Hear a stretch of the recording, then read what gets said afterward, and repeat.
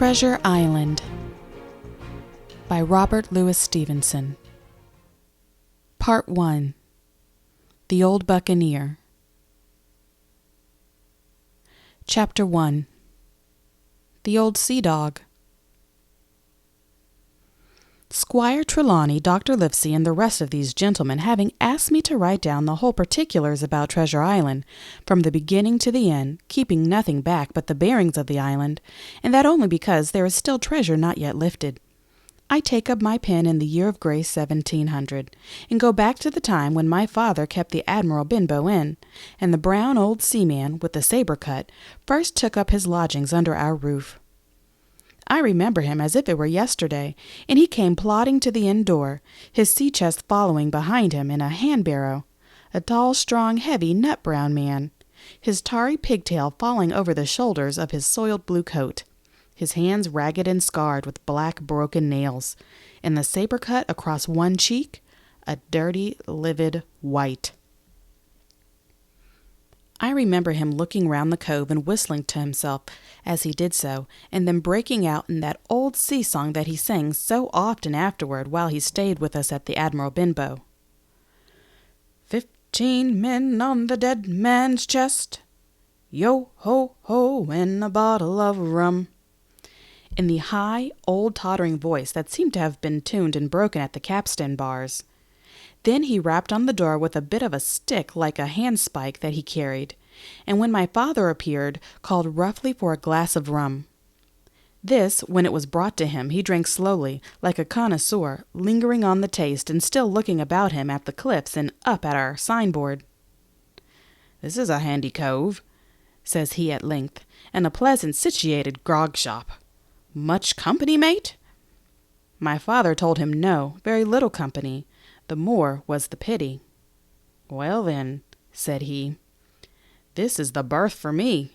Here, you matey," he cried to the man who trundled the barrow. "Bring up alongside and help up my chest. I'll stay here a bit," he continued. "I'm a plain man. Rum and bacon and eggs is what I want, and that head up there to watch ships off." "What you might call me?" "You might call me captain. Oh, I see what you're at. There!" And he threw down 3 or 4 gold pieces on the threshold. "You can tell me when I've worked through that," says he, looking as fierce as a commander. And indeed, bad as his clothes were, and coarsely as he spoke, he had none of the appearance of a man who sailed before the mast, but seemed like a mate or skipper accustomed to be obeyed or to strike. The man who came with the barrow told us the mail had set him down the morning before at the Royal George, that he had inquired what inns there were along the coast, and hearing ours well spoken of, I suppose, and described as lonely, had chosen it from the others for his place of residence, and that was all we could learn of our guest. He was a very silent man by custom. All day he hung round the cove or upon the cliffs with a brass telescope. All evening he sat in a corner of the parlour next the fire, and drank rum and water very strong. Mostly he would not speak when spoken to, only look up sudden and fierce, and blow through his nose like a foghorn, and we and the people who came about our house soon learned to let him be. Every day when he came back from his stroll, he would ask if any seafaring men had gone by along the road. At first we thought it was the want of company of his own kind that made him ask this question, but at last we began to see he was desirous to avoid them. When a seaman put up at the Admiral Benbow, as now and then some did, making by the coast road for Bristol, he would look in at him through the curtained door before he entered the parlour, and he was always sure to be as silent as a mouse when any such was present. For me, at least, there was no secret about the matter, for I was in a way a sharer in his alarms. He had taken me aside one day and promised me a silver 4-penny on the 1st of every month if I would only keep my weather eye open for a seafaring man with one leg, and let him know the moment he appeared. Often enough, when the 1st of the month came round and I applied to him for my wage, he would only blow through his nose at me and stare me down. But before the week was out, he was sure to think better of it, bring me my fourpenny, and quietly repeat his usual orders to look out for the seafaring man with one leg. How that personage haunted my dreams, I need scarcely tell you. On stormy nights when the wind shook the four corners of the house and the surf roared along the cove and up the cliffs, I would see him in 1,000 forms and with 1,000 diabolical expressions. Now the leg would be cut off at the knee, now at the hip. Now he was a monstrous kind of a creature who had never had but one leg, and that in the middle of his body. To see him leap and run and pursue me over hedge and ditch was the worst of nightmares, and altogether I paid pretty dear for my monthly fourpenny piece, in the shape of these abominable fancies. I could never stop thinking of the man with one leg. But though I was terrified by the idea of the seafaring man with one leg, I was far less afraid of the captain himself than anybody else who knew him. There were nights when he took a deal more rum and water than his head would carry, and then he would sometimes sit and sing his wicked old wild sea-song, minding nobody. But sometimes he would call for glasses round and force all the trembling company to listen to his stories or bear a chorus to his singing. Often I have heard the house shaking with "Yo-ho-ho" and a bottle of rum, all the neighbors joining in for dear life, with the fear of death upon them, and each singing louder than the other to avoid remark. For in these fits he was the most overriding companion ever known. He would slap his hand on the table for silence all round. He would fly up in a passion of anger at a question, or sometimes because none was put, and so he judged the company was not following his story. Nor would he allow anyone to leave the inn till he had drank himself sleepy and reeled off to bed.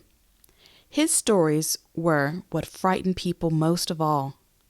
Dreadful stories they were, about hanging and walking the plank and storms at sea, and the dry Tortugas, and wild deeds and places on the Spanish Main. By his own account, he must have lived his life among some of the wickedest men that God ever allowed upon the sea, and the language in which he told these stories shocked our plain country people almost as much as the crimes that he described. My father was always saying the inn would be ruined, for people would soon cease coming there to be tyrannized over and put down and sent shivering to their beds. But I really believe his presence did us good. People were frightened at the time, but on looking back they rather liked it. It was a fine excitement in a country life, and there was even a party of the younger men who pretended to admire him, calling him a true sea-dog and a real old salt, and such like names, and saying there was the sort of man that made England terrible at sea, and feared by all her enemies. In one way, indeed, he bade fair to ruin us, for he kept on staying week after week, and at last month after month, so that all the money had been long exhausted, and still my father never plucked up the heart to insist on having more. If ever he mentioned it, the captain blew through his nose so loudly that you might say he roared and stared my poor father out of the room. I have seen him wringing his hand after such a rebuff, and I am sure the annoyance and the terror he lived in must have greatly hastened his early and unhappy death. All the time he lived with us, the captain made no change whatever in his dress, but to buy some stockings from a hawker. One of the cocks of his hat having fallen down, he let it hang from that day forth, though it was a great annoyance when it blew. I remember the appearance of his coat, which he patched himself upstairs in his room, and which before the end was nothing but patches. He never wrote or received a letter, and he never spoke with any but the neighbors, and with these, for the most part, only when drunk on rum. The great sea chest none of us had ever seen open. He was only once crossed, and that was toward the end, when my poor father was far gone in a decline that took him off. Dr. Livesey came late one afternoon to see the patient, took a bit of dinner from my mother, and went into the parlor to smoke a pipe until his horse should come down from the hamlet, for we had no stabling at the old Benbow. I followed him in, and I remember observing the contrast, the neat, bright doctor, with his powder as white as snow, and his bright black eyes and pleasant manners, made with the coltish country folk, and above all, with that filthy, heavy-bleared scarecrow of a pirate of ours, sitting far gone in rum, with his arms on the table. Suddenly he, the captain that is, began to pipe up his eternal song. 15 men on the dead man's chest, yo ho ho, and a bottle of rum. Drink and the devil had done for the rest, yo ho ho, and a bottle of rum. At first I had supposed the dead man's chest to be the identical big box of his upstairs in the front room, and the thought had been mingled in my nightmares with that of the one-legged seafaring man. But by this time we had all long ceased to pay any particular notice to that song. It was new that night, to nobody but Dr. Livesey, and on him I observed it did not produce an agreeable effect, for he looked up for a moment quite angrily before he went on with his talk to old Taylor, the gardener, on a new cure for the rheumatics. In the meantime, the captain gradually brightened up at his own music, and at last flapped his hand upon the table before him in a way we all knew to mean silence. The voices stopped at once, all but Dr. Livesey's. He went on as before, speaking clear and kind, and drawing briskly at his pipe between every word or two. The captain glared at him for a while, flapped his hand again, glared still harder, and at last broke out with a villainous low oath. "Silence there between decks!" "Were you addressing me, sir?"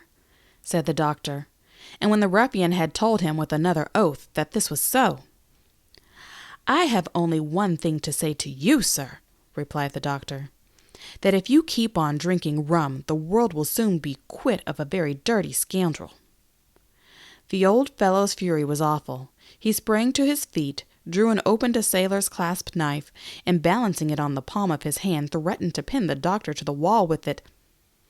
The doctor never so much as moved. He spoke to him as before, over his shoulder, and in the same tone of voice, rather high, so that all the room might hear, but perfectly calm and steady. "If you do not put that knife this instant in your pocket, I promise upon my honor, you shall hang at next assizes." Then followed a battle of looks between them, but the captain soon knuckled under, put up his weapon, and resumed his seat, grumbling like a beaten dog. "And now, sir," continued the doctor, "since I now know there is such a fellow in my district, I may count I'll have an eye upon you day and night. I'm not a doctor only, I'm a magistrate, and if I catch a breath of complaint against you, if it's only for a piece of incivility like tonight's, I'll take effectual means to have you hunted down and routed out of this place. Let that suffice."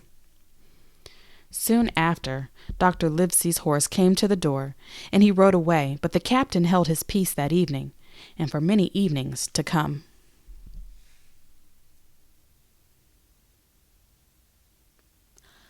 Chapter 2.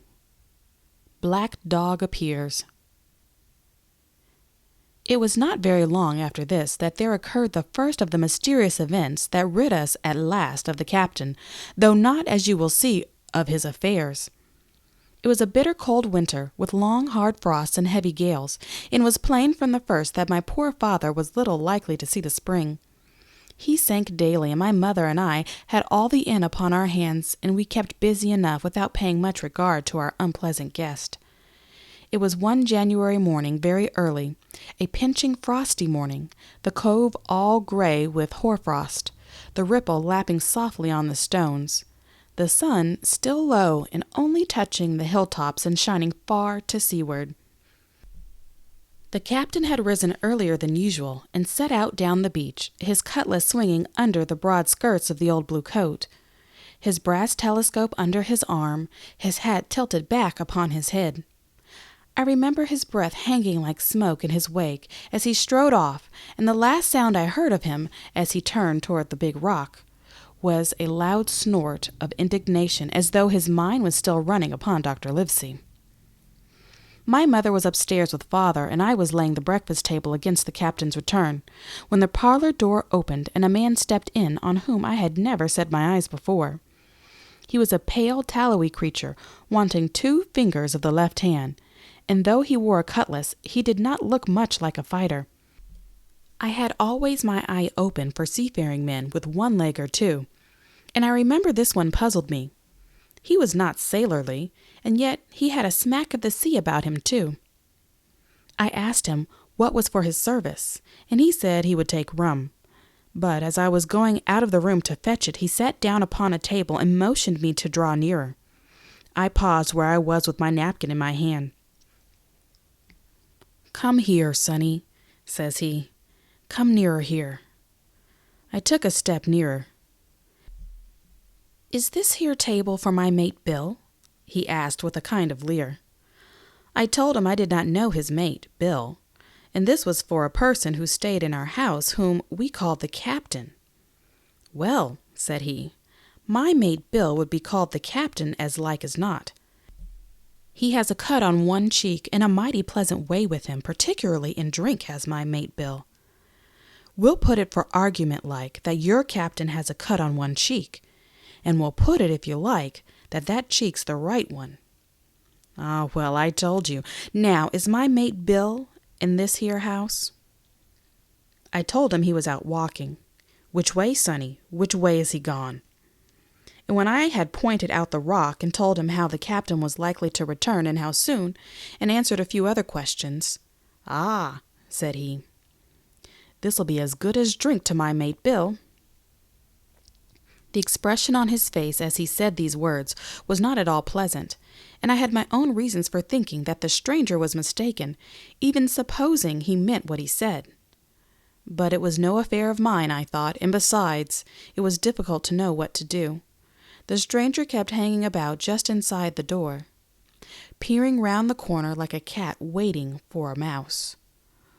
Once I stepped out myself into the road, but he immediately called me back, and as I did not obey quick enough for his fancy, a most horrible change came over his tallowy face, and he ordered me in, with an oath that made me jump. As soon as I was back again, he returned to his former manner, half fawning, half sneering, patted me on the shoulder, told me I was a good boy, and he had taken quite a fancy to me. "I have a son of my own," said he, his hand on my arm, "as like as you two blocks, and he's all the pride of my art. But the great thing for boys is discipline, sonny, discipline. Now, if you had sailed along of Bill, you wouldn't have stood there to be spoken to twice, not you.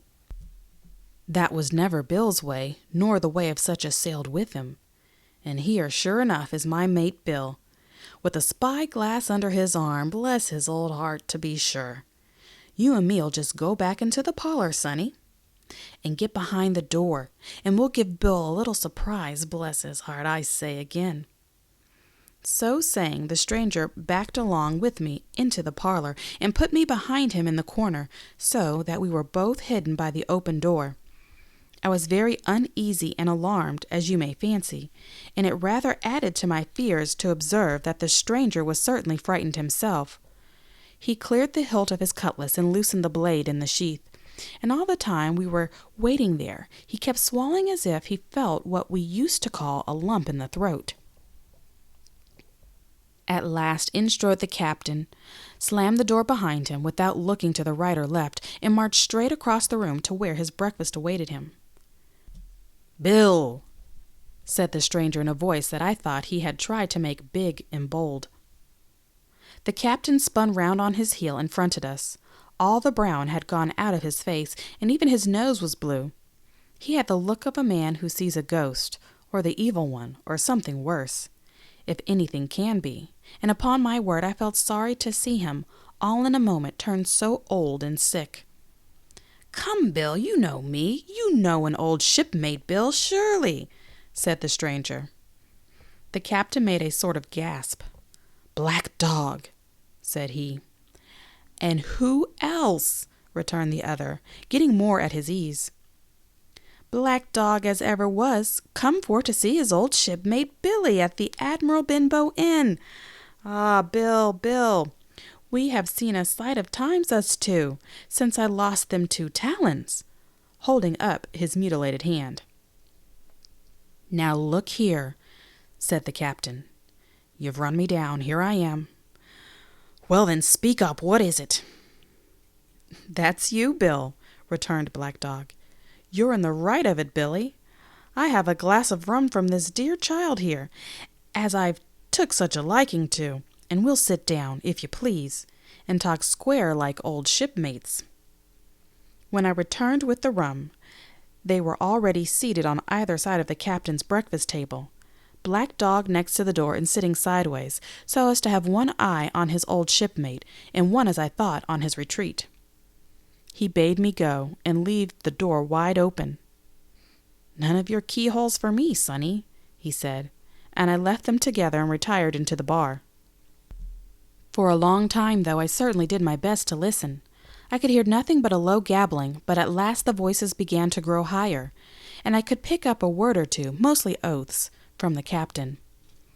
"No, no, no, no, and an end of it," he cried once, and again, "If it comes to swinging, swing all, say I." Then all of a sudden there was a tremendous explosion of oaths and other noises. The chair and table went over in a lump, a clash of steel followed, and then a cry of pain, and the next instant I saw Black Dog in full flight, and the captain hotly pursuing, both with drawn cutlasses, and the former streaming blood from the left shoulder. Just at the door the captain aimed at the fugitive one last tremendous cut, which would certainly have split him to the chine, had it not been intercepted by our big signboard at Admiral Benbow. You may see the notch on the lower side of the frame to this day. The blow was the last of the battle. Once out upon the road, Black Dog, in spite of his wound, showed a wonderful clean pair of heels, and disappeared over the edge of the hill in half a minute. The captain, for his part, stood staring at the signboard like a bewildered man. Then he passed his hand over his eyes several times, and at last turned back into the house. "Jim," says he, "rum," and as he spoke he reeled a little, and caught himself with one hand against the wall. "Are you hurt?" cried I. "Rum," he repeated. "I must get away from here. Rum! Rum!" I ran to fetch it, but I was quite unsteadied by all that had fallen out, and I broke one glass and fouled the tap, and while I was still getting in my own way, I heard a loud fall in the parlor, and running in beheld the captain lying full length upon the floor. At the same instant my mother, alarmed by the cries and fighting, came running downstairs to help me. Between us we raised his head. He was breathing very loud and hard, but his eyes were closed and his face was a horrible color. "Dear, dearie me," cried my mother, "what a disgrace upon the house, and your poor father sick." In the meantime we had no idea what to do to help the captain, nor any other thought but that he had got his death hurt in the scuffle with the stranger. I got the rum, to be sure, and tried to put it down his throat, but his teeth were tightly shut, and his jaw as strong as iron. It was a happy relief for us when the door opened and Dr. Livesey came in, on his visit to my father. "Oh, doctor," we cried, "what shall we do? Where is he wounded?" "Wounded? A fiddlestick's end," said the doctor. "No more wounded than you or I. The man has had a stroke, as I warned him. Now, Mrs. Hawkins, just you run upstairs to your husband and tell him, if possible, nothing about it. For my part, I must do my best to save this fellow's trebly worthless life, and Jim here will get me a basin." When I got back with the basin, the doctor had already ripped up the captain's sleeve and exposed his great sinewy arm. It was tattooed in several places. "Here's luck," "A fair wind," and "Billy Bones, his fancy," were very neatly and clearly executed on the forearm, and up near the shoulder there was a sketch of a gallows and a man hanging from it, done, as I thought, with great spirit. "Prophetic," said the doctor, touching this picture with his finger. "And now, Master Billy Bones, if that be your name, we'll have a look at the color of your blood, Jim," he said. "Are you afraid of blood?" "No, sir," said I. "Well, then," said he, "you hold the basin," and with that he took his lancet and opened a vein. A great deal of blood was taken before the captain opened his eyes and looked mistily about him. First he recognized the doctor with an unmistakable frown, then his glance fell upon me, and he looked relieved, but suddenly his color changed, and he tried to raise himself, crying, "Where's Black Dog?" "There is no Black Dog here," said the doctor, "except what you have on your own back. You have been drinking rum. You have had a stroke, precisely as I told you, and I have just very much against my own will dragged you head foremost out of the grave. Now, Mr. Bones." That's not my name, he interrupted. Much I care, returned the doctor. It's the name of a buccaneer of my acquaintance, and I call you by it for the sake of shortness. And what I have to say to you is this. 1 glass of rum won't kill you, but if you take one, you'll take another and another, and I stake my wig, if you don't break off short, you'll die. Do you understand that? Die, and go to your own place like the man in the Bible. Come now, make an effort. I'll help you to your bed for once. Between us, with much trouble, we managed to hoist him upstairs and laid him on his bed, where his head fell back on the pillow, as if he were almost fainting. Now mind you, said the doctor, I clear my conscience, the name of rum for you is death. And with that he went off to see my father, taking me with him by the arm. This is nothing, he said, as soon as he had closed the door.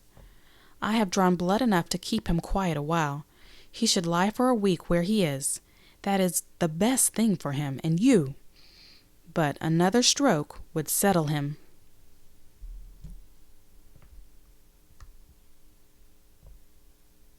Chapter 3. The Black Spot. About noon I stopped at the captain's door with some cooling drinks and medicines. He was lying very much as we had left him, only a little higher, as he seemed both weak and excited. Jim, he said, you're the only one here's that's worth anything, and you know I've been always good to you. Never a month but I've given you a silver 4-penny for yourself. And, now you see, mate, I'm pretty low and deserted by all, and Jim, you'll bring me 1 noggin of rum now, won't you, matey? The doctor, I began, but he broke in cursing the doctor, in a feeble voice, but heartily. Doctors is all swabs, he said, and that doctor there, why, what do he know about seafaring men? I've been in places hot as pitch, and mates dropping round with Yellow Jack, and the blessed land a-heaving like the sea with the earthquakes. What do the doctor know of lands like that? And I lived on rum, I tell you. It's been meat and drink, and man and wife to me, and if I'm not to have my rum now, I'm a poor old bulk on a lee shore. My blood'll be on you, Jim, and that doctor swab. And he ran on again for a while with curses many and varied. Look, Jim, how my fingers fidget, he continued, in the pleading tone. I can't keep him still, not I. I haven't had a drop this blessed day. That doctor's a fool, I tell you, if I don't have a drain of rum. Jim, I'll have the horrors. I seen some on 'em already. I seen old Flint there in the corner, behind you, as plain as print I seen 'em. And, if I get the horrors, I'm a man that has lived rough, and I'll raise Cain. Your doctor hisself said 1 glass wouldn't hurt me. I'll give you a golden guinea for a noggin, Jim. He was growing more and more excited, and this alarmed me for my father, who was very low that day and needed quiet besides. I was reassured by the doctor's words, now quoted to me, and rather offended by the offer of a bribe. I want none of your money, said I, but what you owe my father. I'll get you 1 glass and no more. When I brought it to him, he seized it greedily and drank it out. Aye, aye, said he, that's some better, sure enough. And now, matey, did that doctor say how long I was to lie here in this old berth? A week at least, said I. Thunder, he cried. A week? I can't do that. They'd have the black spot on me by then. The lubbers is going about to get the wind of me this blessed moment. Lubbers as couldn't keep what they got, and want to nail what is another's. Is that seamanly behavior now? I want to know. But I'm a savin' soul. I never wasted good money of mine, nor lost it neither, and I'll trick 'em again. I'm not afraid on 'em. I'll shake out another reef, matey, and daddle 'em again. As he was thus speaking, he had risen from bed with great difficulty, holding out my shoulder with a grip that almost made me cry out, and moving his legs so much dead weight. His words, spirited as they were in meaning, contrasted sadly with the weakness of the voice in which they were uttered. He paused when he had got into a sitting position on the edge. That doctor's done me, he murmured. My ear is singing. Lay me back. Before I could do much to help him, he had fallen back again to his former place, where he lay for a while silent. Jim, he said at length, You saw that seafaring man here today." "Black Dog?" I asked. "Ah, Black Dog," says he. "He's a bad 'un, but there's worse that put him on. Now, if I can't get away nohow, and they tip me the black spot, mind you, it's my old sea chest they're after. You get on a horse. You can't you? Well, then you get on a horse and go to, well, yes, I will, to that eternal Dr. Swab, and tell him to pipe all hands, magistrates and sich, and he'll lay 'em aboard at the Admiral Benbow. All old Flint's crew, man and boy, all on 'em that's left. I was first mate, I was.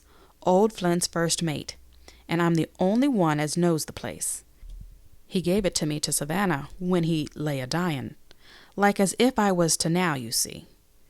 But you won't peach unless they get the black spot on me, or unless you see that Black Dog again, or a seafaring man with one leg, Jim, him above all." "But what is the black spot, Captain?" I asked.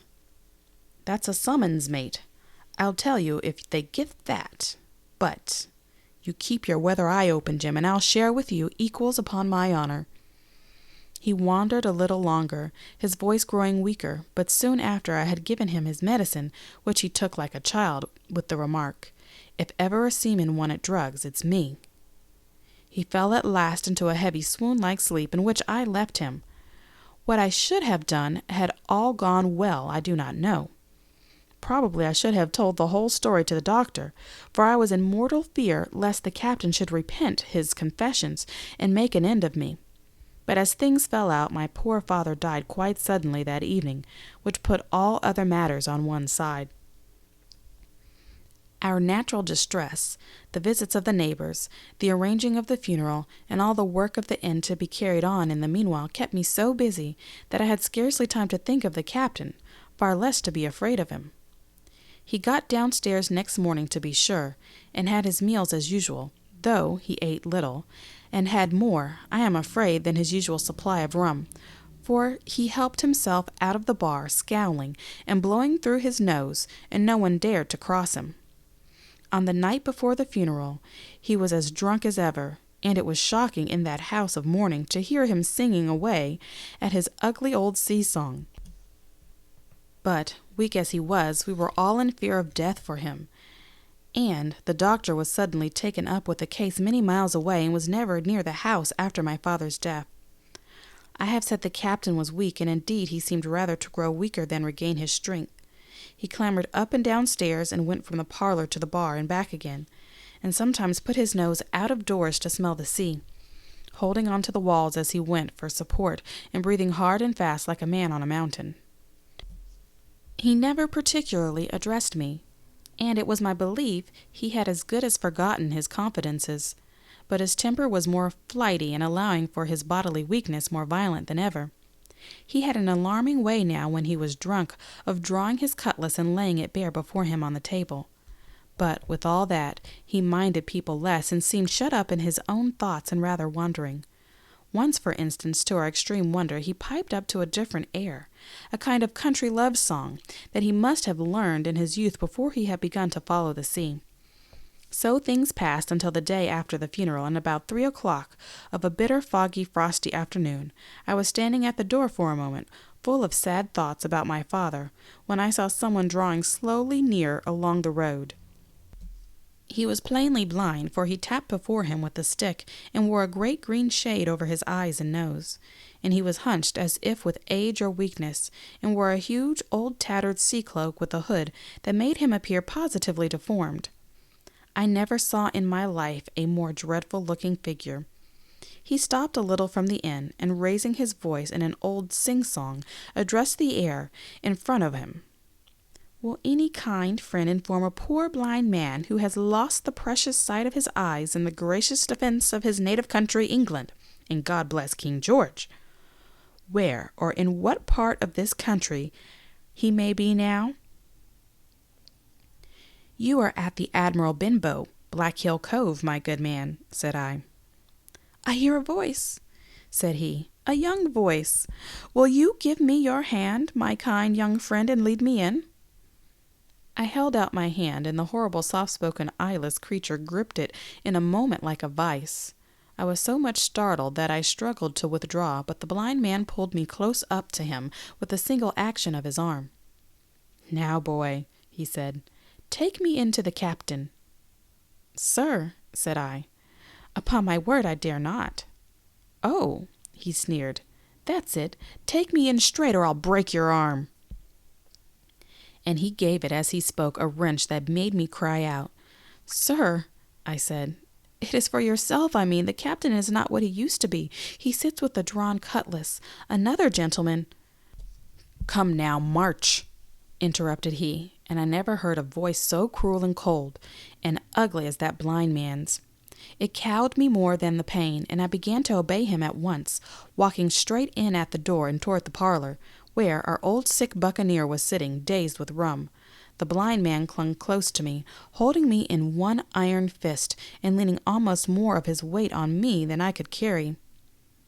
"Lead me straight up to him, and, when I'm in view, cry out, 'Here's a friend for you, Bill.' If you don't, I'll do this." And with that he gave me a twitch that I thought would have made me faint. Between this and that, I was so utterly terrified of the blind beggar that I forgot my terror of the captain, and as I opened the parlor door, cried out the words he had ordered in a trembling voice.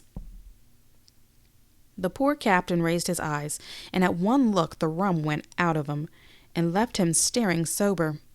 The expression of his face was not so much of terror as of mortal sickness.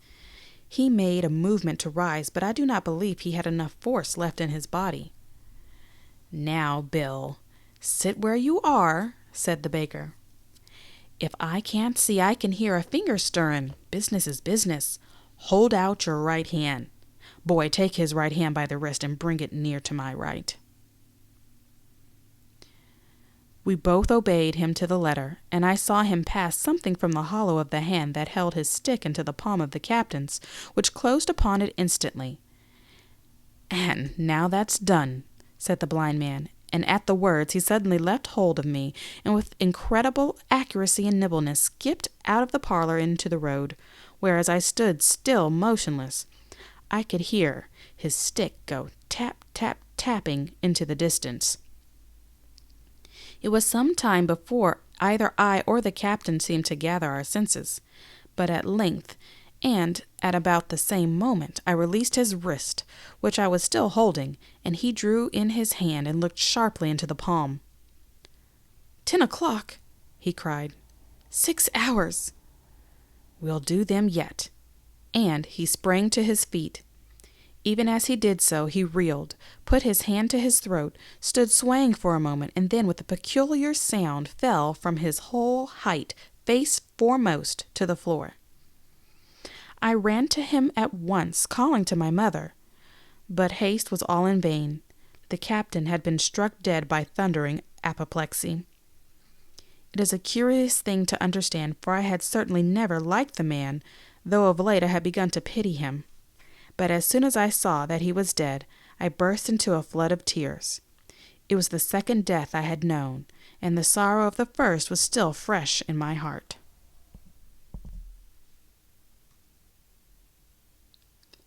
Chapter 4. The Sea Chest. I lost no time, of course, in telling my mother all that I knew, and perhaps should have told her long before, and we saw ourselves at once in a difficult and dangerous position. Some of the man's money, if he had any, was certainly due to us, but it was not likely that our captain's shipmates, above all the 2 specimens seen by me, Black Dog and the blind beggar, would be inclined to give up their booty in payment of the dead man's debts. The captain's order to mount at once and ride for Dr. Livesey would have left my mother alone and unprotected, which was not to be thought of. Indeed, it seemed impossible for either of us to remain much longer in the house. The fall of coals in the kitchen grate, the very ticking of the clock, filled us with alarms. The neighborhood, to our ears, seemed haunted by approaching footsteps, and what between the dead body and the captain on the parlor floor, and the thought of that detestable blind beggar hovering near at hand, and ready to return. There were moments when, as the saying goes, I jumped in my skin for terror. Something must speedily be resolved upon, and it occurred to us at last to go forth together and seek help in the neighboring hamlet. No sooner said than done. Bareheaded as we were, we ran out at once in the gathering evening and the frosty fog. The hamlet lay not many 100 yards away, though out of view, on the other side of the next cove, and what greatly encouraged me, it was in opposite direction from what hence the blind man had made his appearance, and whither he had presumably returned. We were not many minutes on the road, though we sometimes stopped to lay hold of each other and hearken. But there was no unusual sound, nothing but the low wash of the ripple and the croaking of the crows in the wood. It was already candlelight when we reached the hamlet, and I shall never forget how much I was cheered to see the yellow shine in doors and windows. But that, as it proved, was the best of the help we were likely to get in that quarter, for you would have thought men would have been ashamed for themselves. No soul would consent to return with us to the Admiral Benbow. The more we told of our troubles, the more, man, woman, and child, they clung to the shelter of their houses. The name of Captain Flynn, it was very strange to me, was well enough known to some there and carried a great weight of terror. Some of the men who had been to field work on the far side of the Admiral Benbow remembered, besides, to have seen several strangers on the road, and taking them to be smugglers, to have bolted away, and one at least had seen a little lugger in what we called Kit's Hole. For that matter, anyone who was a comrade of the captain's was enough to frighten them to death. And the short and the long of the matter was, that while we could get several who were willing enough to ride to Dr Livesey's, which lay in another direction, not one would help us defend the end. They say cowardice is infectious, but then argument is, on the other hand, a great emboldener, and so when each had said his say, my mother made them a speech. She would not, she declared, lose money that belonged to her fatherless boy. "If none of the rest of you dare," she said, "Jim and I dare. Back we will go, the way we came, and small thanks to you big, hulking, chicken-hearted men. We'll have that chest open if we die for it, and I'll thank you for that bag, Miss Crossley, to bring back our lawful money in." Of course I said I would go with my mother, and of course they all cried out at our foolhardiness. But even then not a man would go along with us.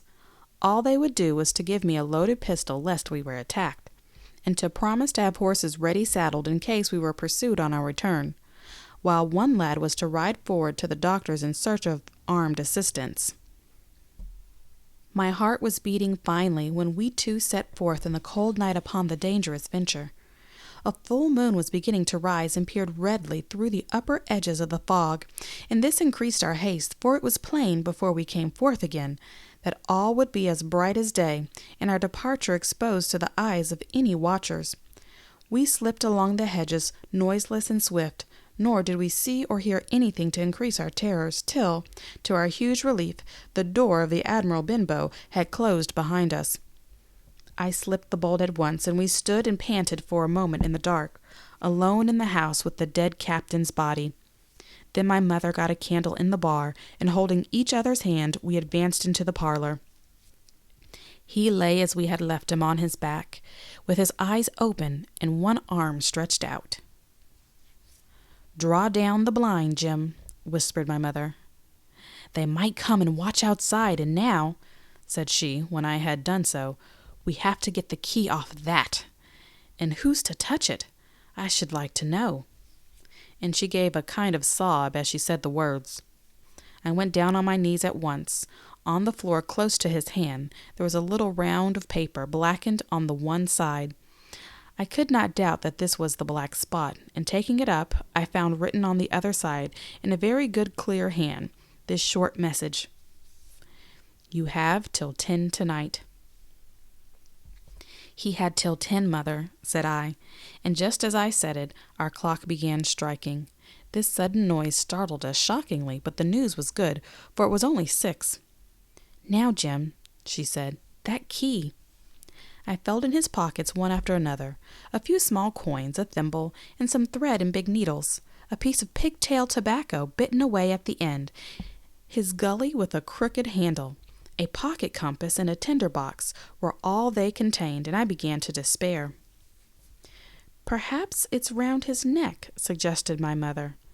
Overcoming a strong repugnance, I tore open his shirt at the neck, and there, sure enough, hanging to a bit of tarry string, which I cut with his own gully, we found the key. At this triumph we were filled with hope, and hurried upstairs without delay to the little room where he had slept so long, and where his box had stood since the day of his arrival. It was like any other seaman's chest on the outside, the initial B burned on the top of it with a hot iron, and the corners somewhat smashed and broken as by long rough usage. "Give me the key," said my mother, and though the lock was very stiff, she had turned it and thrown back the lid in a twinkling. A strong smell of tobacco and tar rose from the interior, but nothing was to be seen on the top except a suit of very good clothes, carefully brushed and folded. They had never been worn, my mother said. Under that the miscellany began: a quadrant, a tin cannikin, several sticks of tobacco, 2 braces of very handsome pistols, a piece of bar silver, an old Spanish watch, and some other trinkets of little value, mostly of foreign make, a pair of compasses mounted with brass, and 5 or 6 curious West Indian shells.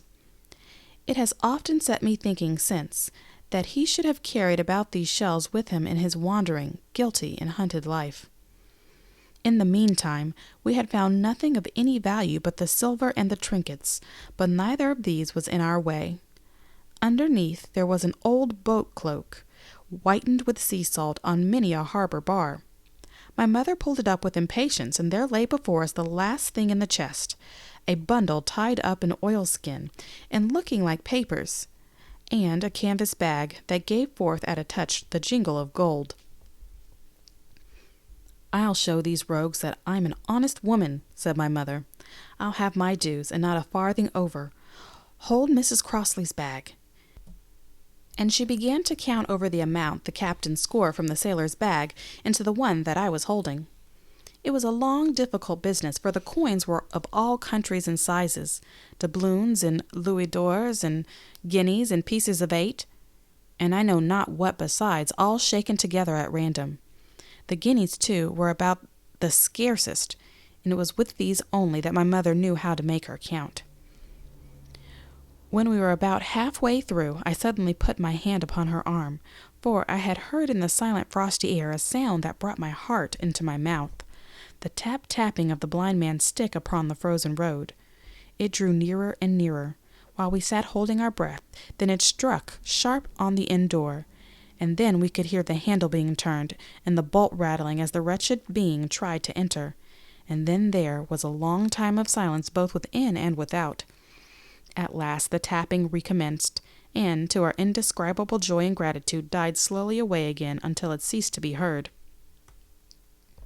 "Mother," said I, "take the whole and let's be going," for I was sure the bolted door must have seemed suspicious, and would bring the whole hornet's nest about our ears, though how thankful I was that I had bolted it. None could tell who had never met that terrible blind man. But my mother, frightened as she was, would not consent to take a fraction more than was due to her, and was obstinately unwilling to be content with less. It was not yet 7, she said, by a long way. She knew her rights, and she would have them. And she was still arguing with me when a little low whistle sounded a good way off upon the hill. That was enough, and more than enough for both of us. "I'll take what I have," she said, jumping to her feet. "And I'll take this to square the count," said I, picking up the oilskin packet. Next moment we were both groping downstairs, leaving the candle by the empty chest, and the next we had opened the door and were in full retreat. We had not started a moment too soon. The fog was rapidly dispersing. Already the moon shone quite clear on the high ground on either side, and it was only in the exact bottom of the dell and round the tavern door that a thin veil still hung unbroken to conceal the first steps of our escape. Far less than halfway to the hamlet, very little beyond the bottom of the hill, we must have come forth into the moonlight.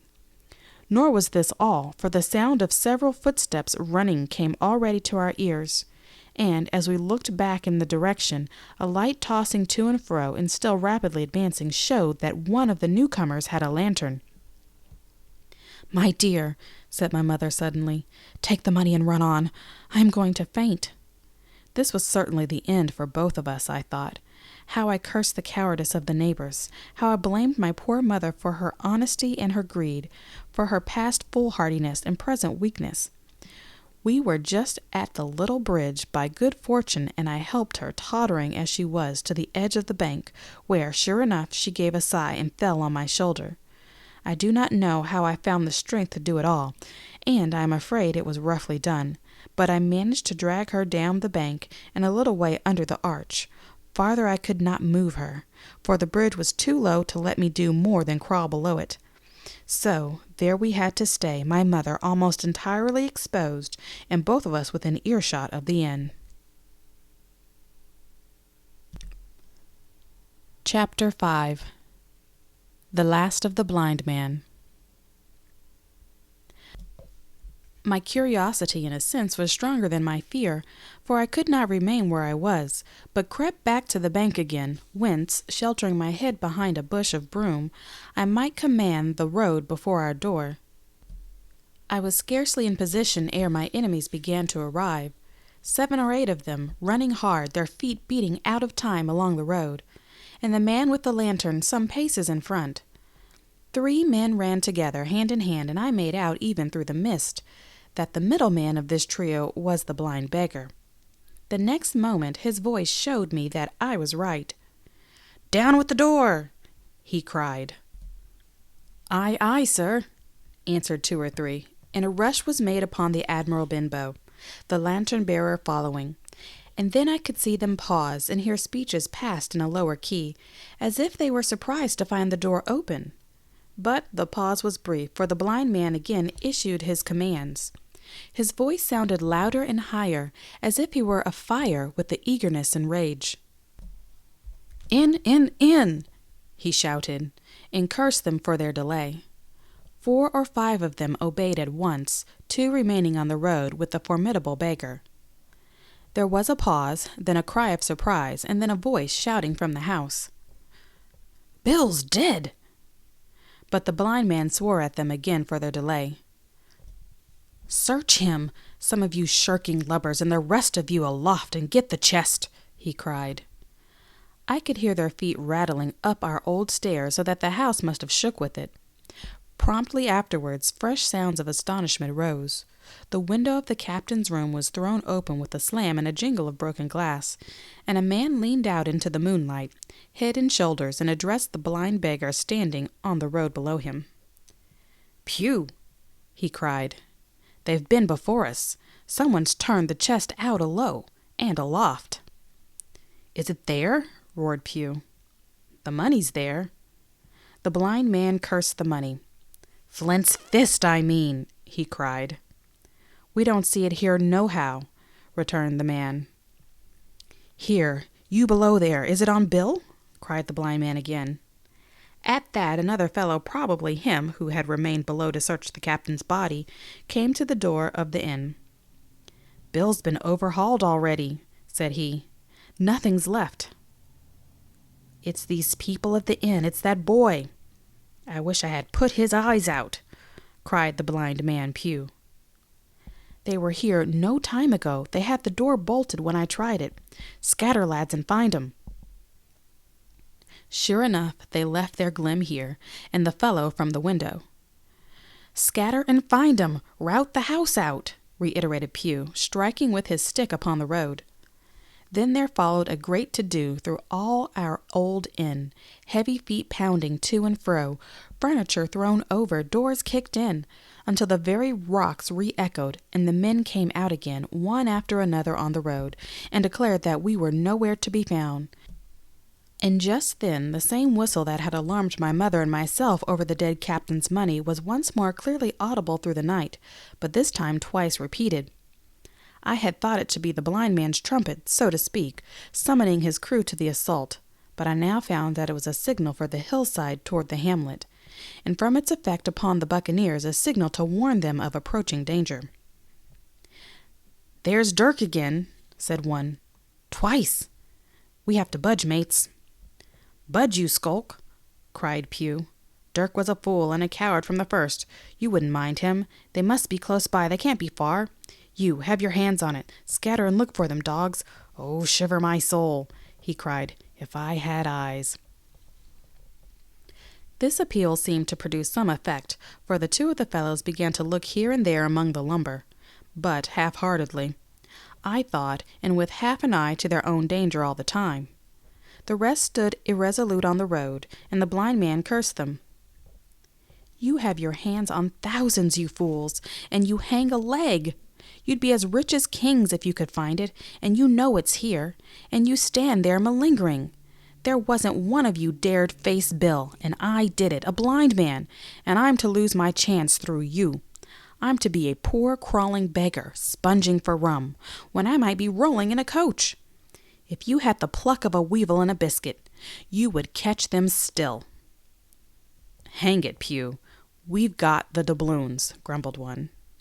They might have hit the blessed thing, said another. Take the Georges, Pew, and don't stand here squalling. Squalling was the word for it. Pew's anger rose high at these objections, till at last, his passion completely taking the upper hand, he struck at them right and left in his blindness, and his stick sounded heavily on more than one. These in their turn cursed back at the blind miscreant, threatened him in horrid terms, and tried in vain to catch the stick and wrest it from his grasp. This quarrel was the saving of us, for it was while raging another sound came from the top of the hill on the side of the hamlet, the tramp of horses galloping. Almost at the same time a pistol shot, flash and report, came from the hedge side, and that was plainly the last signal of danger, for the buccaneers turned at once and ran, separating in every direction, one seaward along the cove, one slant across the hill, and so on, so that in half a minute not a sign of them remained but Pew. Him they had deserted, whether in sheer panic or out of revenge for his ill words and blows, I know not, but there he remained behind, tapping up and down the road in a frenzy, and groping and calling for his comrades. Finally he took the wrong turn and ran a few steps past me, toward the hamlet, crying, Johnny, Black Dog, Dirk, and other names. You won't leave old Pew, mates, not old Pew. Just then the noise of horses topped the rise, and 4 or 5 riders came in sight in the moonlight, and swept at full gallop down the slope. At this Pew saw his error, turned with a scream, and ran straight for the ditch, into which he rolled. But he was on his feet again in a second, and made another dash, now utterly bewildered, right under the nearest of the coming horses. The rider tried to save him, but in vain.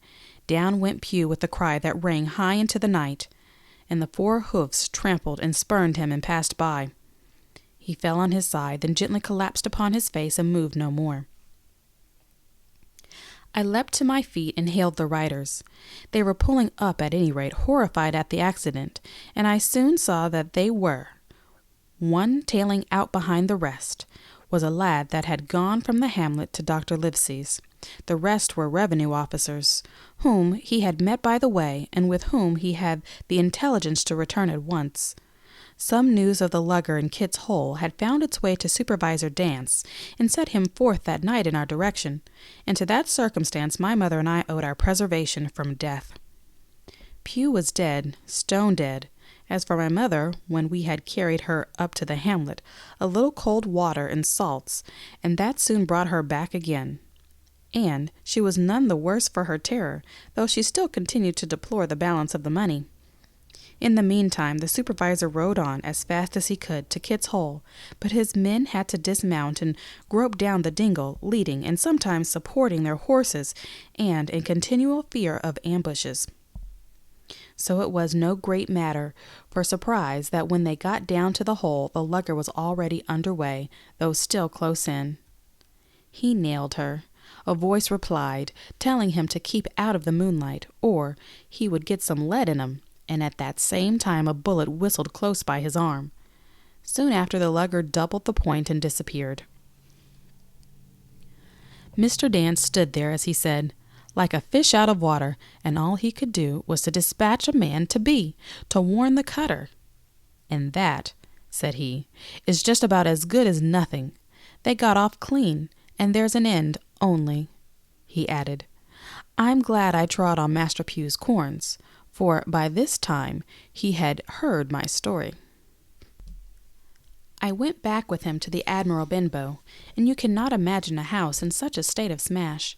The very clock had been thrown down by these fellows in their furious hunt after my mother and myself, and though nothing had actually been taken away except the captain's money bag and a little silver from the till, I could see at once that we were ruined.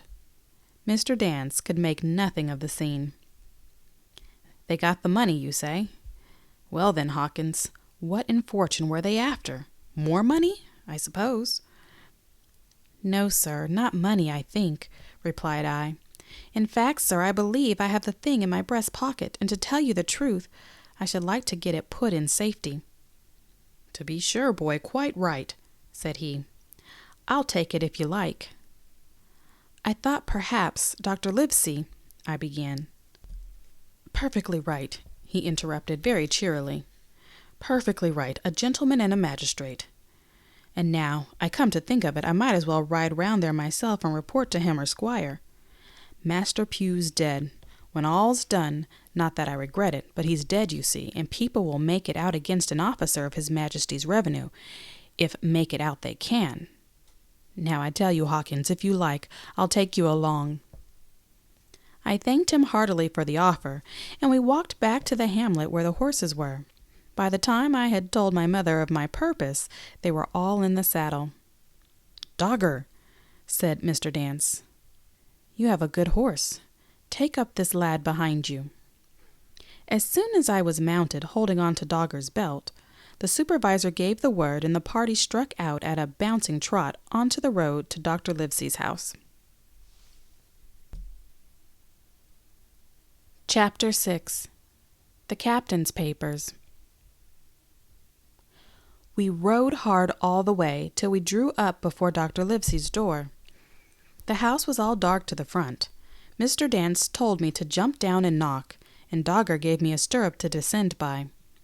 The door was opened almost at once by the maid. Is Dr. Livesey in? I asked. No, she said. He had come home in the afternoon, but had gone up to the hall to dine and pass the evening with the Squire. So there you go, boys, said Mr. Dance. This time, as the distance was short, I did not mount, but ran with Dogger's stirrup leather to the lodge gates, and up the long leafless moonlit avenue to where the white line of the hall buildings looked on great old gardens. Here Mr. Dance dismounted, and taking me along with him was admitted at a word into the house. The servant led us down a matted passage and showed us at the end of a great library all the bookcases and busts upon the top of them, where the Squire and Dr. Livesey sat, pipe in hand, on either side of a bright fire. I had never seen the Squire so near at hand. He was a tall man, over 6 feet high and broad in proportion, and he had a rough and ready face, all roughened and reddened and lined in his long travels. His eyebrows were very black and moved readily, and this gave him a look of some temper, not bad, you would say, but quick and high. Come in, Mr. Dance, says he, very stately and condescending. Good evening, Dance, says the doctor with a nod. And good evening to you, friend Jim. What brings you here? The supervisor stood up straight and stiff, and told his story like a lesson, and you should have seen how the two gentlemen leaned forward and looked at each other and forgot to smoke in their surprise and interest. When they heard how my mother went back to the inn, Dr. Livesey fairly slapped his thigh, and the Squire cried, "Bravo!" and broke his long pipe against the grate. Long before it was done, Mr. Trelawney, that you will remember was the Squire's name, had got up from his seat and was striding about the room, and the doctor, as if to hear the better, had taken off his powdered wig and sat there, looking very strange with his own close-cropped black poll. At last Mr. Dance finished the story. Mr. Dance, said the Squire, you are a very noble fellow, and as far as writing down that black atrocious miscreant, I regard it as an act of virtue, sir, like stamping on a cockroach. This lad Hawkins is a trump, I perceive. Hawkins, will you ring that bell? Mr. Dance must have some ale. "And so, Jim," said the doctor, "you have the thing that they were after, have you?" "Here it is," said I, and gave him the oilskin packet. The doctor looked it all over, as if his fingers were itching to open it, but instead of doing that, he put it quietly in the pocket of his coat. "Squire," said he, "when Dance has had his ale, he must of course be off on his Majesty's service, but I mean to keep Jim Hawkins here to sleep at my house, and, with your permission, I propose we should have up the cold pie and let him sup." "As you will, Livesey," said the squire. "Hawkins has earned better than cold pie." So a big pigeon pie was brought in and put on a side table, and I made a hearty supper, for I was as hungry as a hawk, while Mr. Dance was complimented and at last dismissed. "And now, Squire," said the doctor. "And now, Livesey," said the squire in the same breath. One at a time," laughed Dr. Livesey. "You have heard of the Flint, I suppose?" "Heard of him?" cried the squire. "Heard of him, you say?"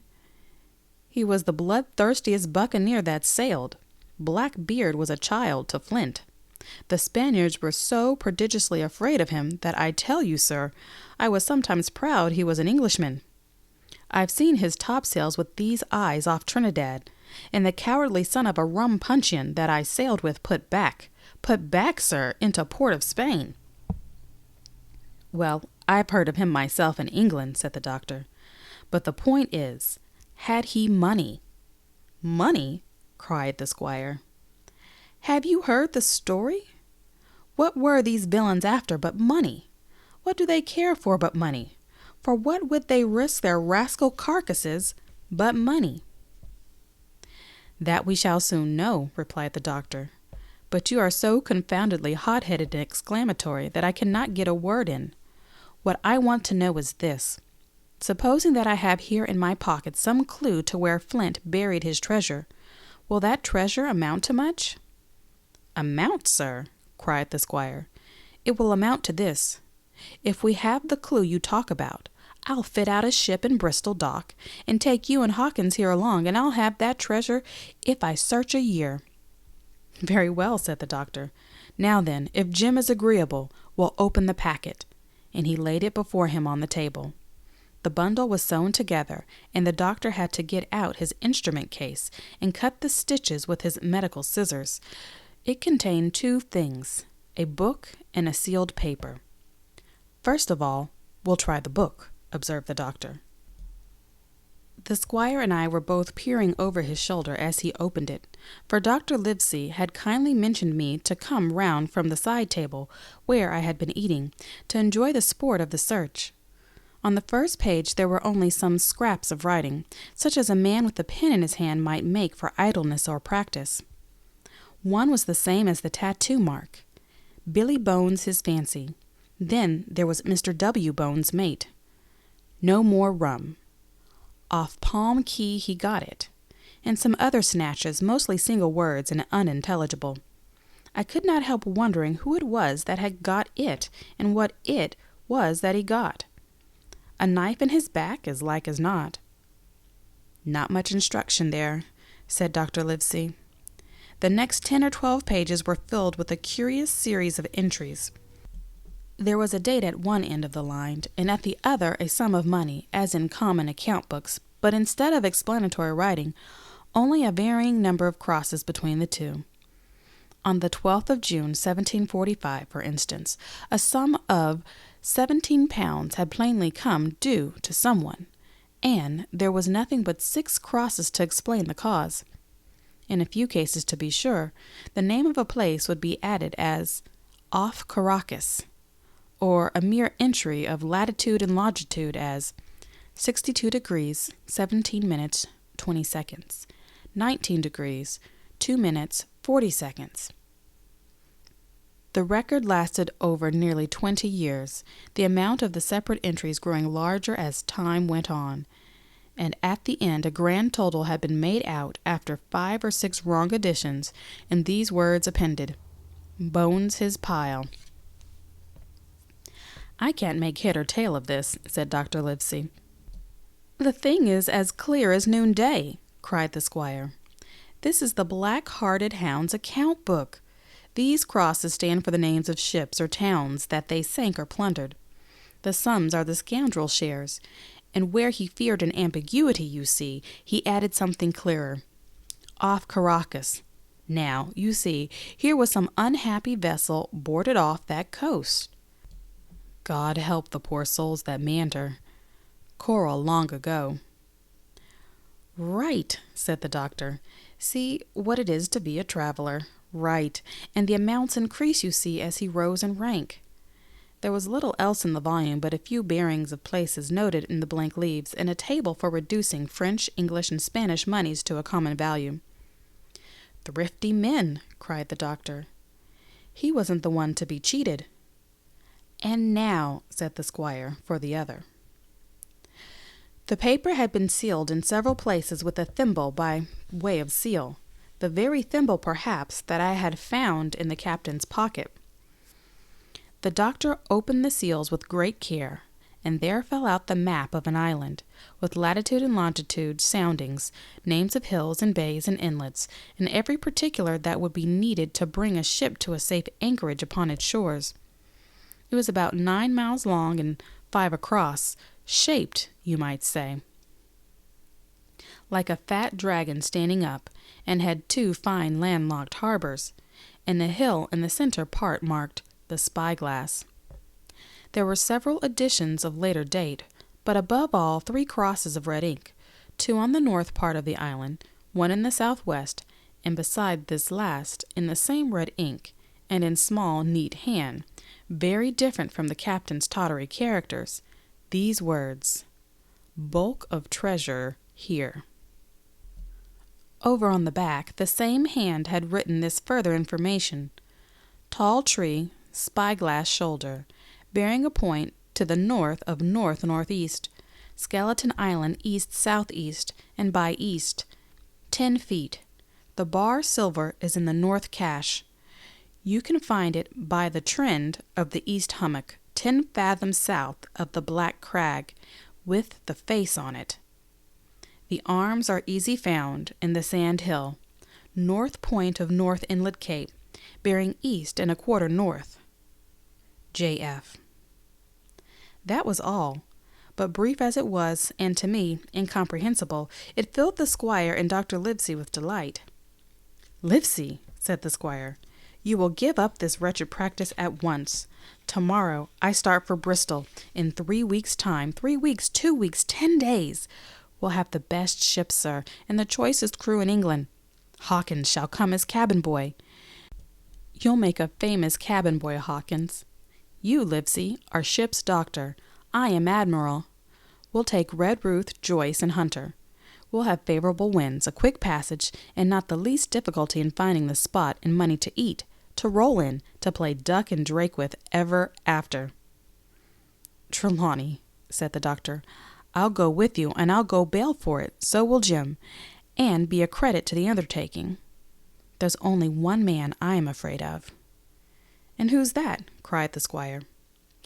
Name the dog, sir. You, replied the doctor, for you cannot hold your tongue. We are not the only men who know of this paper. These fellows who attacked the inn tonight, bold, desperate blades for sure, and the rest who stayed aboard that lugger, and more I dare say not far off, are, one and all, through thick and thin, bound that we'll get that money. We must none of us go alone till we get to sea. Jim and I shall stick together in the meanwhile. You'll take Joyce and Hunter when you ride to Bristol, and from first to last not one of us must breathe a word of what we've found.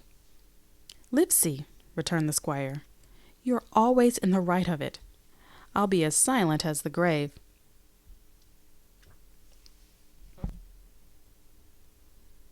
Part 2. The Sea Cook. Chapter 7. I go to Bristol. It was longer than the squire imagined, ere we were ready for the sea, and none of our first plans, not even Dr. Livesey's, of keeping me beside him could be carried out as we intended. The doctor had to go to London for a physician to take charge of his practice. The squire was hard at work at Bristol, and I lived on at the Hall under the charge of old Red Ruth, the gamekeeper, almost a prisoner, but full of sea dreams and the most charming anticipations of strange islands and adventures. I brooded by the hour together over the map, all the details of which I well remembered. Sitting by the fire in the housekeeper's room, I approached that island in my fancy. From every possible direction, I explored every acre of its surface.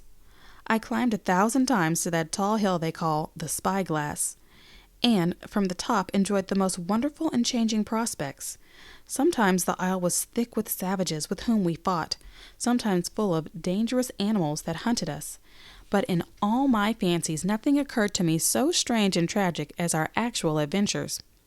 So the weeks passed on till one fine day there came a letter addressed to Dr. Livesey with this addition: to be opened in the case of his absence by Tom Red Ruth or young Hawkins.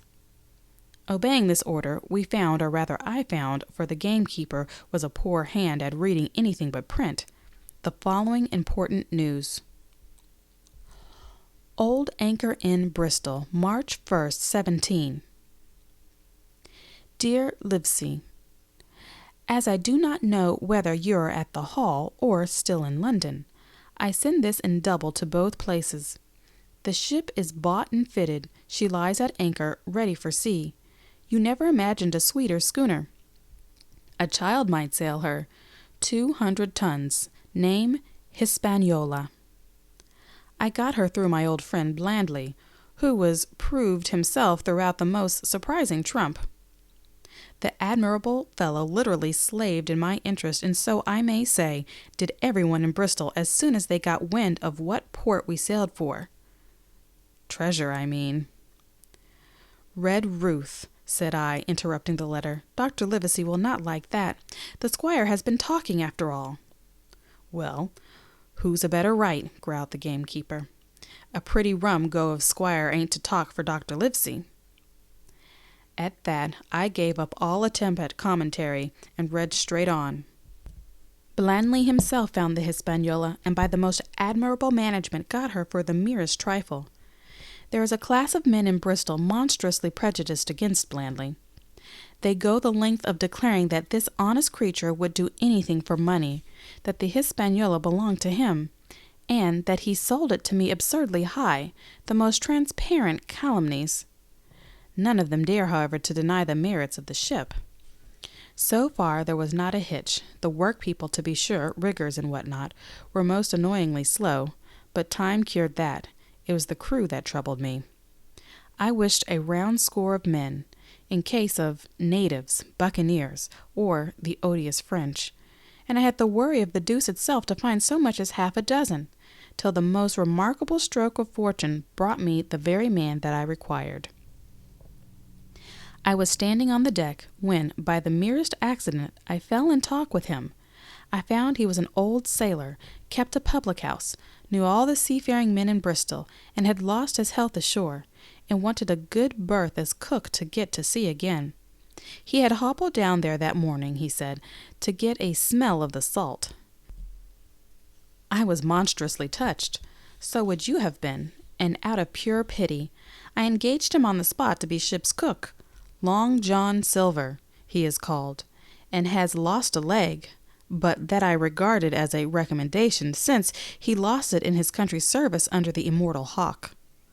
He has no pension, Livesey. Imagine the abominable age that we live in.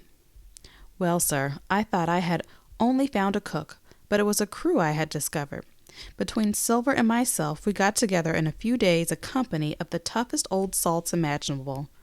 Not pretty to look at, but fellows, their faces of the most indomitable spirit.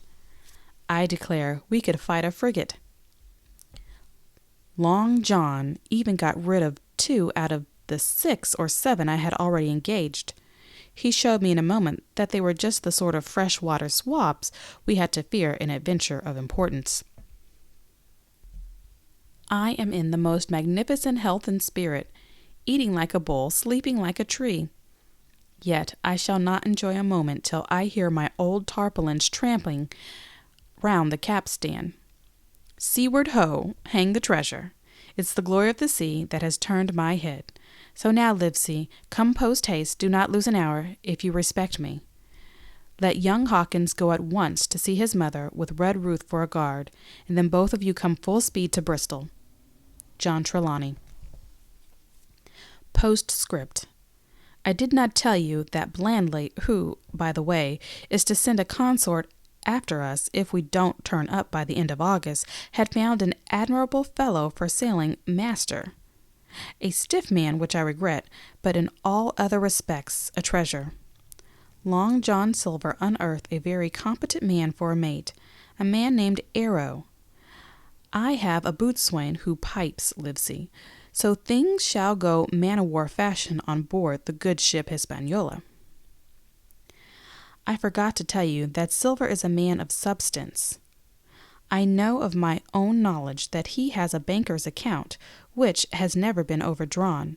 He leaves his wife to manage the inn, and, as she is a woman of color, a pair of old bachelors like you, and I may be excused for guessing that it is the wife quite as much as the health that sends him back to roving the sea. J.T. Postscript. Hawkins may stay one night with his mother. J.T. You can fancy the excitement into which that letter put me.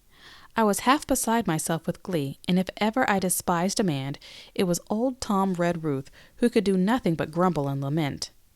Any of the under gamekeepers would gladly have changed places with him, but such was not the squire's pleasure, and the squire's pleasure was like law among them all. Nobody but old Red Ruth would have dared so much as to even grumble. The next morning he and I set out on foot for the Admiral Benbow, and there I found my mother in good health and spirits. The captain, who had so long been a cause of so much discomfort, was gone where the wicked cease from troubling. The squire had had everything repaired, and the public rooms and the sign repainted, and had added some furniture, above all, a beautiful armchair for mother in the bar. He had found her a boy as an apprentice also, so that she should not want help while I was gone. It was on seeing that boy that I understood for the first time my situation. I had thought up to that moment of the adventures before me, not at all of the home I was leaving, and now at the sight of this clumsy stranger who was to stay here in my place beside my mother, I had my first attack of tears. I am afraid I led that boy a dog's life, for, as he was new to the work, I had 100 opportunities of setting him right and putting him down, and I was not slow to profit by any of them. The night passed, and the next day after dinner Red Ruth and I were afoot again, and on the road. I said good-bye to mother, and the cove where I had lived since I was born, and the dear old Admiral Benbow, since he was repainted, no longer quite so dear. One of my last thoughts was of the captain, who had so often strode along the beach with his cocked hat, his sabre-cut cheek, and his old brass telescope. Next moment we had turned the corner, and my home was out of sight. The mail picked us up about dusk at the Royal George on the Heath. I was wedged in between Red Ruth and a stout old gentleman, and in spite of the swift motion and the cold night air, I must have dozed a great deal from the very first, and then slept like a dog up hill and down dale through the stage after stage.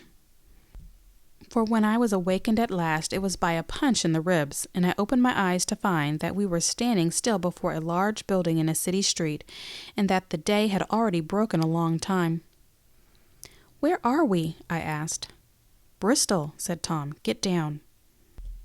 Mr. Trelawney had taken up his residence at an inn far down the docks to superintend the work upon the schooner. Thither we had now to walk, and our way to my great delight lay along the quays, and, besides, the great multitudes of ships of all sizes and rigs and nations. In one, sailors were singing at their work. In another, there were men aloft high over my head, hanging to threads that seemed no thicker than a spider's. Though I had lived by the shore all my life, I seemed never to have been near the sea till then. The smell of tar and salt was something new.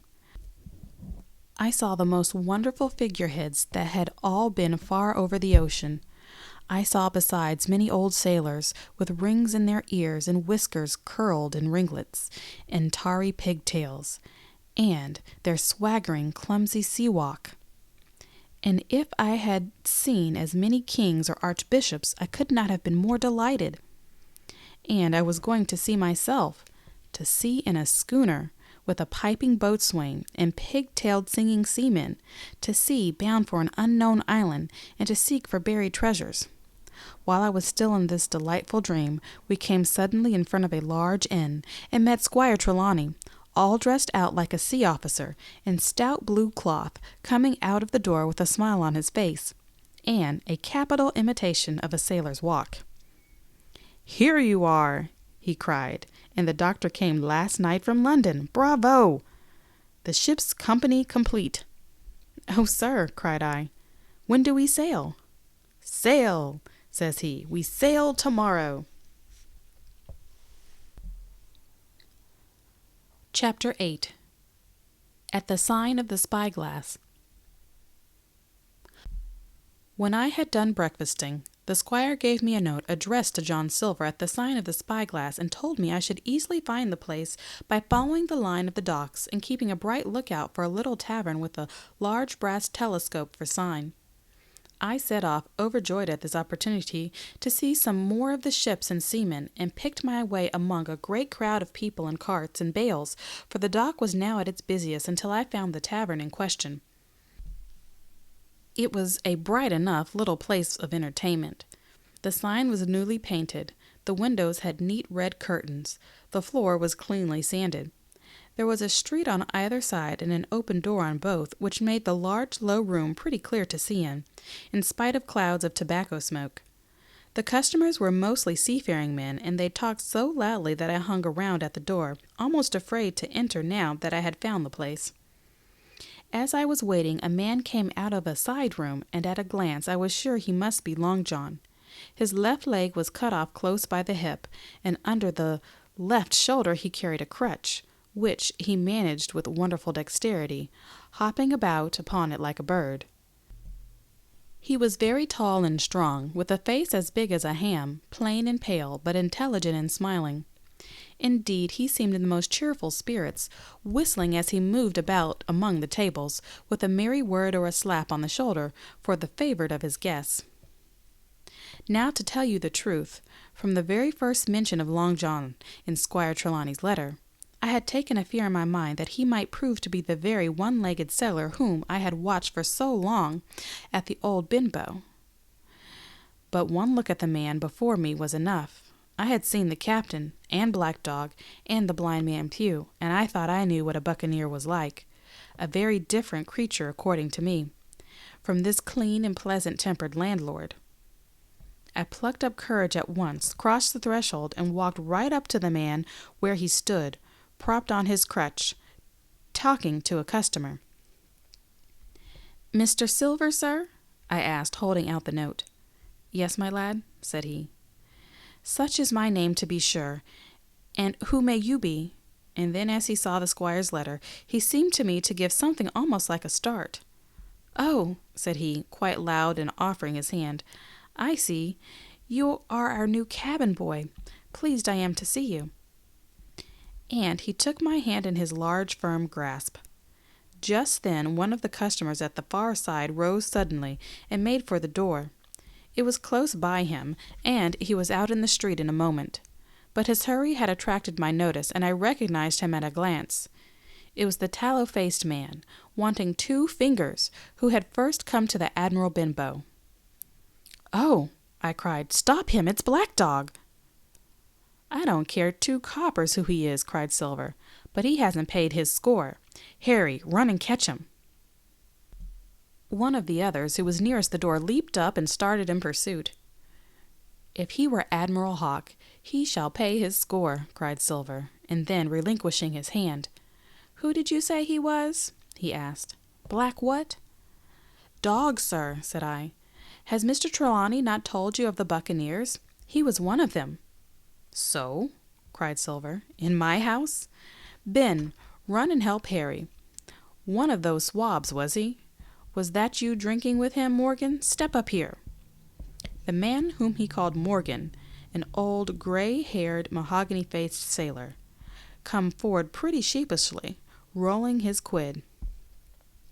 "Now, Morgan," said Long John, very sternly, "you never clapped your eyes on that black dog before, did you now?" "Not I, sir," said Morgan with a salute. "You didn't know his name, did you?" "No, sir." "By the powers, Tom Morgan, it's good for you," exclaimed the landlord.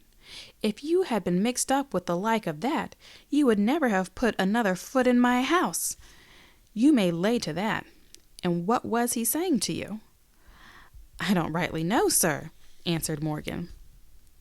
"Do you call that a head on your shoulders or a blessed dead eye?" cried Long John. "Don't rightly know, don't you? Perhaps you don't happen to rightly know who you was speaking to, perhaps. Come now, what was he jawing? Voyages, captains, ships? Pipe up, what was it?" "We was a-talking of keel-hauling," answered Morgan. "Keel-hauling, was you? And a mighty suitable thing, too. And you may lay to that. Get back to your place for a lubber, Tom." And then, as Morgan rolled back to his seat, Silver added to me in a confidential whisper that was very flattering, as I thought, "He's quite an honest man, Tom Morgan, only stupid. And now," he ran on again loud, "let's see, Black Dog. No, I don't know the name, not I. Yet I kind of think Yes, I've seen the swab. He used to come here with a blind beggar, he used." "That he did, you may be sure," said I. "I knew that blind man, too. His name was Pugh." "It was!" cried Silver, now quite excited. "Pugh! That were his name for certain. Ah, he looked a shark, he did. If we run down this black dog now, there'll be news for Captain Trelawney. Ben's a good runner. Few seamen run better than Ben. He should run him down, hand over hand, by the powers. He talked of keel-hauling, did he? I'll keel-haul him." All the time he was jerking out these phrases, he was stumping up and down the tavern on his crutch, slapping tables with his hand, and giving such a show of excitement as would have convinced an Old Bailey judge or a Bow Street runner. My suspicions had been thoroughly reawakened on finding Black Dog at the spyglass, and I watched the cook narrowly. But he was too deep and too clever for me, and by the time the two men had come back out of breath and confessed that they had lost the track in a crowd, and then scolded like thieves, I would have gone bail for the innocence of Long John Silver. "See here now, Hawkins," said he. "Here's a blessed hard thing on a man like me now, ain't it? There's Captain Trelawney. What's he to think? Here I have this confounded son of a Dutchman sitting in my own house drinking of my own rum. Here you comes and tells me of it plain, and here I let him give us all the slip before my blessed deadlights. Now, Hawkins, you do me justice with the cap'n. You're a lad, you are, but you're as smart as paint. I see that when you first came in. Now, here it is. What could I do with this old timber I hobble on? When I was an A.B. Master Mariner, I'd have come up alongside of him, hand over hand, and broached him, too, in a brace of old shackles, I would. But now—" And then all of a sudden he stopped, and his jaw dropped as though he had remembered something. "The score," he burst out. 3 goes o' rum. Why, shiver my timbers, if I hadn't forgotten my score." And falling on a bench, he laughed until the tears ran down his cheeks. I could not help joining, and we laughed together, peal after peal, until the tavern rang again. "Why, what a precious old sea-calf I am," he said at last, wiping his cheeks. "You and me should get on well, Hawkins, for I'll take my Davy. I should be rated ship's boy. But, come now, stand by to go about. This won't do. Duty is duty, messmates. I'll put on my old cocked hat and step along of you to Captain Trelawney and report this here affair, for mind you, it's serious, young Hawkins, and neither you nor me's come out of it with what I should make so bold as to call credit. Nor you neither, says you, not smart, none of the pair of us smart, but dash my buttons, that was a good un about my score." And he began to laugh again, and that so heartily that though I did not see the joke as he did, I was again obliged to join him in his mirth. On our little walk along the quays, he made himself the most interesting companion, telling me about the different ships that we passed by, their rig, tonnage, and nationality, explaining the work that was going forward, how one was discharging, another taking in cargo, and a third making ready for sea, and every now and then telling me some little anecdote of ships or seamen, or repeating a nautical phrase till I had learned it perfectly. I began to see that here was one of the best of possible shipmates. When we got to the inn, the Squire and Dr. Livesey were seated together, finishing a quart of ale with a toast in it, before they should go aboard the schooner on a visit of inspection. Long John told the story from first to last with great deal of spirit and the most perfect truth. "That was how it were, now weren't it, Hawkins?" he would say now and again, and I could always bear him entirely out.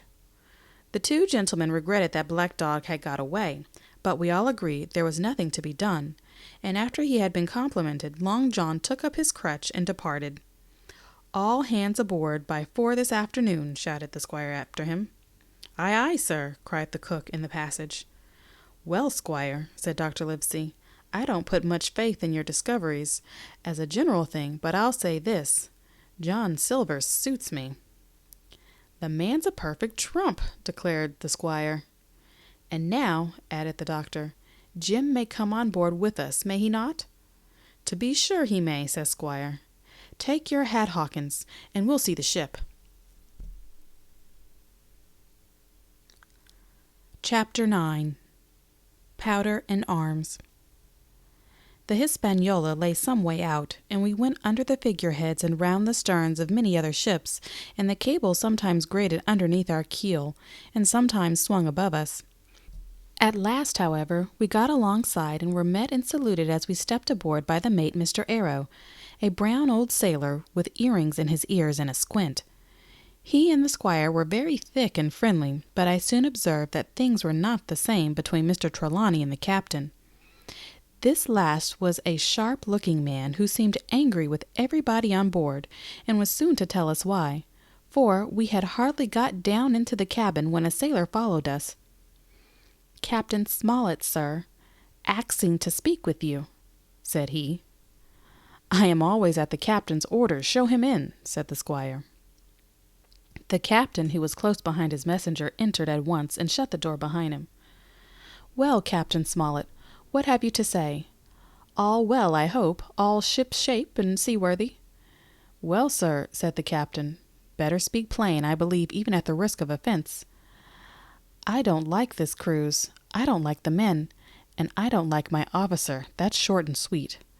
"Perhaps, sir, you don't like the ship?" inquired the Squire, very angry, as I could see. "I can't speak as to that, sir, not having seen her tried," said the captain. "She seems a clever craft, more I can't say."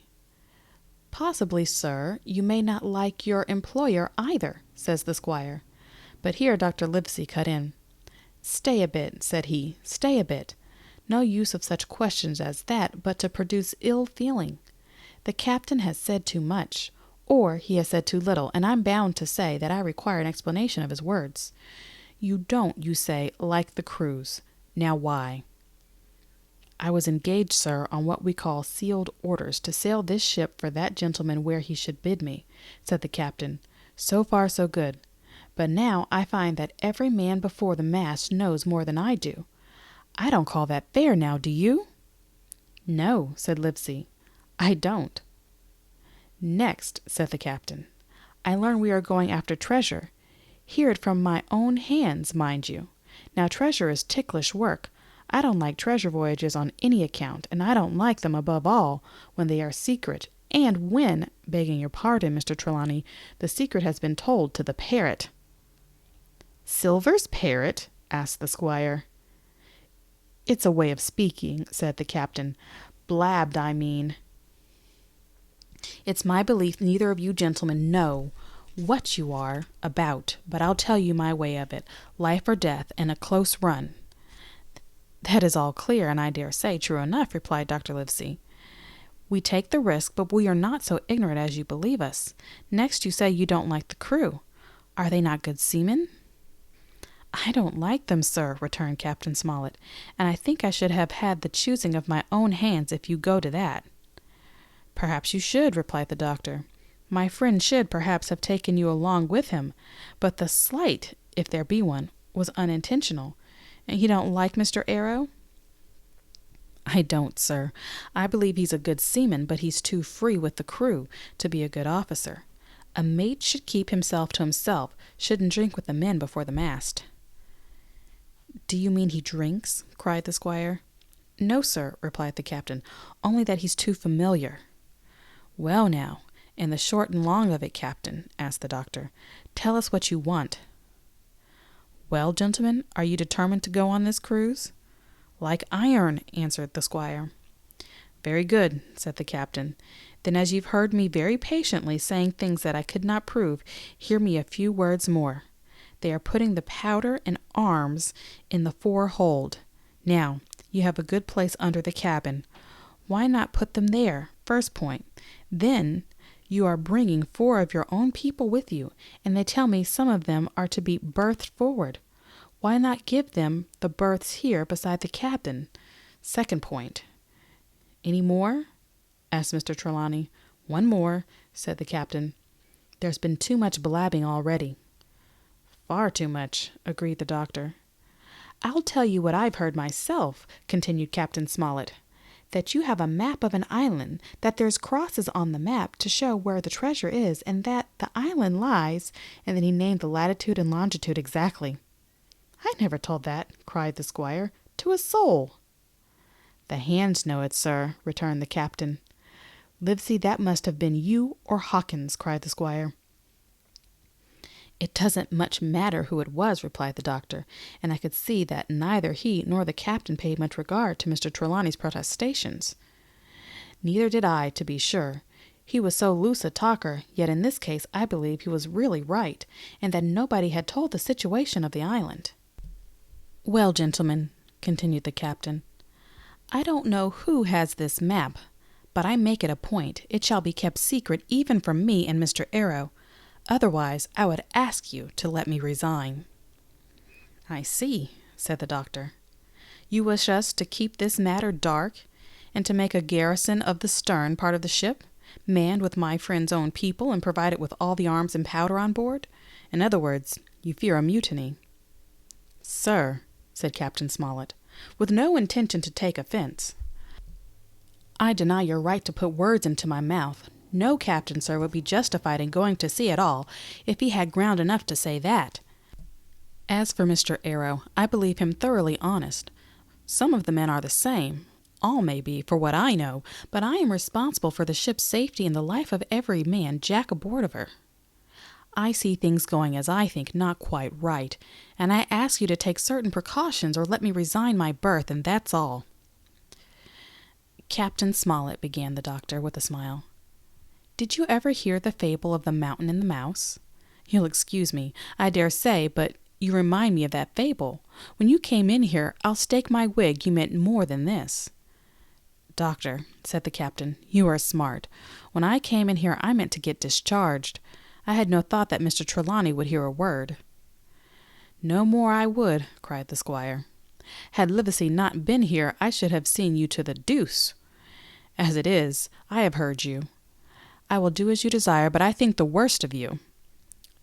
"That's as you please, sir," said the captain. "You'll find I do my duty." And with that he took his leave.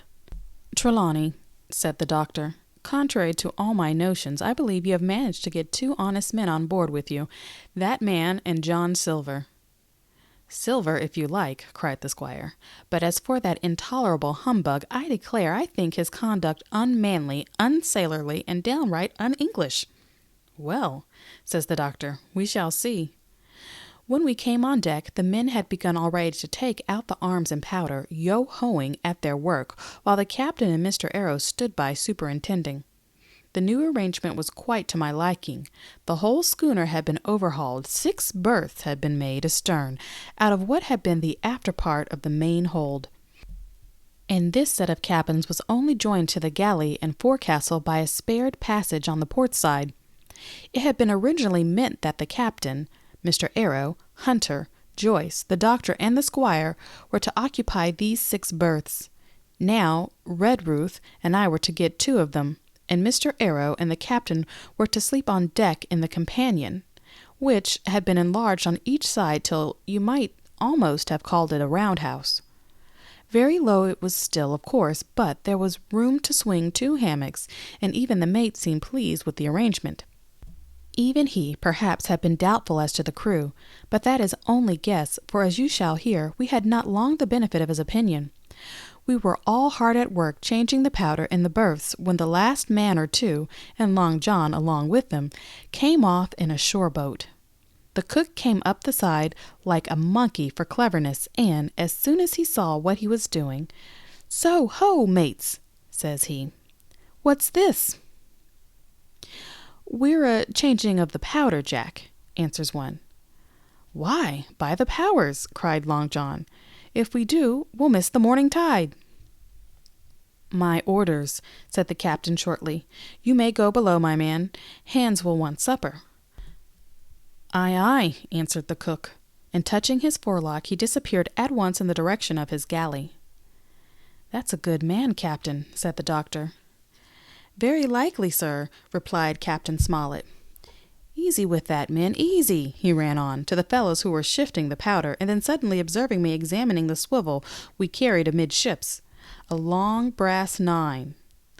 "Here, you ship's boy," he cried, "out of that! Off with you to the cook and get some work." And then I was hurrying off. I heard him say quite loudly to the doctor, "I'll have no favorites on my ship." I assure you, I was quite of the squire's way of thinking, and hated the captain deeply. Chapter 10. The Voyage. All that night we were in a great bustle getting things stowed in their place, and boatfuls of the squire's friends, Mr. Blandley, and the like, coming off to wish him a good voyage and a safe return. We never had a night at the Admiral Benbow when I had half the work, and I was dog-tired when a little before dawn the boatswain sounded his pipe and the crew began to man the capstan bars. I might have been twice as weary, yet I would not have left the deck. All was so new and interesting to me. The brief commands, the shrill note of the whistle, the men bustling to their places in the glimmer of the ship's lanterns. "Now, barbecue, tip us a stave," cried one voice. "The old one," cried another.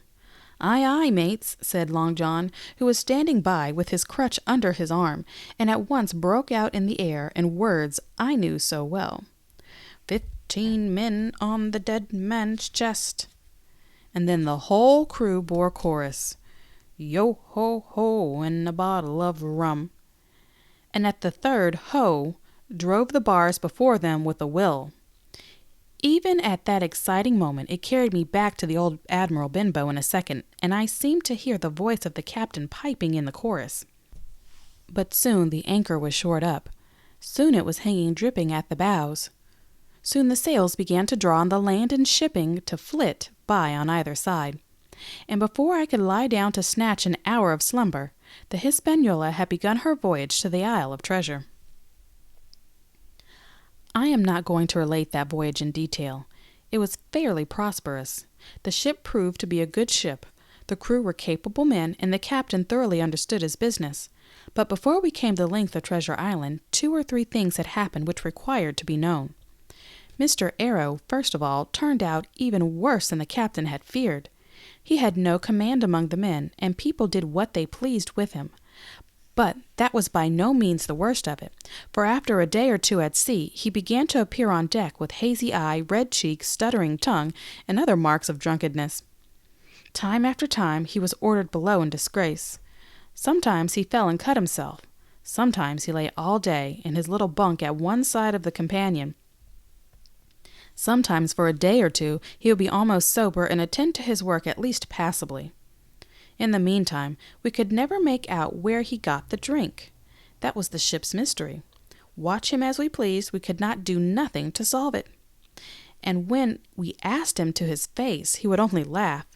If he were drunk, and if he were sober, deny solemnly that he ever tasted anything but water.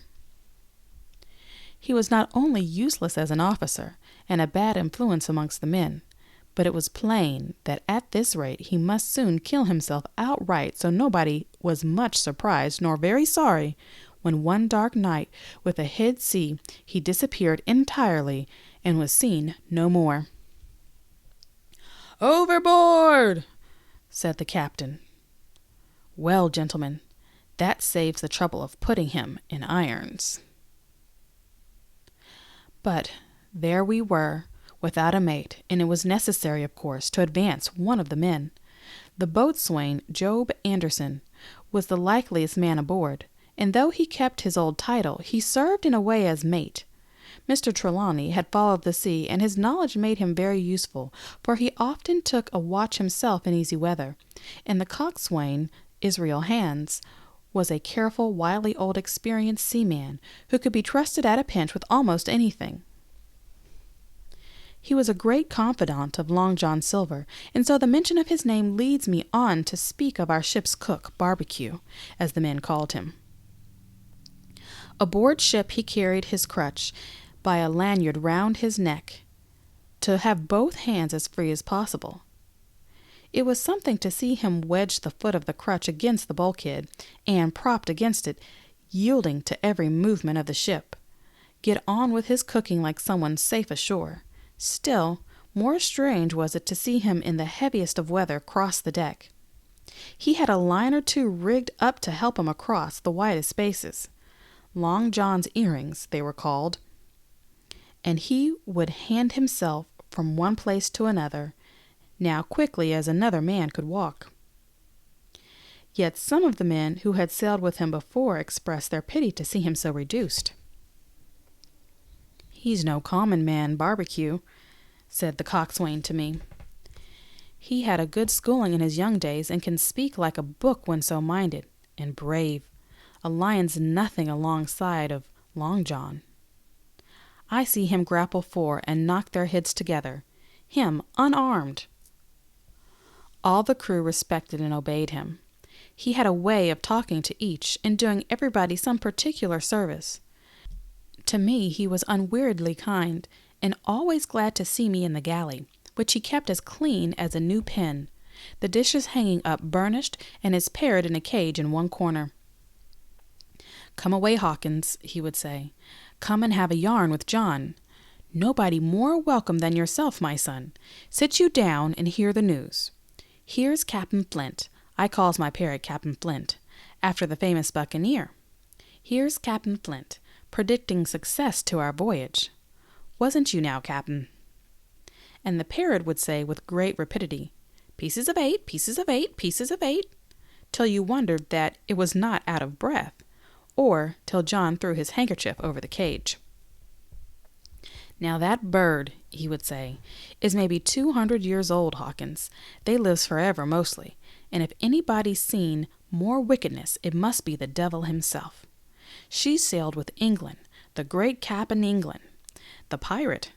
She's been to Madagascar, and at Malabar, and Surinam, and Providence, and Portobello.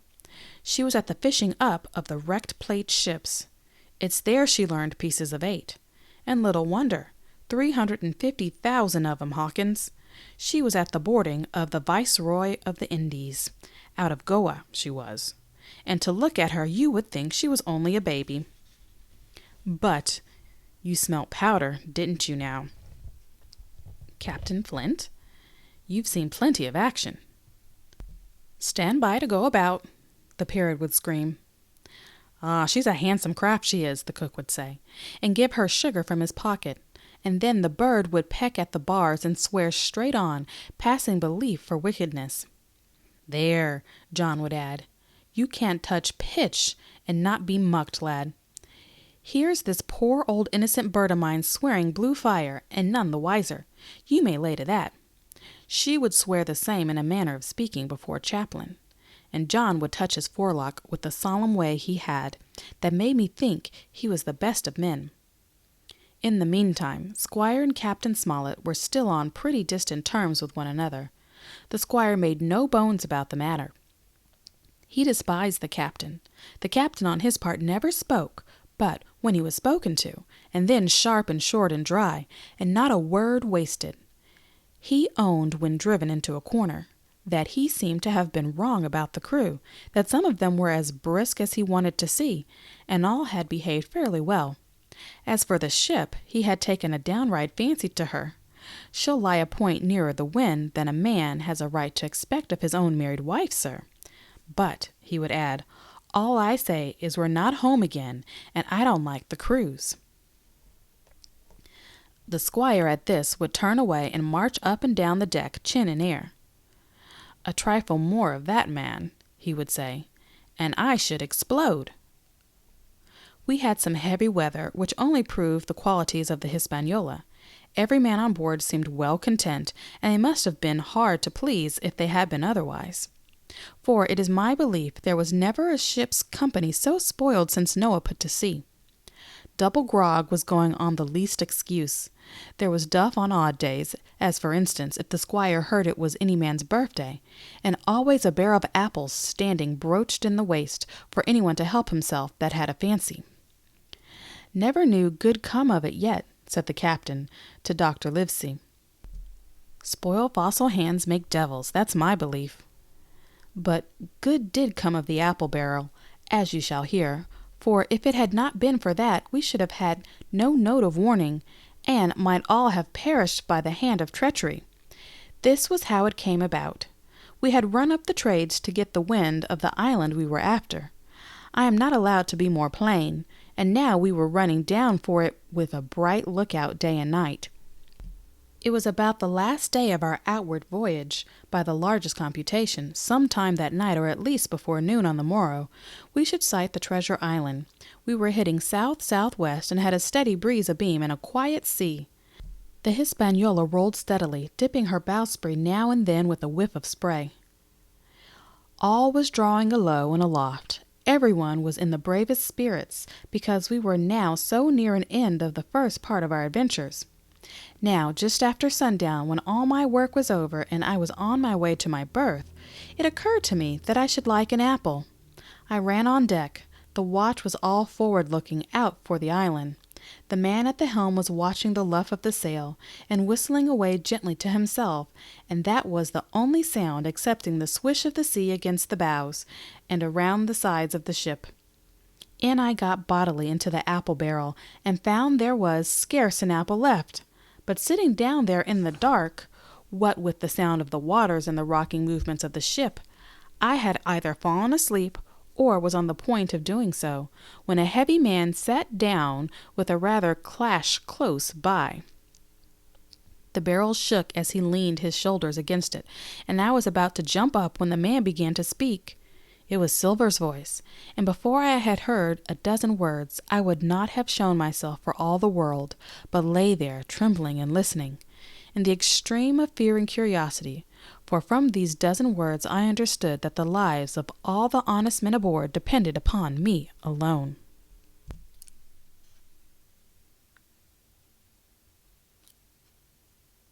Chapter 11. In the Apple Barrel. "No, not I," said Silver. "Flint was cap'n. I was quartermaster along of my timber leg. The same broadside I lost my leg, old Pew lost his deadlights.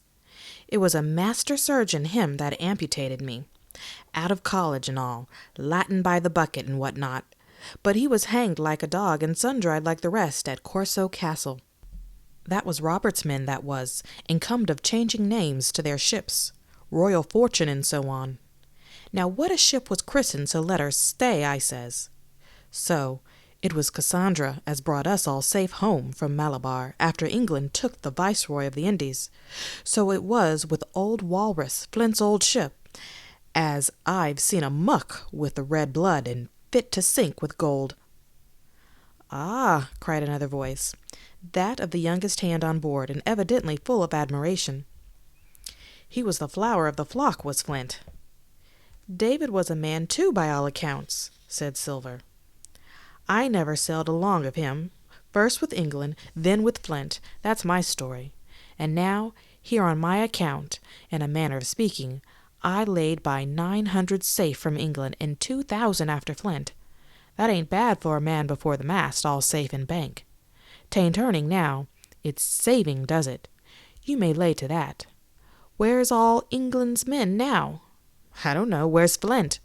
Why, most of 'em aboard here, and glad to get the duff. Been draggin' before that, some on 'em. Old Pugh, as had lost his sight and might have thought shame, spent £1,200 in a year, like a lord in Parliament. Where is he now? Well, he's dead now and under hatches, but for 2 years before that, shiver my timbers, the man was starving. He begged and he stole and he cut throats and starved at that by the powers. Well, it ain't much use after all, said the young seaman. 'Tain't much use for fools. You may lay to it that, nor nothing, cried Silver. But now, you look here. You're young, you are, but you're as smart as paint. I see that when I set my eyes on you, and I'll talk to you like a man. You may imagine how I felt when I heard this abominable old rogue addressing another in the very same words of flattery as he had used to myself. I think if I had been able that I would have killed him through the barrel. Meantime he ran on, little supposing he was overheard. Here it is about gentlemen of fortune. They lives rough, and they risk swinging, but they eat and drink like fighting cocks, and when a cruise is done, why, it's hundreds of pounds instead of hundreds of farthings in their pockets. Now, the most goes for rum and a good fling, and to sea again in their shirts. But that's not the course I lay. I puts it all away, some here, some there, and none too much anywheres by reason of suspicion. I'm 50, mark you. Once I'm safe back from this cruise, I set up gentlemen in earnest. Time enough, too, says you.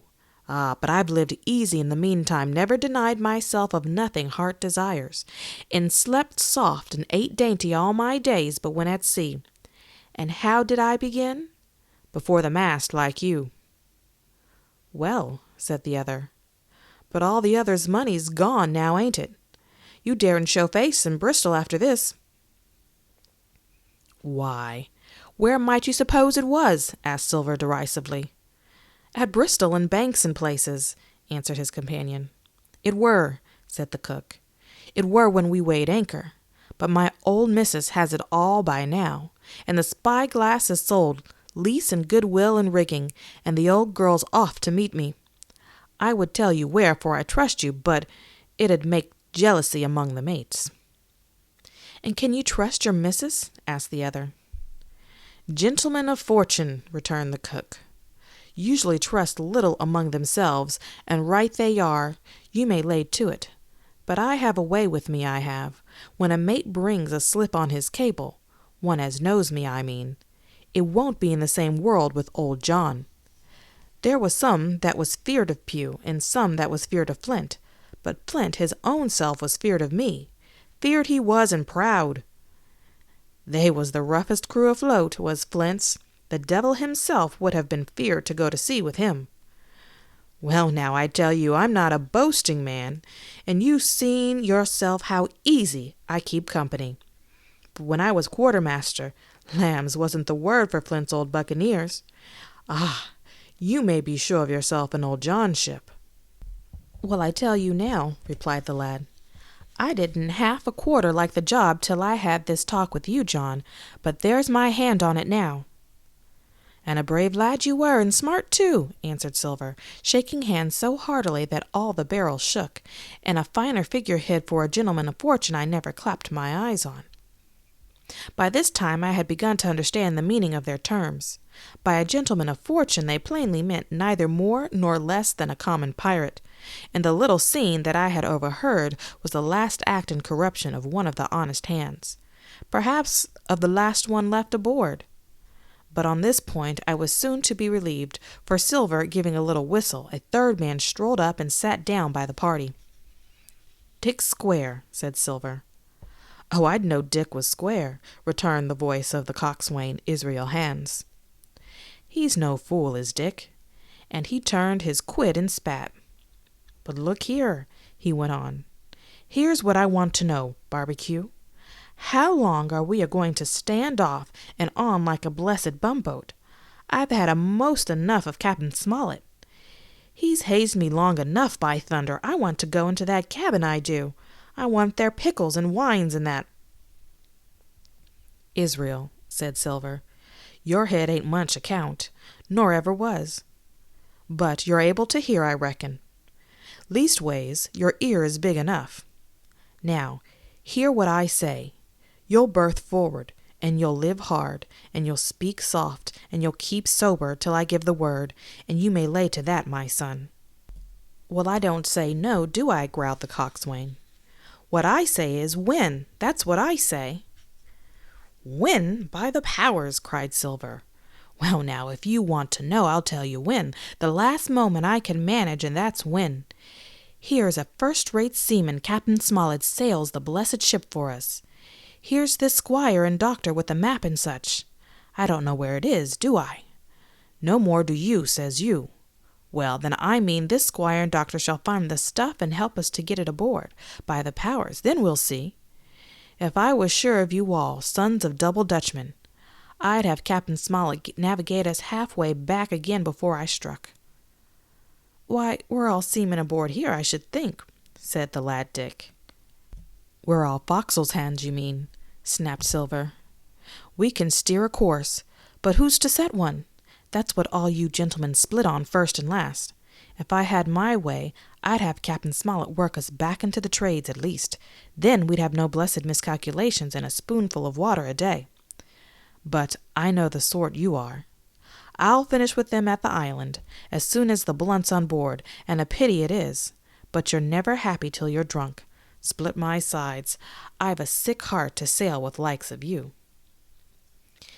Easy all, Long John, cried Israel. Who's a-crossin' o' you? Why, how many tall ships, think ye now, have I seen laid aboard? And how many brisk lads drying in the sun at Execution Dock? Cried Silver. And all for this same hurry and hurry and hurry, you hear me? I seen a thing or two at sea, I have. If you would only lay your course and a punt to windward, you would ride in carriages, you would. But not you, I know you. You'll have your mouth full of rum tomorrow and go hang. Everybody knowed you was a kind of a chaplain, John, but there's others as could hand and steer as well as you, said Israel. They liked a bit of fun, they did. They wasn't so high and dry, nohow, but took their fling like jolly companions, every one. So, says Silver. Well, and where are they now? Pugh was that sort, and he died a beggarman.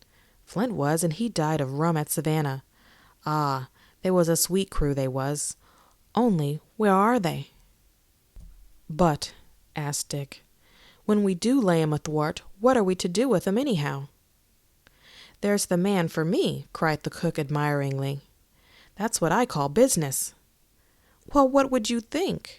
Put 'em ashore like maroons? That would have been England's way, or cut 'em down like that much pork. That would have been Flint's or Billy Bones's. Billy was the man for that, said Israel. Dead men don't bite, says he. Well, he's dead now hisself. He knows the long and short o' it now. And if ever a rough hand come to port, it was Billy. Right you are, said Silver. Rough and ready. But mark you here, I'm an easy man. I'm quite the gentleman, says you, but this time it's serious. Duty is duty, mates. I give my vote death. When I'm in Parliament and riding in my coach, I don't want none of these sea lawyers in the cabin a-comin' home unlooked for, like the devil at prayers.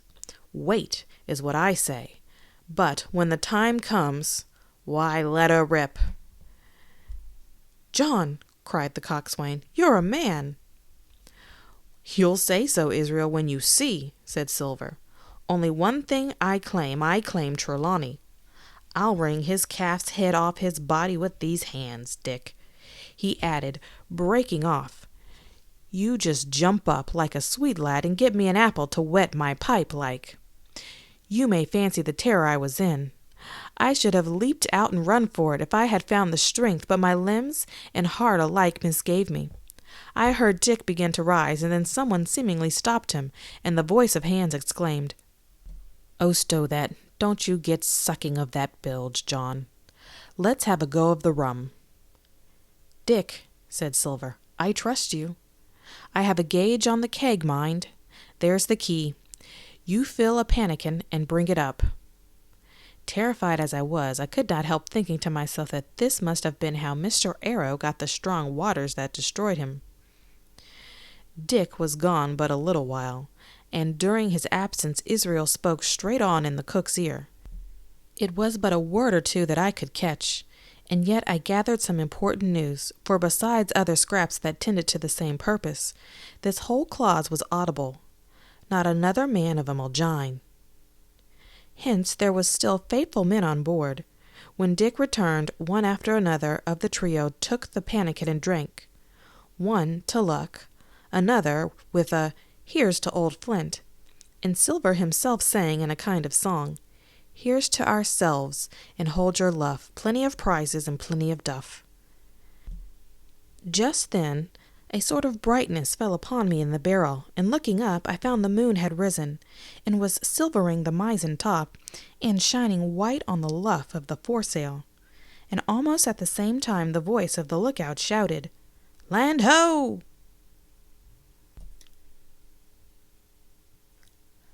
Chapter 12. Council of War. There was a great rush of feet across the deck. I could hear people tumbling up from the cabin and the fo'c'sle, and slipping in an instant outside my barrel. I dived behind the foresail, made a double toward the stern, and came out upon the deck in time to join Hunter and Dr. Livesey in the rush of the weather bow. There all hands were already congregated. A belt of fog had lifted almost simultaneously with the appearance of the moon. Away to the southwest of us we saw two low hills, about a couple of miles apart, and rising behind one of them a third and higher hill, whose peak was still buried in the fog. All three seemed sharp and conical in figure. So much I saw almost in a dream, for I had not yet recovered from my horrid fear of a minute or two before. And then I heard the voice of Captain Smollett issuing orders. The Hispaniola was laid a couple of points nearer the wind, and now sailed a course that would just clear the island on the east. "And now, men," said the captain, when all was sheeted home, "has any one of you ever seen that land ahead?" "I have, sir," said Silver. "I've watered there with a trader. I was cookin'." "The anchorage is on the south, behind an islet, I fancy?" asked the captain. "Yes, sir. Skeleton Island, they calls it. It were a main place for pirates once, and a hand we had on board knowed all their names for it. That hill to the nor'ward they calls the foremast hill. And there are 3 hills in a row running southward, fore, main, and mizzen, sir. But the main, that's the big one, with the cloud on it, they usually calls the spyglass, by reason of a lookout they kept when they was in the anchorage clearing. For it's there they clean their ships, sir, asking your pardon." "I have a chart here," says Captain Smollett. "See if that's the place." Long John's eyes burned in his head as he took the chart, but by the fresh look of the paper I knew he was doomed to be disappointed. This was not the map we found in Billy Boone's chest, but an accurate copy, complete in all things, names and heights and soundings, with the single exception of the red crosses and the written notes. Sharp as must have been his annoyance, Silver had the strength of mind to hide it completely. "Yes, sir," said he. "This is the spot to be sure, and very prettily drawed out. Who might have done that, I wonder?" "The pirates were too ignorant, I reckon. Ah, here it is. Captain Kidd's anchorage, just the name my shipmate called it. There's a strong current runs along the south, and then away nor'ward, up the west coast." "Right you was, sir," says he, "to haul your wind and keep the weather of the island, leastways, if such was your intention as to enter and careen, and there ain't no better place for that in these waters." "Thank you, my man," says Captain Smollett. "I'll ask you later on to give us a help. You may go." I was surprised at the coolness with which John avowed his knowledge of the island, and I own as I was half frightened when I saw him drawing nearer to myself. He did not know, to be sure, that I had overheard his counsel from the apple barrel, and yet I had by this time taken such a horror of his cruelty, duplicity, and power, that I could scarce conceal a shudder when he laid his hand upon my arm. "Ah," says he, "this here is a sweet spot, this island, a sweet spot for a lad to get ashore on. You'll bathe, and you'll climb trees, and you'll hunt goats, you will, and you'll get aloft on them hills like a goat yourself.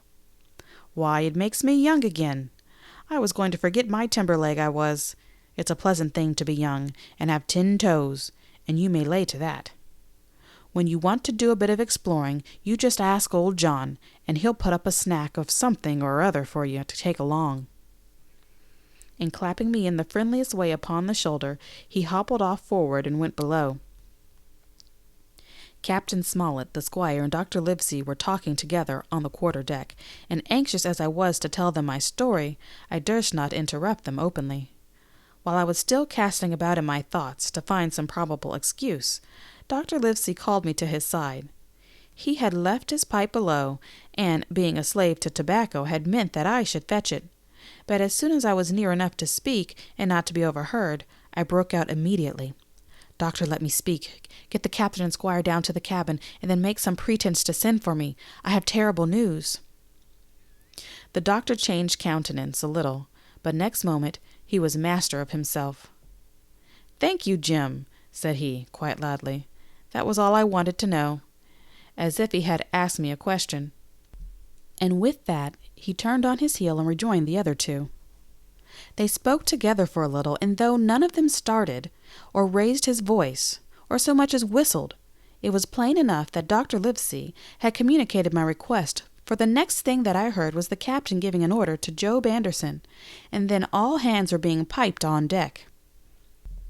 "My lads," said Captain Smollett, "I have a word to say to you.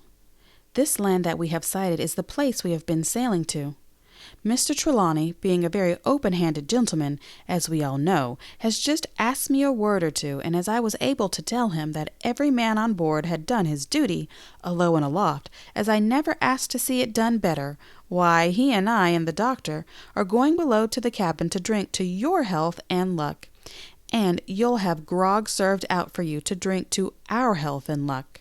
I'll tell you what I think of this. I think it handsome. And if you think as I do, you'll give a good sea cheer for the gentleman that does it." The cheer followed. That was a matter of course, but it rang out so full and hearty that I confess I could hardly believe these same men were plotting for our blood. "One more cheer for Captain Smollett," cried Long John, when the first had subsided, and this also was given with a will.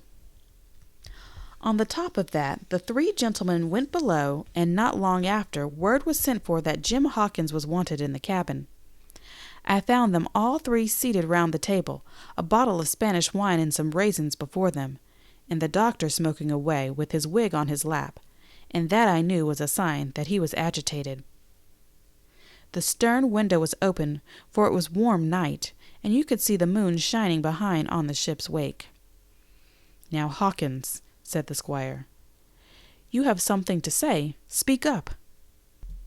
I did as I was bid, and as short as I could make it, told the whole details of Silver's conversation.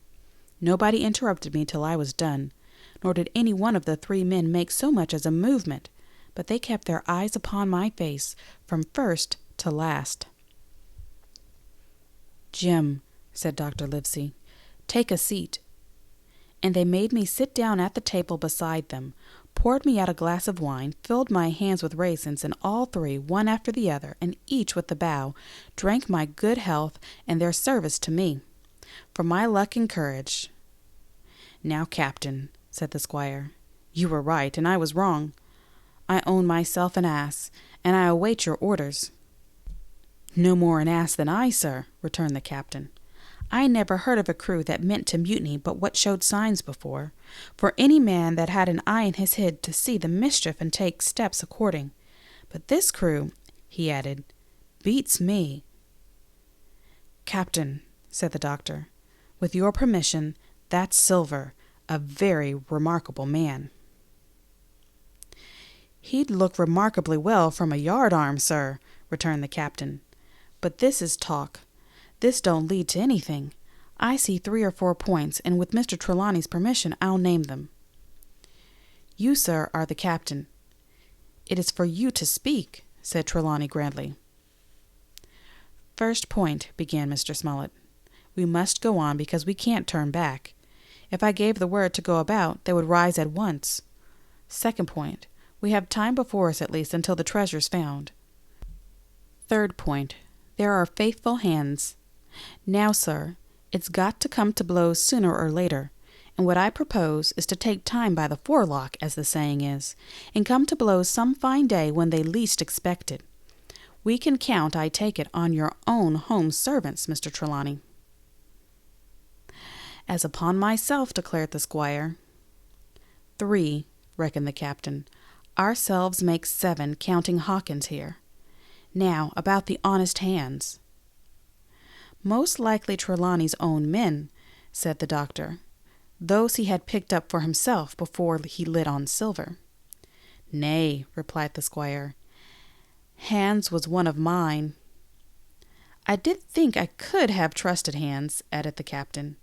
"And to think that they're all Englishmen," broke out the squire. "Sir, I could find it in my heart to blow the ship up." "Well, gentlemen," said the captain, "the best that I can say is not much. We must lay to, if you please, and keep a bright lookout. It's trying on a man, I know.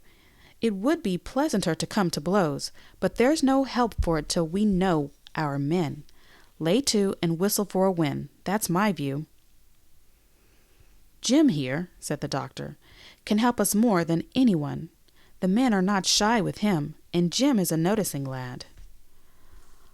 "Hawkins, I put prodigious faith in you," added the squire. I began to feel pretty desperate at this, for I felt altogether helpless, and yet, in odd train of circumstances, it was indeed through me that safety came. In the meantime, talk as we pleased, there were only 7 out of the 26 on whom we could rely. And out of these 7, 1 was a boy, so that the grown men on our side were 6 to their 19.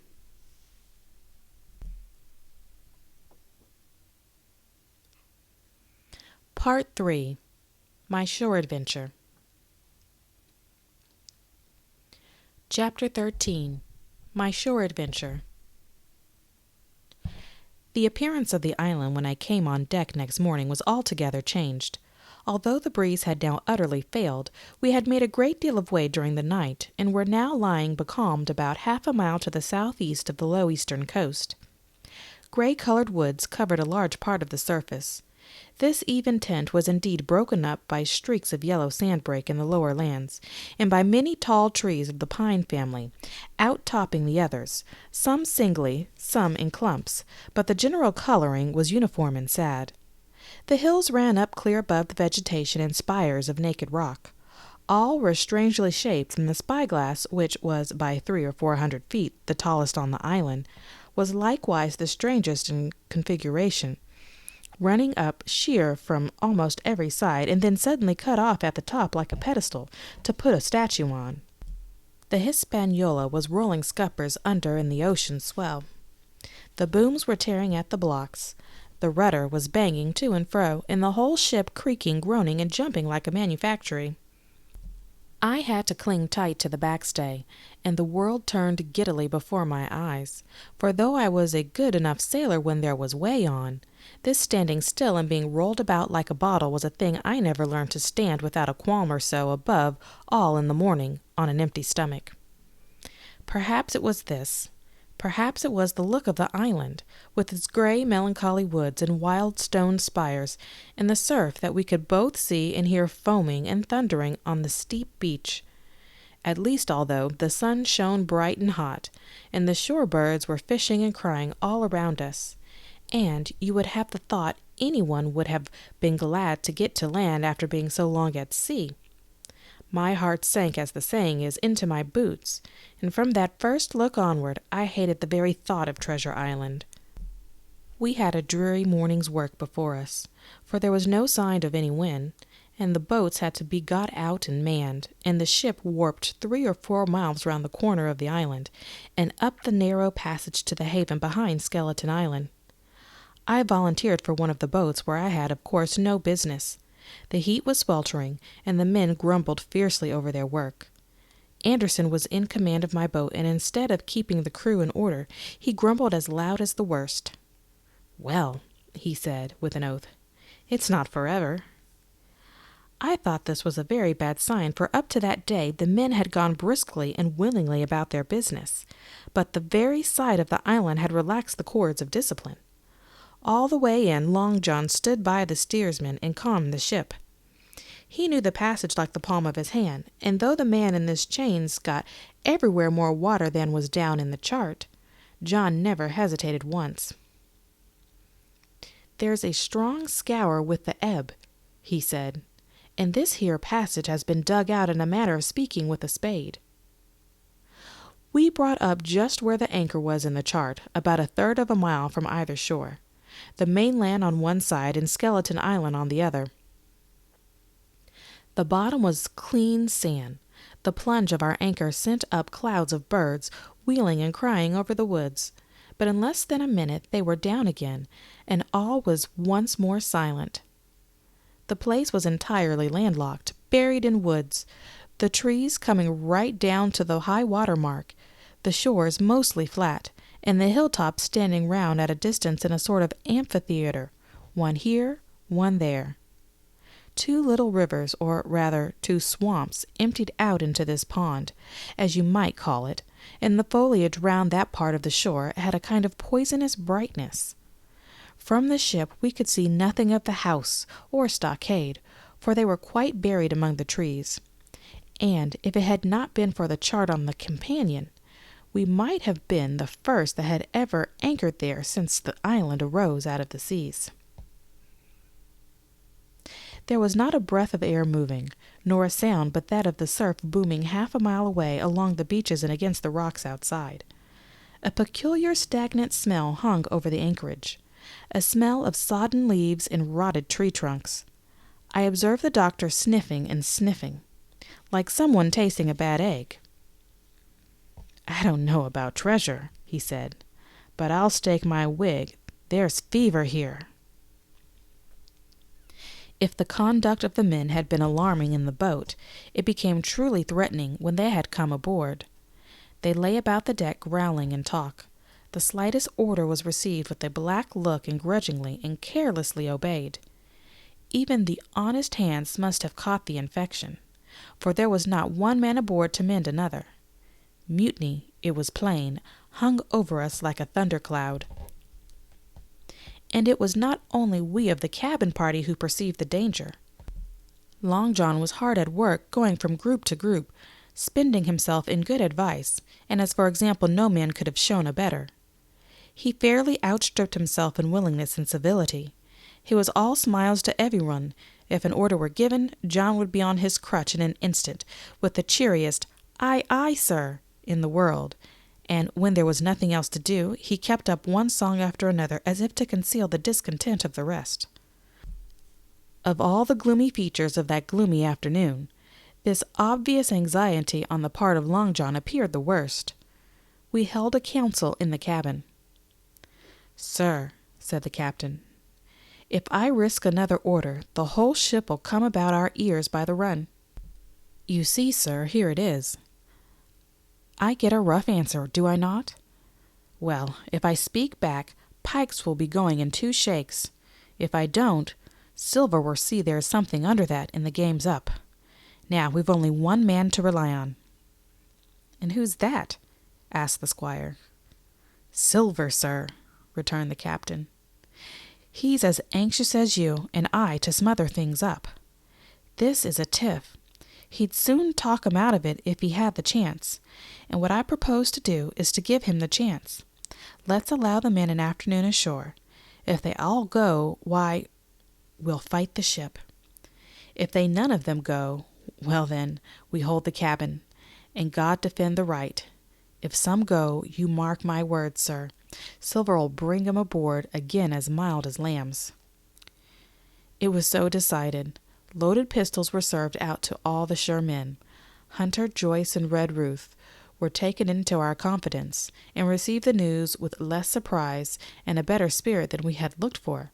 And then the captain went on deck and addressed the crew. "My lads," said he, "we've had a hot day, and are all tired and out of sorts. A turn ashore hurt nobody.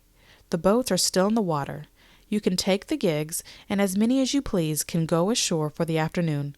I'll fire a gun half an hour before sundown." I believe the silly fellows must have thought they would break their shins over the treasure as soon as they were landed, for they all came out of their sulks in a moment and gave a cheer that started the echo on a faraway hill and sent the birds once more flying and squalling round the anchorage. The captain was too bright to be in the way. He whipped out of sight in a moment, leaving Silver to arrange the party, and I fancy it was as well he did so. Had he been on deck, he could no longer so much as pretend to not understand the situation. It was as plain as day. Silver was the captain, and a mighty rebellious crew he had of it. The honest hands, and I was soon to see it proved that they were such on board, must have been very stupid fellows, or rather I suppose the truth was this, that all hands were disaffected by the example of the ringleaders, only some more, some less, and a few, being good fellows in the main, could neither be led nor driven any further. It is one thing to be idle and skulk, and quite another to take a ship and murder a number of innocent men. At last, however, the party was made up. 6 fellows were to stay on board, and the remaining 13, including Silver, began to embark. Then it was that there came into my head the first of the mad notions that contributed so much to save our lives. If 6 men were left by Silver, it was plain our party could not take and fight the ship. And since only 6 were left, it was equally plain that the cabin party had no present need of my assistance. It occurred to me at once to go to shore.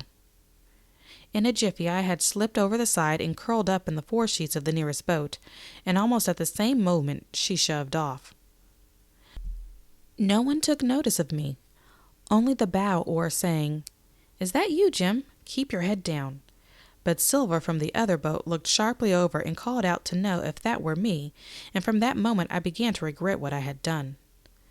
The crews raced for the beach, but the boat I was in, having some start, and being at once the lighter and the better manned, shot far ahead of her consort, and the bow had struck among the shore-side trees, and I had caught a branch and swung myself out and plunged into the nearest thicket, while Silver and the rest were still 100 yards behind. "Jim! Jim!" I heard him shouting. But you may suppose I paid no heed. Jumping, ducking, and breaking through, I ran straight before my nose till I could run no longer.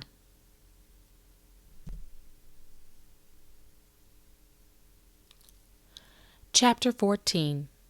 The First Blow. I was so pleased at having given the slip to Long John that I began to enjoy myself and look around me with some interest on the strange land that I was in.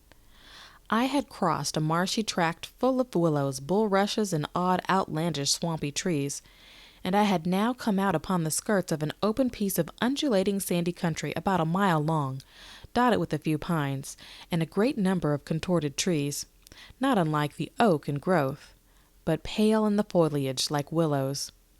On the far side of the open stood one of the hills with 2 quaint craggy peaks shining vividly in the sun. I now felt for the first time the joy of exploration. The isle was uninhabited. My shipmates I had left behind, and nothing lived in front of me but dumb brutes and fowls. I turned hither and thither among the trees. Here and there were flowering plants unknown to me. Here and there I saw snakes, and one raised his head from a ledge of rock and hissed at me, with a noise not unlike the spinning of a top. Little did I suppose that he was a deadly enemy, and that the noise was the famous rattle. Then I came to a long thicket of these oak-like trees, live or evergreen oaks. I heard afterward they should be called, which grew low along the sand like brambles, the boughs curiously twisted, the foliage compact like thatch. The thicket stretched down from the top of one of the sandy knolls, spreading and growing taller as it went, until it reached the margin of the broad, reedy fen, through which the nearest of the little rivers soaked its way into the anchorage.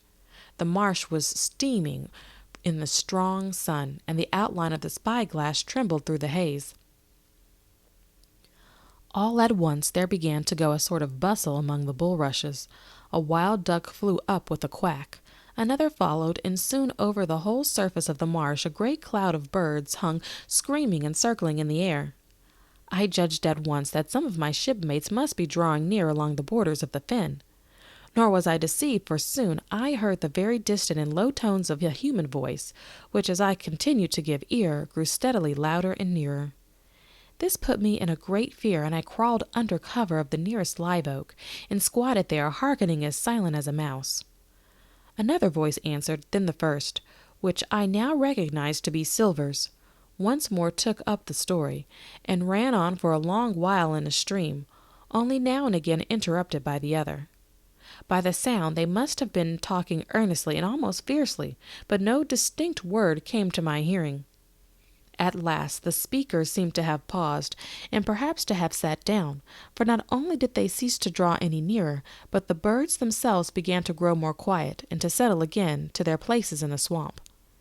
And now I began to feel that I was neglecting my business, that since I had been so foolhardy as to come ashore with these desperadoes, the least I could do was to overhear them at their council, and that my plain and obvious duty was to draw as close as I could manage under the favorable ambush of the crouching trees. I could tell the direction of the speakers pretty exactly, not only by the sound of their voices, but by the behavior of the birds that still hung in alarm above the heads of the intruders. Crawling on all fours, I made steadily but slowly toward them, till at last, raising my head to an aperture among the leaves, I could see clear down into a little green dell beside the marsh and closely set about with trees, where Long John Silver and one of the crew stood face to face in conversation. The sun beat full upon them. Silver had thrown his hat beside him on the ground, and his great smooth blond face, all shining with heat, was lifted to the other man's in a kind of appeal. "Mate," he was saying, "it's because I think gold dust of you. Gold dust, and you may lay to that. If I hadn't took to you like pitch, do you think I'd have been here a warning of you? All's up, you can't make nor mend. It's to save your neck that I'm a-speaking, and if one of the wild uns knew it, where'd I be? Tom, now tell me, where'd I be?" "Silver," said the other man, and I observed he was not only red in the face, but spoke as hoarse as a crow, and his voice shook too, like a taut rope. "Silver," says he, "you're old, and you're honest, or has the name for it. And you've money too, which lots of poor sailors hasn't, and you're brave, or I mistook. And will you tell me you'll let yourself be led away with that kind of a mess of swabs? Not you, as sure as God sees me. I'd sooner lose my hand if I turn again my duty." And then all of a sudden he was interrupted by a noise. I had found one of the honest hands. Well, here at the same moment came news of another. Far away out in the marsh there arose all of a sudden a sound like the cry of anger, then another on the back of it, and then one horrid long-drawn scream. The rocks of the spyglass re-echoed it a score of times. The whole troop of marsh birds rose again, darkening heaven, with a simultaneous whir.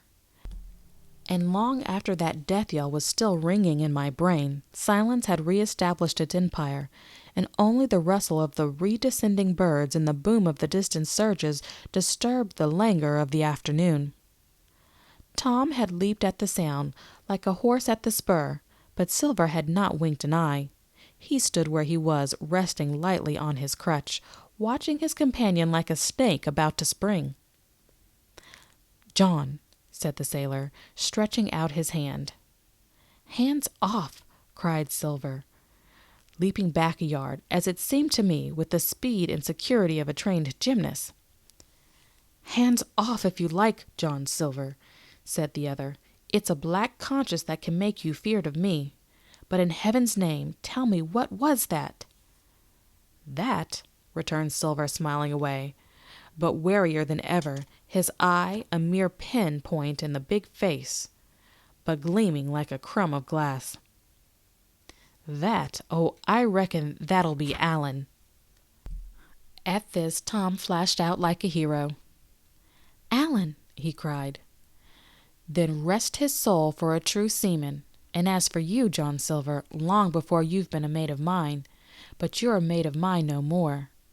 If I die like a dog, I'll die in my duty. You've killed Alan, have you? Kill me too, if you can, but I defies you." And with that, this brave fellow turned his back directly on the cook, and set off walking for the beach. But he was not destined to go far. With a cry, John seized the branch of a tree, whipped the crutch out of his armpit, and sent that uncouth missile hurtling through the air. It struck poor Tom point foremost, and with stunning violence, right between the shoulders and the middle of his back. His hand flew up. He gave a sort of gasp and fell. Whether he were injured much or little, none could ever tell. Like enough to judge from the sound, his back was broken on the spot, but he had no time given to recover. Silver, agile as a monkey, even without leg or crutch, was on the top of him next moment, and had twice buried his knife up to the hilt to that defenseless body. From my place of ambush I could hear him pant aloud as he struck the blows. I do not know what it rightly is to faint, but I do know that for the next little while the whole world swam before me a whirling mist. Silver and the birds and the tall spyglass hilltop going round and topsy-turvy before my eyes, and all manner of bells ringing and distant voices shouting in my ear. When I came again to myself, the monster had pulled himself together, his crutch under his arm, his hat upon his head. Just before him Tom lay motionless on the sword, but the murderer minded him not a whit, cleansing his blood-stained knife the while upon a wisp of grass. Everything else was unchanged, the sun still shining mercilessly on the steaming marsh and the tall pinnacle of the mountain, and I could scarce persuade myself that murder had been actually done, and a human life cruelly cut short a moment since before my eyes. But now John put his hand into his pocket, brought out a whistle, and blew upon it several modulated blasts that rang far across the heated air. I could not tell, of course, the meaning of the signal, but it instantly awoke my fears. More men would be coming. I might be discovered. They had already slain 2 of the honest people. After Tom and Alan, might not I come next?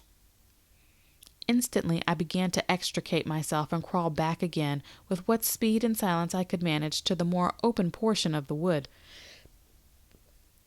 As I did so, I could hear hails coming and going between the old buccaneer and his comrades, and this sound of danger lent my wings. As soon as I was clear of the thicket, I ran as I never ran before, scarce minding the direction of my flight, so long as it led me from the murderers, and as I ran, fear grew and grew upon me, until it turned into a kind of frenzy. Indeed, could anyone be more entirely lost than I? When the gun fired, how should I dare to go down to the boats amongst those fiends, still smoking from their crime?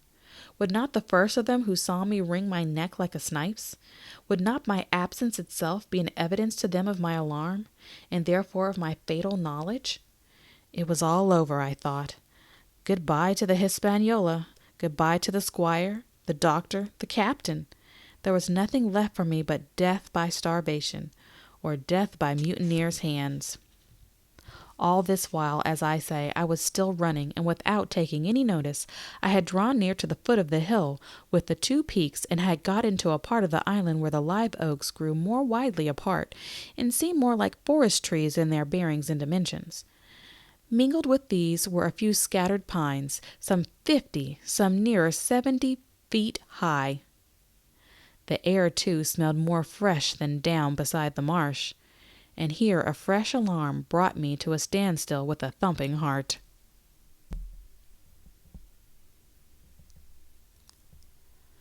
Chapter 15. The Man of the Island. From the side of the hill, which was here steep and stony, a spout of gravel was dislodged and fell rattling and bounding through the trees. My eyes turned instinctively in that direction, and I saw a figure leap with great rapidity behind the trunk of a pine. What it was, whether bear or man or monkey, I could in no wise tell. It seemed dark and shaggy, more I knew not, but the terror of this new apparition brought me to a stand. I was now, it seemed, cut off upon both sides. Behind me the murderers, before me this lurking nondescript. And immediately I began to prefer the dangers that I knew to those I knew not. Silver himself appeared less terrible in contrast with this creature of the woods, and I turned on my heel, and looking sharply behind me over my shoulder, began to retrace my steps in the direction of the boats. Instantly the figure reappeared, and making a wide circuit began to head me off. I was tired at any rate, but I had been as fresh as when I rose. I could see it was in vain for me to contend in speed with such an adversary. From trunk to trunk the creature flitted like a deer, running man-like on 2 legs, but unlike any man that I had ever seen, stooping almost double as it ran. Yet a man it was. I had seen him clearly enough to be no longer in doubt about that. I began to recall what I had heard of cannibals. I was within an ace of calling for help. But the mere fact that he was a man, however wild and somewhat reassured me, and my fear of Silver began to revive in proportion. I stood still, therefore, and cast about for some method of escape. And, as I was thinking, the recollection of my pistol flashed into my mind. As soon as I remembered I was not defenseless, courage glowed again in my heart, and I set my face resolutely for this man of the island, and walked briskly toward him. He was concealed by this time behind another tree trunk, but he must have been watching me closely, for as soon as I began to move in his direction, he reappeared and took a step to meet me. Then he hesitated, drew back, came forward again, and at last, to my wonder and confusion, threw himself on his knees and held out his clasped hands in supplication. At that I once more stopped. "Who are you?" I asked. "Ben Gunn," he answered, and his voice sounded hoarse and awkward, like a rusty lock. "I'm poor Ben Gunn, I am, and I haven't spoke with a Christian these 3 years." I could now see that he was a white man like myself, and that his features were even pleasing. His skin, wherever it was exposed, was burned by the sun. Even his lips were black, and his fair eyes looked quite startling in so dark a face. Of all the beggarmen that I had seen or fancied, he was the chief of raggedness. He was clothed with tatters of old ship's canvas and old sea cloth, and this extraordinary patchwork was all held together by a system of the most various and incongruous fastenings, brass buttons, bits of stick, and loops of tarry gaskin.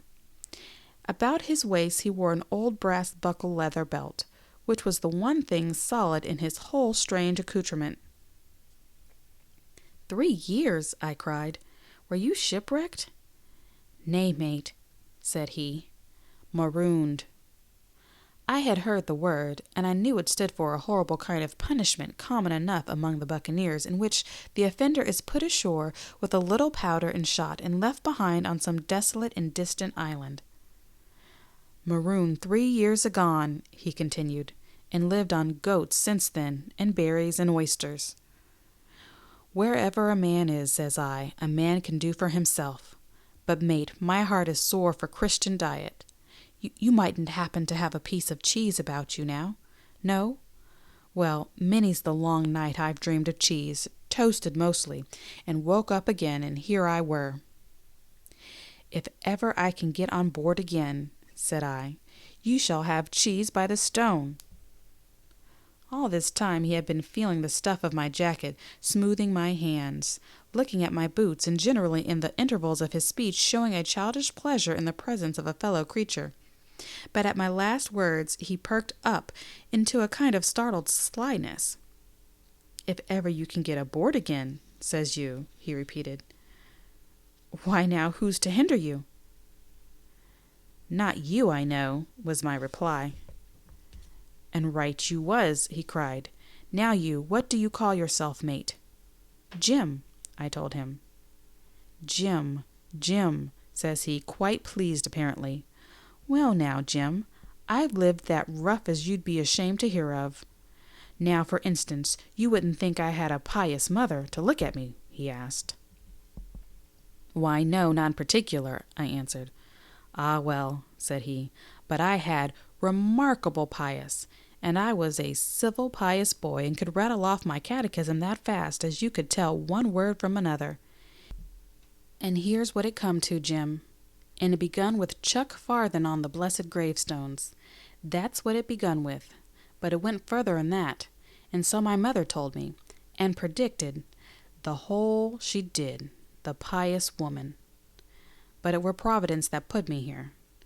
I've thought it all out in this here lonely island, and I'm back on piety. You don't catch me tasting rum so much, but just a thimbleful for luck, of course, the first chance I have. I'm bound I'll be good, and I see the way too. And Jim, looking all around him and lowering his voice to a whisper, I'm rich. I now felt sure that the poor fellow had gone crazy in his solitude, and I suppose I must have shown the feeling in my face, for he repeated the statement hotly. Rich, rich, I say. And I'll tell you what, I'll make a man of you, Jim. Ah, Jim, you'll bless your stars, you will. You was the first that found me. And at this there came suddenly a lowering shadow over his face, and he tightened his grasp upon my hand and raised a forefinger threateningly before my eyes. Now, Jim, you tell me true. That ain't Flint's ship? He asked. At this I said a happy inspiration. I began to believe that I had found an ally, and I answered him at once. It's not Flint's ship, and Flint is dead, but I'll tell you true as you ask me. There are some of Flint's hands aboard. Worse luck for the rest of us. Not a man with one leg, he gasped. Silver? I asked. Ah, Silver, says he. That were his name. He's the cook and the ringleader, too. He was still holding me by the wrist, and at that he gave it quite a ring. If you were sent by Long John, he said, I'm as good as pork, and I know it. But where was you, do you suppose? I had made my mind up in a moment, and by way of answer told him the whole story of our voyage and the predicament in which we found ourselves. He heard me with the keenest interest, and when I had done, he patted me on the head. You're a good lad, Jim, he said, and you're all in a clove hitch, ain't you? Well, you just put your trust in Ben Gunn. Ben Gunn's the man to do it. Would you think it likely now that your squire would prove a liberal-minded one in case of help? Him being in a clove hitch, as you remark. I told him the squire was the most liberal of men. Aye, but you see, returned Ben Gunn, I didn't mean giving me a gate to keep, and a suit of livery clothes and such. That's not my mark, Jim. What I mean is, would he be likely to come down to the tune of, say, 1,000 pounds out of the money that's as good as a man's own already? I am sure he would, said I. As it was, all hands were to share. And a passage home? He added, with a look of great shrewdness. Why, I cried, the squire's gentleman, and besides, if we got rid of the others, we should want you to help work the vessel home. Ah, said he, so you would, and he seemed very much relieved. Now, I'll tell you what, he went on. So much I'll tell you, and no more. I were in Flint's ship when he buried the treasure, he and 6 along, 6 strong seamen. They were ashore nigh on a week, and us standing off and on in the old Walrus. One fine day up went the signal, and here come Flint by himself in a little boat, and his head done up in a blue scarf. The sun was getting up, and mortal white he looked about the cutwater. But there he was, you mind, and the 6 all dead, dead and buried. How he done it, not a man aboard of us could make out. It was battle murder and sudden death, leastways, him against 6. Billy Bones was the mate. Long John was quartermaster, and they asked him where the treasure was. Ah, says he, you can go ashore if you like and stay, he says, but as for the ship, she'll beat up for more by thunder. That's what he said. Well, I was in another ship 3 years back, and we sighted this island. Boys, said I, here's Flint's treasure. Let's land and find it. The captain was displeased at that, but my messmates were all of a mind and landed. 12 days they looked for it, and every day they had the worst word for me until one fine morning all hands went aboard. As for you, Benjamin Gunn, says they, here's a musket, they says, and a spade and a pickaxe. You can stay here and find Flint's money for yourself, they says.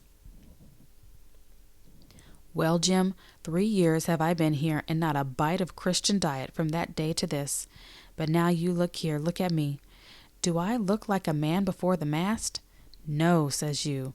Nor I weren't neither, I says. With that he winked and pinched me hard. Just you mention them words to your squire, Jim, he went on. Nor he weren't neither. That's the words. 3 years he were the man on the island, light and dark, fair and rain, and sometimes he would maybe think upon a prayer, says you, and sometimes he would maybe think of his old mother, so be as she's alive, you'll say. But the most part of Gunn's time, this is what you'll say, the most part of his time was took up with another matter, and then you'll give him a nip, like I do. And he pinched me again in the most confidential manner. Then, he continued, then you'll up, and you'll say this, Gunn is a good man, you'll say, and he puts a precious sight more confidence, a precious sight mind that in a gentleman born than in these gentlemen of fortune, having been one himself. Well, I said, I don't understand one word that you've been saying, but that's neither here nor there, for how am I to get on aboard? Ah, said he, that's the hitch for sure. Well, there's my boat that I made with my 2 hands. I keep her under the white rock. If the worst comes to worst, we might try that after dark. Hi, he broke out, what's that? For just then, although the sun had still an hour or 2 to run, all the echoes of the island awoke and bellowed to the thunder of a cannon. They have begun to fight, I cried. Follow me. And I began to run toward the anchorage, my terrors all forgotten, while close at my side the maroon man in his goatskins trotted easily and lightly. Left, left, says he. Keep to your left hand, mate Jim. Under the trees with you. There's where I killed my first goat. They don't come down here now. They're all mast-headed on them mountings for fear of Benjamin Gunn. Ah, and there's the cemetery. Cemetery he must have meant. You see the mounds? I come here and prayed now and then, when I thought maybe a Sunday would be about due. It weren't quite a chapel, but it seemed more solemn-like, and then, says you, Ben Gunn was short-handed, no chaplain, nor so much as a Bible and a flag, says you. So he kept talking as I ran, neither expecting nor receiving any answer. The cannon shot was followed, after a considerable interval, by a volley of small arms. Another pause, and then, not a quarter of a mile in front of me, I beheld the Union Jack in the air above a wood.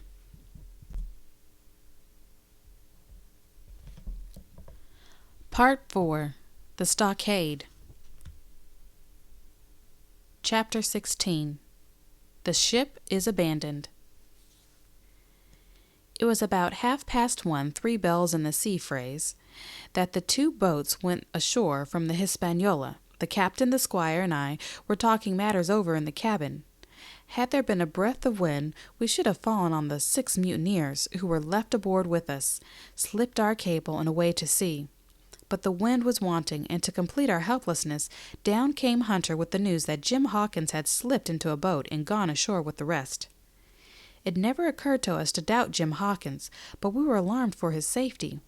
With the men in the temper they were in, it seemed an even chance if we should see the lad again. We ran on deck. The pitch was bubbling in the seams. The nasty stench of the place turned me sick. If ever man smelled fever and dysentery, it was in that abominable anchorage. The 6 scoundrels were sitting grumbling under a sail in the forecastle. Ashore we could see the gigs made fast, and a man sitting in each hard by where the river runs in. One of them was whistling Lilly Bolero. Waiting was a strain, and it was decided that Hunter and I should go ashore with the jolly boat, in quest of information. The gigs had leaned to their right, but Hunter and I pulled straight in the direction of the stockade upon the chart. The two who were left guarding their boats seemed in a bustle at our appearance. Lily Bolero stopped off, and I could see the pair discussing what they ought to do. Had they gone and told Silver, all might have turned out differently. But had their orders, I suppose, and decided to sit quietly where they were and hark back again to Lily Bolero. There was a slight bend in the coast, and I steered so as to put it between us. Even before we landed, we had thus lost sight of the gigs. I jumped out and came as near running as I durst, with a big silk handkerchief under my hat for coolness' sake, and a brace of pistols ready primed for safety. I had not gone 100 yards when I came on the stockade. This was how it was. A spring of clear water rose almost at the top of a knoll. Well, on the knoll, and enclosing the spring, they had clasped a stout log house, fit to hold 20 people on a pinch, and looped for musketry on every side. All round this they had cleared a wide space, and then the thing was completed by a paling 6 feet high, without door or opening, too strong to pull down without the time and labor, and too open to shelter the besiegers. The people in the log house had them in every way. They stood quiet in shelter and shot the others like partridges. All they wanted was a good watch and food, for short of a complete surprise, they might have held the place against a regiment. What particularly took my fancy was the spring, for though we had a good enough place of it in the cabin of the Hispaniola, with plenty of arms and ammunition, and things to eat and excellent wines, there had been one thing overlooked. We had no water. I was thinking this over, when there came ringing over the island the cry of a man at the point of death. I was not new to violent death. I have served His Royal Highness the Duke of Cumberland, and got a wound at Fontenoy, but I know my pulse went dot and carry one. Jim Hawkins is gone, was my first thought. It is something to have been an old soldier, but more still to have been a doctor. There is no time to dilly-dally in our work, and so now I made up my mind, and with no time lost returned to the shore, and jumped on board the jolly boat. By good fortune, Hunter pulled a good oar. We made the water fly, and the boat was soon alongside, and I aboard the schooner. I found them all shaken, as was natural. The Squire was sitting down as white as a sheet, thinking of the harm he had led us to. The good soul! And one of the 6 forecastle hands was little better.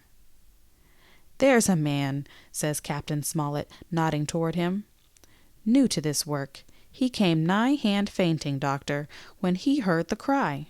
Another touch of rudder, and that man would join us."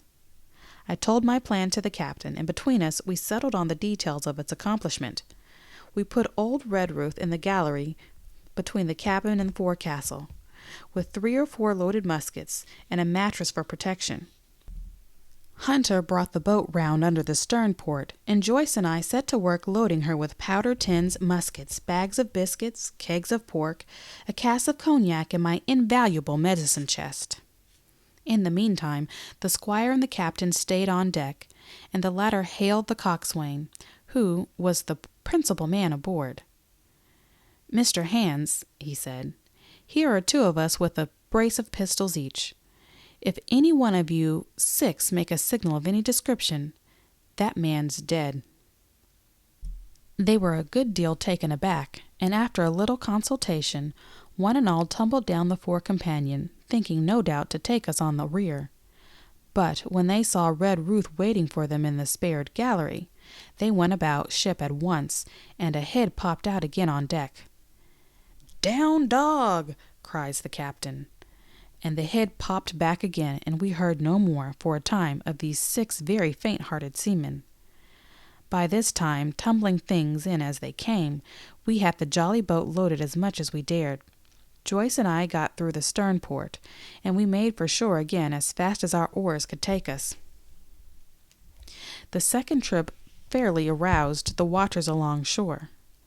Lily Bolero was dropped again, and just before we lost sight of them behind the little point, one of them whipped ashore and disappeared. I had half a mind to change my plan and destroy their boats, but I feared that Silver and the others might be close at hand, and all might be lost if we should try for too much. We had soon touched the land in the same place as before, and set to provision in the blockhouse. All three made the first journey, heavily laden, and tossed our stores over the palisade. Then, leaving Joyce to guard them, one man to be sure, but with half a dozen muskets, Hunter and I returned to the jolly boat and loaded ourselves once more. So we proceeded without pausing to take breath till the whole cargo was bestowed, and the two servants took up their position in the blockhouse, and I sculled back to the Hispaniola. That we should have risked a second boatload seems more daring than it really was. They had the advantage of numbers, of course, but we had the advantage of arms. Not one of the men ashore had a musket, and before they could get within range of pistol shooting, we flattered ourselves we should be able to give a good account of half a dozen at least. The squire was waiting for me at the stern window, all his faintness gone from him. He caught the painter and made it fast, and we fell to loading the boat for our very lives. Pork, powder, and biscuits was the cargo, with only a musket and a cutlass apiece for Squire, and me and Red Ruth and the captain. The rest of the arms and powder we dropped overboard into the fathoms, and half of water, so that we could see the bright steel shining far below in the sun on the clean sandy bottom. By this time the tide was beginning to ebb, and the ship was swinging round to her anchor. Voices were heard faintly hallooing in the direction of the two gigs. And though this reassured us for Joyce and Hunter, who were well to eastward, it warned our party to be off. Red Ruth retreated from his place in the gallery and dropped into the boat, which we then brought round to the ship's counter, to be handier for Captain Smollett. "Now, men," said he, "do you hear me?" There was no answer from the forecastle. "It's to you, Abraham Gray, it's to you I am speaking." Still no reply. "Gray," resumed Mr. Smollett a little louder, "I am leaving this ship, and I order you to follow your captain. I know you are a good man at the bottom, and I dare say not one of the lot of you as bad as he makes out. I have my watch here in my hand. I give you 30 seconds to join me in." There was a pause. "Come, my fine fellow," continued the captain, "don't hang so long in stays. I'm risking my life and the lives of these good gentlemen every second." There was a sudden scuffle, a sound of blows, and out burst Abraham Gray, with a knife cut on the side of the cheek, and came running to the captain like a dog to the whistle. "I'm with you, sir," said he. And the next moment he and the captain had dropped aboard on us, and we had shoved off and given way. We were clear out of the ship, but not yet ashore in our stockade.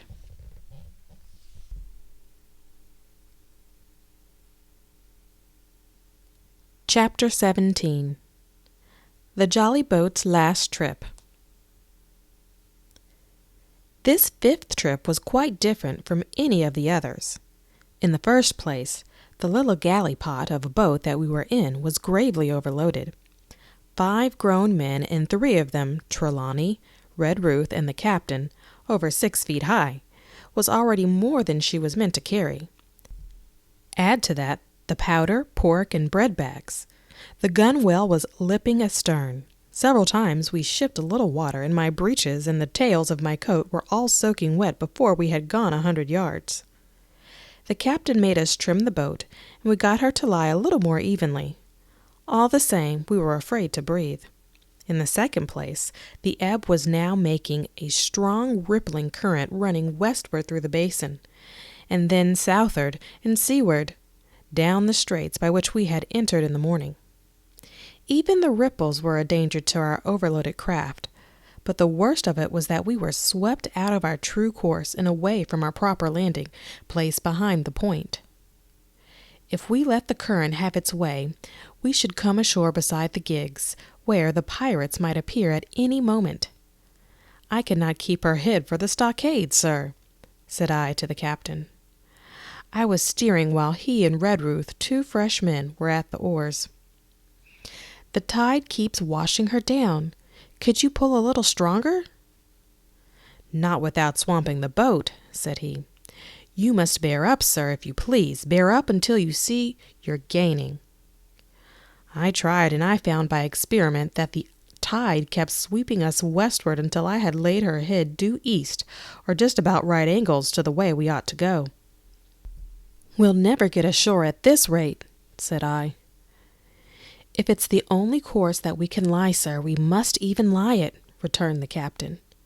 "We must keep upstream, you see, sir," he went on.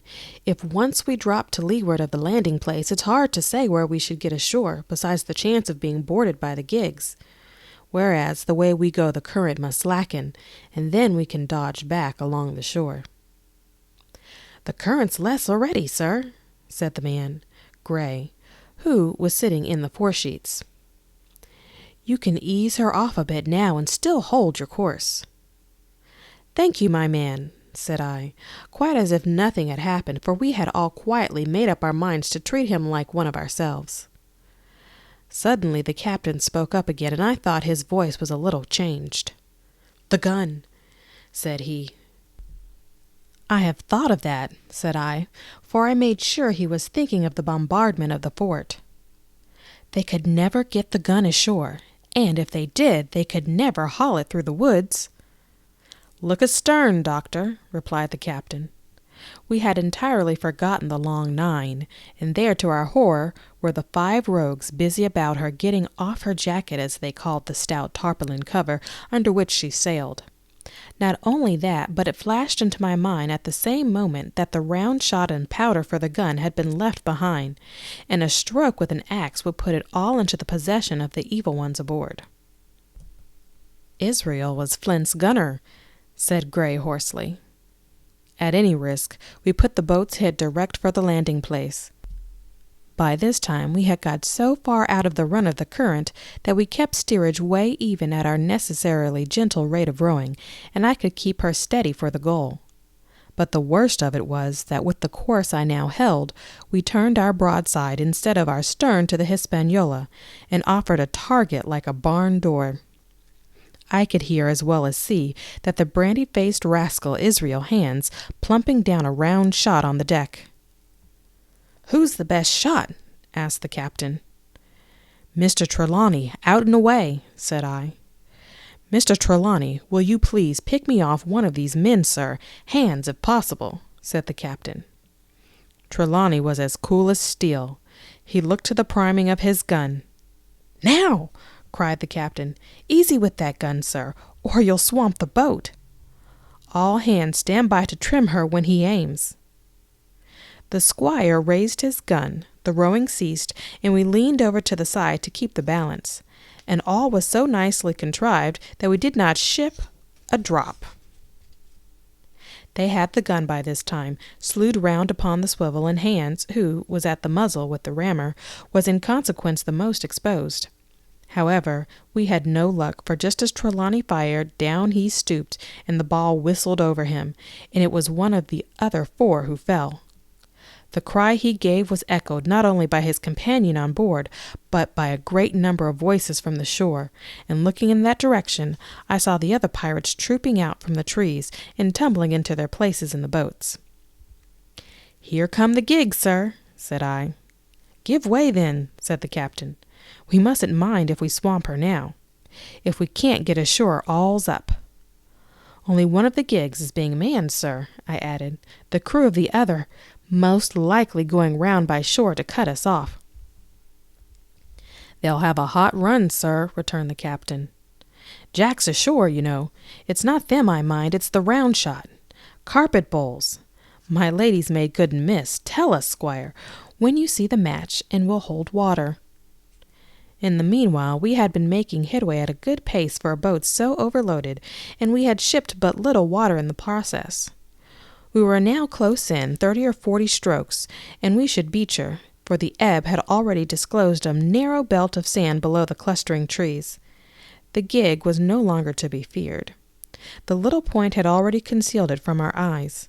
The ebb tide, which had so cruelly delayed us, was now making reparation and delaying our assailants. The one source of danger was the gun. "If I durst," said the captain, "I'd stop and pick off another man." But it was plain that they meant nothing should delay their shot. They had never so much as looked at their fallen comrade, though he was not dead, and I could see him trying to crawl away. "Ready!" cried the squire. "Hold!" cried the captain, quick as an echo. and he and Redruth backed with a great heave that sent her stern boldly under water. The report fell in at the same instant of time. This was the first that Jim heard the sound of the squire's shot not having reached him. Where the ball passed not one of us precisely knew, but I fancy it must have been over our heads, and that the wind of it may have contributed to our disaster. At any rate, the boat sank by the stern, quite gently, in 3 feet of water, leaving the captain and myself facing each other on our feet. The other 3 took completely headers and came up again drenched and bubbling. So far there was no great harm.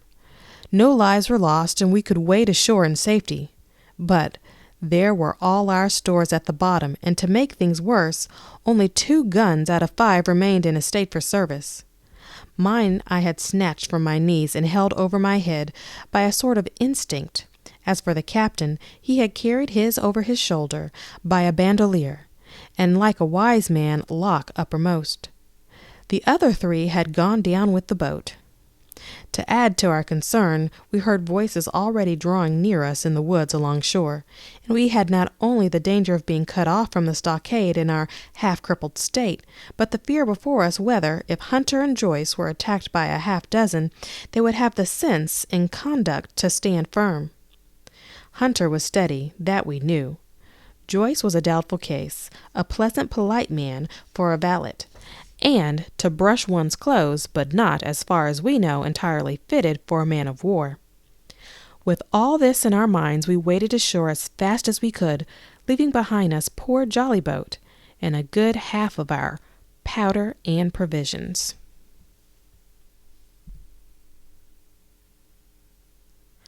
Chapter 18. The First Day's Fighting. We made our best speed across the strip of wood that now divided us from the stockade, and at every step we took, the voices of the buccaneers rang nearer.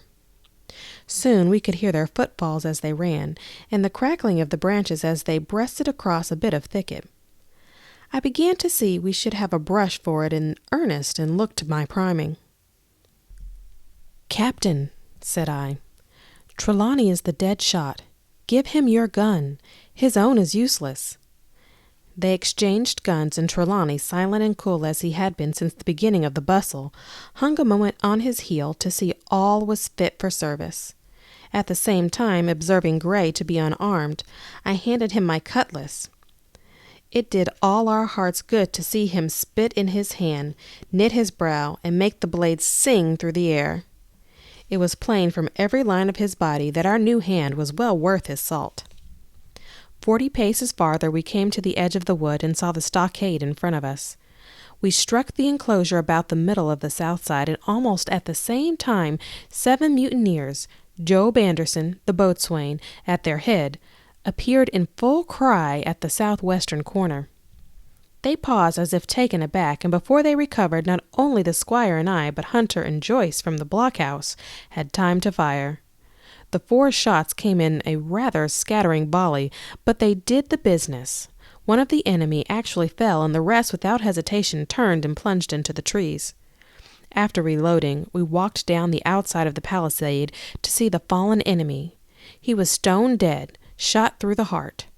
We began to rejoice over our good success, when just at that moment a pistol cracked in the brush.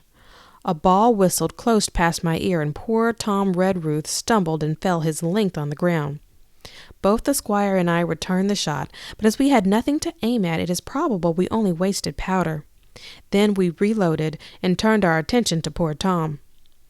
The captain and Gray were already examining him, and I saw with half an eye that all was over. I believe the readiness of our return volley had scattered the mutineers once more, for we suffered without further molestation to get the poor old gamekeeper hoisted over the stockade and carried groaning and bleeding into the log-house. Poor old fellow! He had not uttered one word of surprise, complaint, fear, or even acquiescence from the very beginning of our troubles till now, when we had laid him down in the log-house to die. He had lain like a Trojan behind his mattress in the gallery.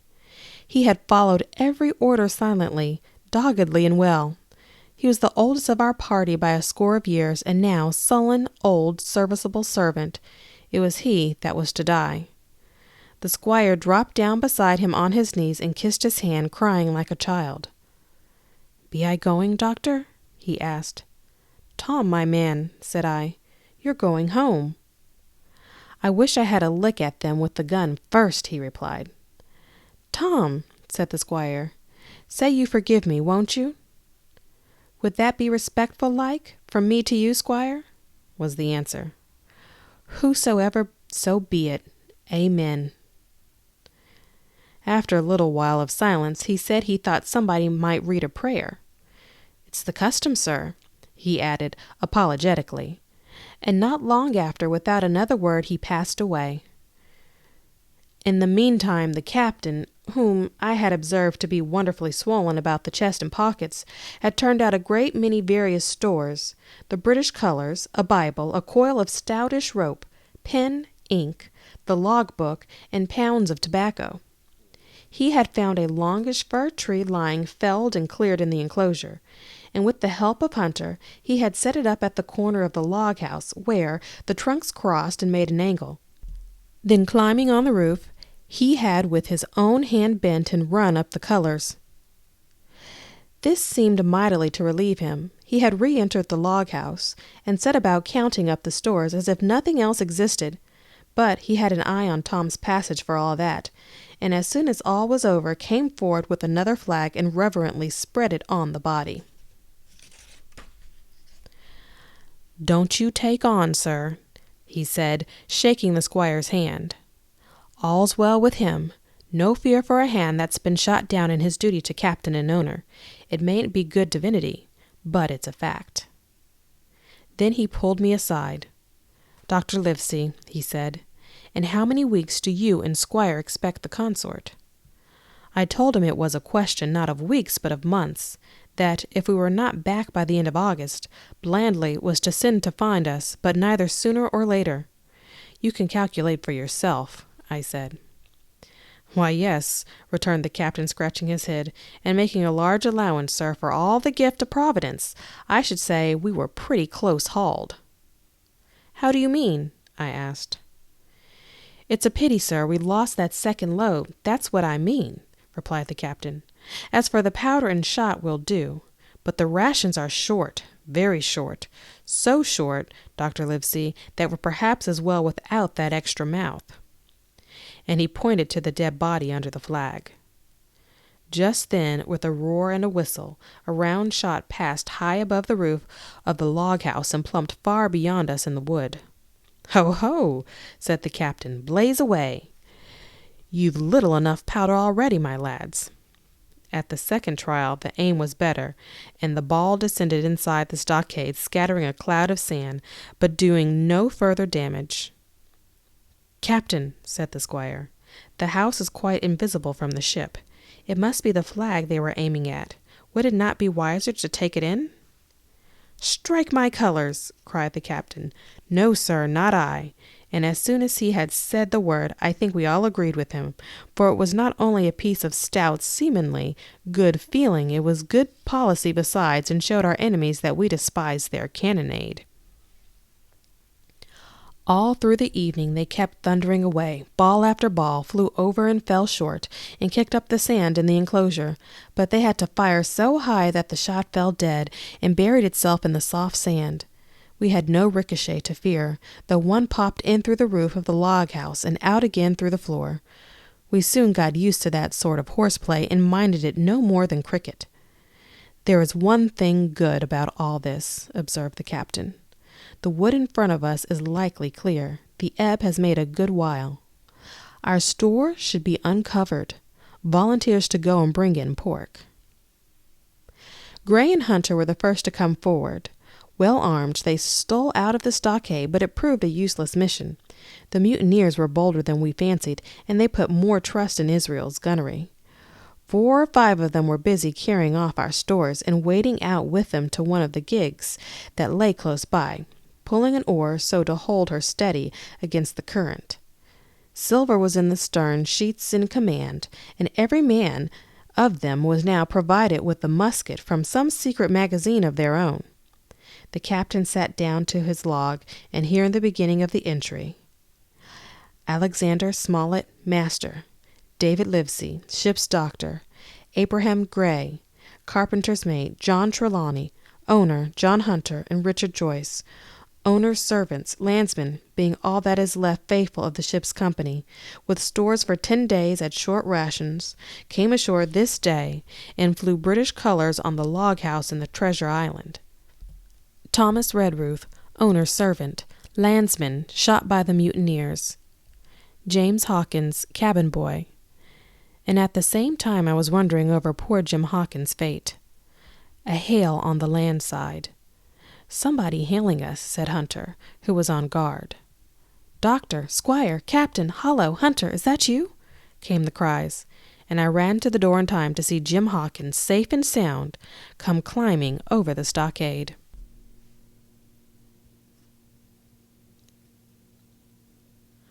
Chapter 19. The Stockade Garrison.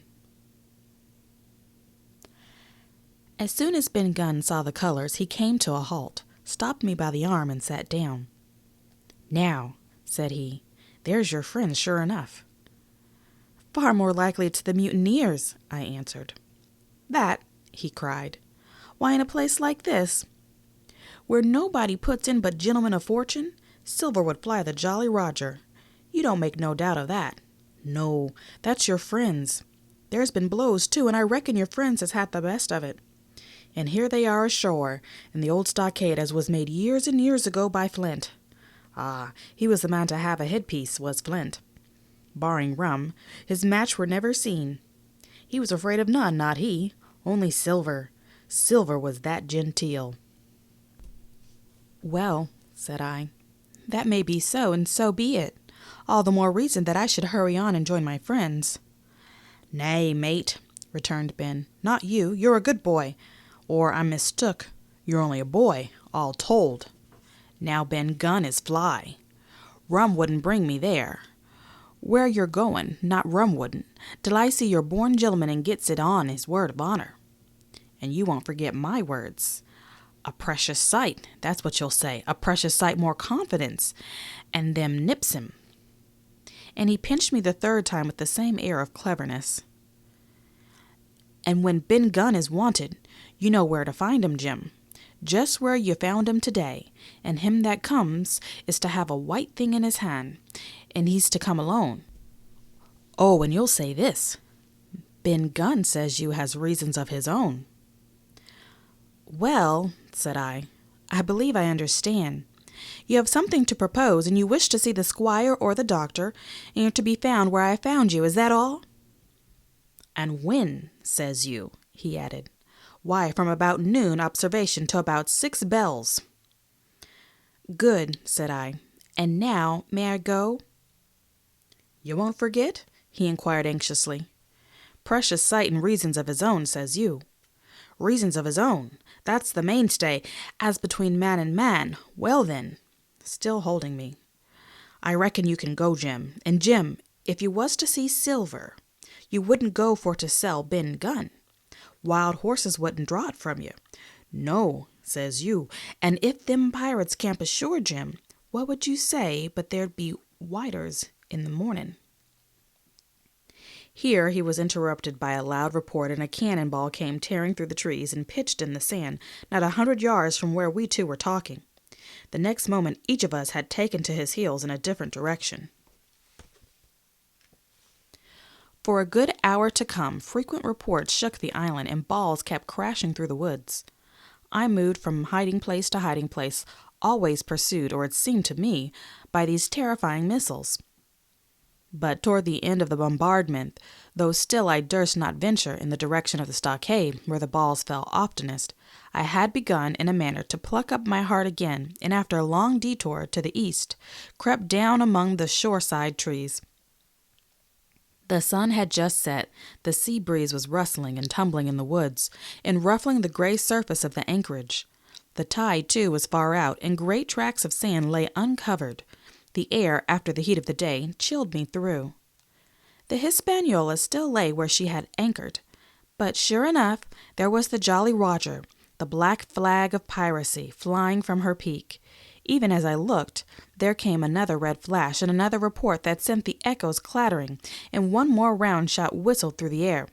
It was the last of the cannonade. I lay for some time watching the bustle which succeeded the attack. Men were demolishing something with axes on the beach near the stockade. The poor jolly boat, I afterward discovered. Away near the mouth of the river, a great fire was glowing among the trees, and between that point and the ship, one of the gigs kept coming and going. The men, whom I had seen so gloomy, shouting at the oars like children, but there was a sound in their voices which suggested rum. At length I thought I might return toward the stockade. I was pretty far down on the low, sandy spit that encloses the anchorage to the east, and is joined at half water to Skeleton Island. And now, as I rose to my feet, I saw some distance farther down the spit, and rising from among low bushes, an isolated rock, pretty high and peculiarly white in color.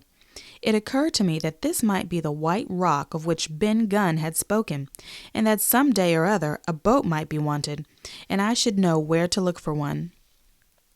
Then I skirted among the woods until I had regained the rear and shoreward side of the stockade, and was soon warmly welcomed by the faithful party. I had soon told my story and began to look about me. The log house was made of unsquared trunks of pine, roof, walls, and floor. The latter stood in several places as much as a foot or a foot and a half above the surfaces of the sand. There was a porch at the door, and under this porch the little spring welled up into an artificial basin of a rather odd kind, no other than a great ship's kettle of iron, with the bottom knocked out and sunk to her bearings, as the captain said, among the sand. Little had been left beside the framework of the house, but in one corner there was a stone slab laid down by way of hearth, and an old rusty iron basket to contain the fire. The slopes of the knoll and all the inside of the stockade had been cleared of timber to build the house, and we could see by the stumps what a fine and lofty grove had been destroyed. Most of the soil had been washed away or buried in drift after the removal of the trees. Only where the streamlet ran down from the kettle, a thick bed of moss and some ferns and little creeping bushes were still green among the sand. Very close around the stockade, too close for defense, they said the wood still flourished high and dense, all of fir on the land side, but toward the sea with a large admixture of live oaks. The cold evening breeze of which I have spoken whistled through every chink of the rude building, and sprinkled the floor with a continual rain of fine sand. There was sand in our eyes, sand in our teeth, sand in our suppers, sand dancing in the spring at the bottom of the kettle, for all the world like porridge beginning to boil. Our chimney was a spare hole in the roof, but it was a little part of the smoke that found its way out, and the rest eddied about the house and kept us coughing and piping the eye. And to this that Gray, the new man, had his face tied up in a bandage for a cut he had got in breaking away from the mutineers, and that poor old Tom Redruth, still unburied, lay along the wall, stiff and dark, under the Union Jack. If we had been allowed to sit idle, we should all have fallen into the blues, but Captain Smollett was never the man for that. All hands were called up before him, and he divided us into watches, the doctor and Gray, and I, for one, the Squire, Hunter, and Joyce upon the other. Tired as we all were, 2 were sent out for firewood. 2 more were set to dig a grave for Redruth. The doctor was named Cook. I was put sentry at the door, and the captain himself went from one to another, keeping up our spirits and lending a hand wherever wanted. From time to time the doctor came to the door for a little air and to rest his eyes, which were almost smoked out of his head, and whenever he did so, he had a word for me. "That man Smollett," he said once, "is a better man than I am. And when I say that, it means a deal, Jim." Another time he came and was silent for a while. Then he put his head on one side and looked at me. "Is this Ben Gunn a man?" he asked. "I do not know, sir," said I. "I'm not very sure whether he's a sane one." "If there's any doubt about the matter, he is," returned the doctor. "A man who has been 3 years biting his nails on a desert island, Jim, can't expect to appear as sane as you or me. It doesn't lie in human nature. Was it cheese you said he had a fancy for? Yes, sir, cheese, I answered. Well, Jim, says he, just see the good that comes of becoming dainty in your food. You've seen my snuff box, haven't you? And you never saw me take the snuff. The reason being that in my snuff box I carry a piece of Parmesan cheese, a cheese made in Italy, very nutritious. Well, that's for Ben Gunn. Before supper was eaten, we buried old Tom in the sand and stood round him for a while bareheaded in the breeze. A good deal of firewood had got in, but not enough for the captain's fancy, and he shook his head over it and told us we must get back to this tomorrow rather livelier.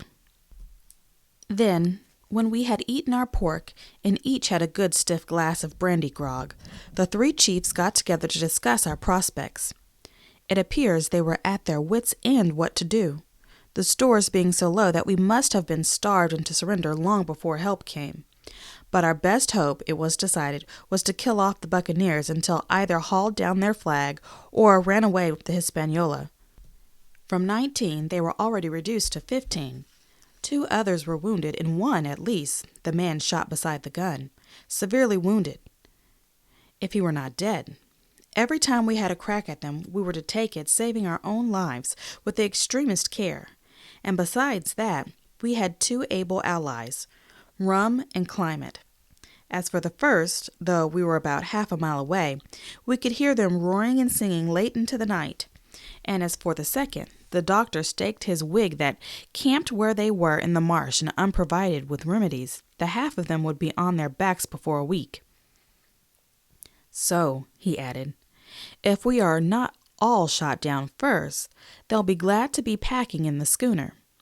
It's always a ship, and they can get to buccaneering again, I suppose. First ship that I ever lost, said Captain Smollett. I was dead tired, as you may fancy, and when I got to sleep, which was not till after a great deal of tossing, I slept like a log of wood. The rest had long been up, and had already breakfasted, and increased the pile of firewood by half as much again, when I was awakened by the sound of voices. Flag of truce, I heard someone say, and then immediately after, with a cry of surprise, Silver himself! And at that, up I jumped, rubbing my eyes, ran to a loophole in the wall.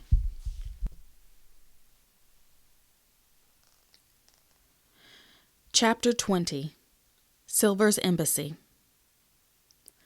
Sure enough, there were 2 men just outside the stockade, one of them waving a white cloth, the other no less a person than Silver himself standing placidly by. It was still quite early in the coldest morning that I think I ever was abroad in, a chill that pierced into the marrow. The sky was bright, and the cloudless overhead and the tops of the trees shone rosily in the sun, but where Silver stood with his lieutenant, all was still in shadow, and they waded knee-deep in a low white vapor that had crawled during the night out of the morass. The chill and the vapor taken together told a poor tale of the island. It was plainly a damp, feverish, unhealthy spot. Keep indoors, men, said the captain. 10 to 1 this is a trick. Then he hailed the buccaneer. Who goes? Stand, or we fire. Flag of truce, cried Silver. The captain was in the porch, keeping himself carefully out of the way of the treacherous shot should any be intended. He turned and spoke to us. Doctor's watch on the lookout. Dr Livesey, take the north side if you please. Jim, the east. Gray, west. The watch below, all hands to load muskets. Lively men and careful. And then he turned again to the mutineers. And what do you want with your flag of truce? He cried. This time it was the other man who replied. Captain Silversore, to come on board and make terms, he shouted. Captain Silver? Don't know him. Who's he? Cried the captain, and we could hear him adding to himself. Captain, is it? My heart, and here's promotion. Long John answered for himself. Me, sir, these poor lads have chosen me captain after your desertion, sir, laying a particular emphasis upon the word desertion. We're willing to submit if we can come to terms, and no bones about it. All I ask is your word, Captain Smollett, to let me safe and sound out of this here stockade, and 1 minute to get out of shot before a gun is fired." "My man," said Captain Smollett, "I have not the slightest desire to talk to you. If you wish to talk to me, you can come, that's all. If there's any treachery, it'll be on your side, and the Lord help you." "That's enough, Cap'n," shouted Long John cheerily. "A word from you's enough. I know a gentleman, and you may lay to that." We could see the man who carried the flag of truce attempting to hold Silver back, nor was that wonderful, seeing how cavalier had been the captain's answer. But Silver laughed at him aloud, and slapped him on the back as if the idea of alarm had been absurd. Then he advanced to the stockade, threw over his crutch, got a leg up, and with great vigor and skill succeeded in surmounting the fence and dropping safely to the other side. I will confess that I was far too much taken up with what was going on to be of the slightest use as a sentry. Indeed, I had already deserted my eastern loophole, and crept up behind the captain, who had now seated himself on the threshold, with his elbows on his knees, his head in his hands, and his eyes fixed on the water, as it bubbled out of the old iron kettle in the sand. He was whistling, "Come lassies and lads." Silver had terrible hard work getting up the knoll, what with the steepness of the incline, the thick tree stumps, and the soft sand. He and his crutch were as helpless as a ship in stays. But he stuck to it like a man in silence, and at last arrived before the captain, whom he saluted in the handsomest style. He was tricked out in his best. An immense blue coat, thick with brass buttons, hung as low to his knees, and a fine lace hat was set on the back of his head. "Here you are, my man," said the captain, raising his head. "You had better sit down." "You ain't a-going to let me inside, Cap'n," complained Long John. "It's a main cold morning, to be sure, to sit outside upon the sand." "Why, Silver," said the captain, "if you had pleased to be an honest man, you might have been sitting in your galley. It's your doing. You're either my ship's cook, and then you were treated handsome, or Captain Silver, a common mutineer and pirate, and then you can go hang." "Well, well, Cap'n," returned the sea cook, sitting down as he was bidden on the sand. "You'll have to give me a hand up again, that's all. A sweet pretty place you have it here. Ah, there's Jim. The top of the morning to you, Jim. Doctor, here's my service. Why, there you all are together like a happy family, in a manner of speaking." "If you have anything to say, my man, better say it," said the captain. "Right you were, Captain Smollett," replied Silver. "Duty is duty, to be sure. Well, now, you look here. That was a good lay of yours last night. I don't deny it was a good lay. Some of you pretty hand with a handspike end. And I'll not deny neither, but what some of my people was shook. Maybe all was shook. Maybe I was shook myself. Maybe that's why I'm here for terms. But you mark me, Cap'n, I won't do it twice." "By thunder, we'll have to do sentry go, and ease off a point or so on the rum. Maybe you think we were all a sheet in the wind's eye, but I'll tell you, I was sober. I was only dog-tired, and if I'd awoke a second sooner, I'd caught you at the act, I would. He wasn't dead when I got round to him, not he." "Well," says Captain Smollett, as cool as can be. All that Silver said was a riddle to him, but you would never have guessed it from his tone. As for me, I began to have an inkling. Ben Gunn's last words came back to my mind. I began to suppose that he had paid the buccaneers a visit while they were all laid drunk together round their fire, and I reckoned up with glee that he had only 14 enemies to deal with. "Well, here it is," said Silver. "We want that treasure, and we'll have it. That's our point. You would just as soon save your lives, I reckon, and that's yours. You have a chart, haven't you?" "That as may be," replied the captain. "Oh, well, you have, I know that," returned Long John. "You needn't be so husky with the man. There ain't a particle of service in that, and you may lay to it. What I mean is, we want your chart.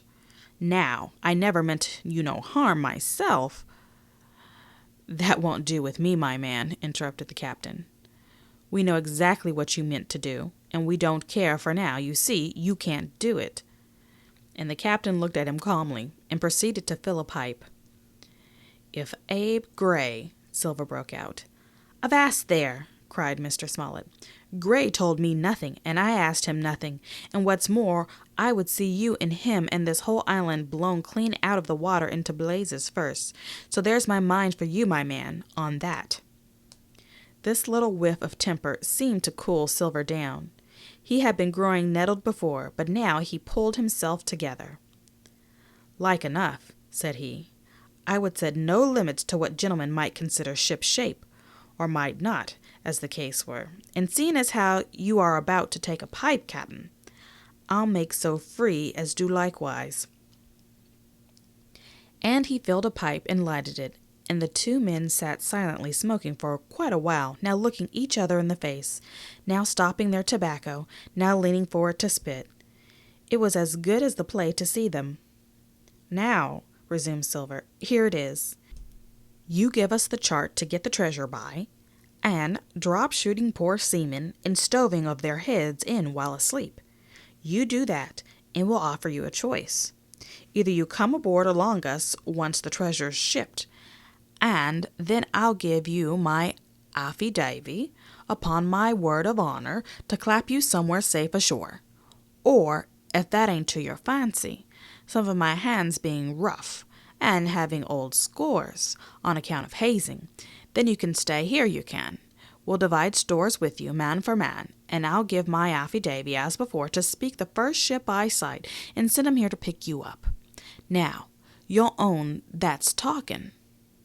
Handsomer you couldn't look to get not you, and I hope, raising his voice, that all hands in this here blockhouse will overhaul my words, for what is spoke to one is spoke to all. Captain Smollett rose from his seat and knocked the ashes of his pipe in the palm of his left hand. Is that all? He asked. Every last word, by thunder, answered John. Refuse that, and you've seen the last of me but musket balls. Very good, said the captain. Now you'll hear me. If you'll come up one by one unarmed, I'll engage to clap you all in irons and take you home to a fair trial in England. If you won't, my name is Alexander Smollett. I've flown my sovereign's colors, and I'll see you all to Davy Jones. You can't find the treasure. You can't sail the ship. There's not a man among you fit to sail the ship. You can't fight us. Gray there got away from 5 of you. Your ship's in irons. Master Silver, you're on a lee shore, and so you'll find. I stand here and tell you so, and they're the last good words you'll get from me, for in the name of heaven, I'll put a bullet in your back when next I meet you. Tramp, my lad, bundle out of this, please, hand over hand, and double quick. Silver's face was a picture. His eyes started in his head with wrath. He shook the fire out of his pipe. Give me a hand up, he cried. Not I, returned the captain. Who'll give me a hand up? He roared. Not a man among us moved. Growling the foulest imprecations, he crawled along the sand till he got hold of the porch and could hoist himself again upon his crutch. Then he spat into the spring. There, he cried. That's what I think of ye. Before an hour's out, I'll stove in your old blockhouse like a rum puncheon. Laugh, by thunder, laugh. Before an hour's out, you'll laugh upon the other side. Them that die'll be the lucky ones.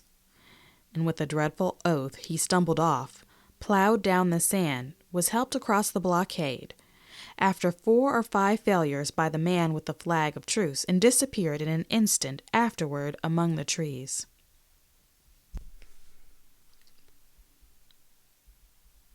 Chapter 21. The Attack. As soon as Silver disappeared, the captain, who had been closely watching him, turned toward the interior of the house and found not a man of us at his post but Gray. It was the first time we had ever seen him angry. Quarters! He roared. And then as we all slunk back to our places, "Gray," he said, "I'll put your name in the log. You've stood by your duty like a seaman. Mr. Trelawney, I'm surprised at you, sir. Doctor, I thought you had worn the king's coat.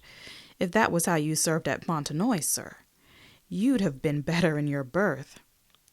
The doctor's watch were all back at their loopholes.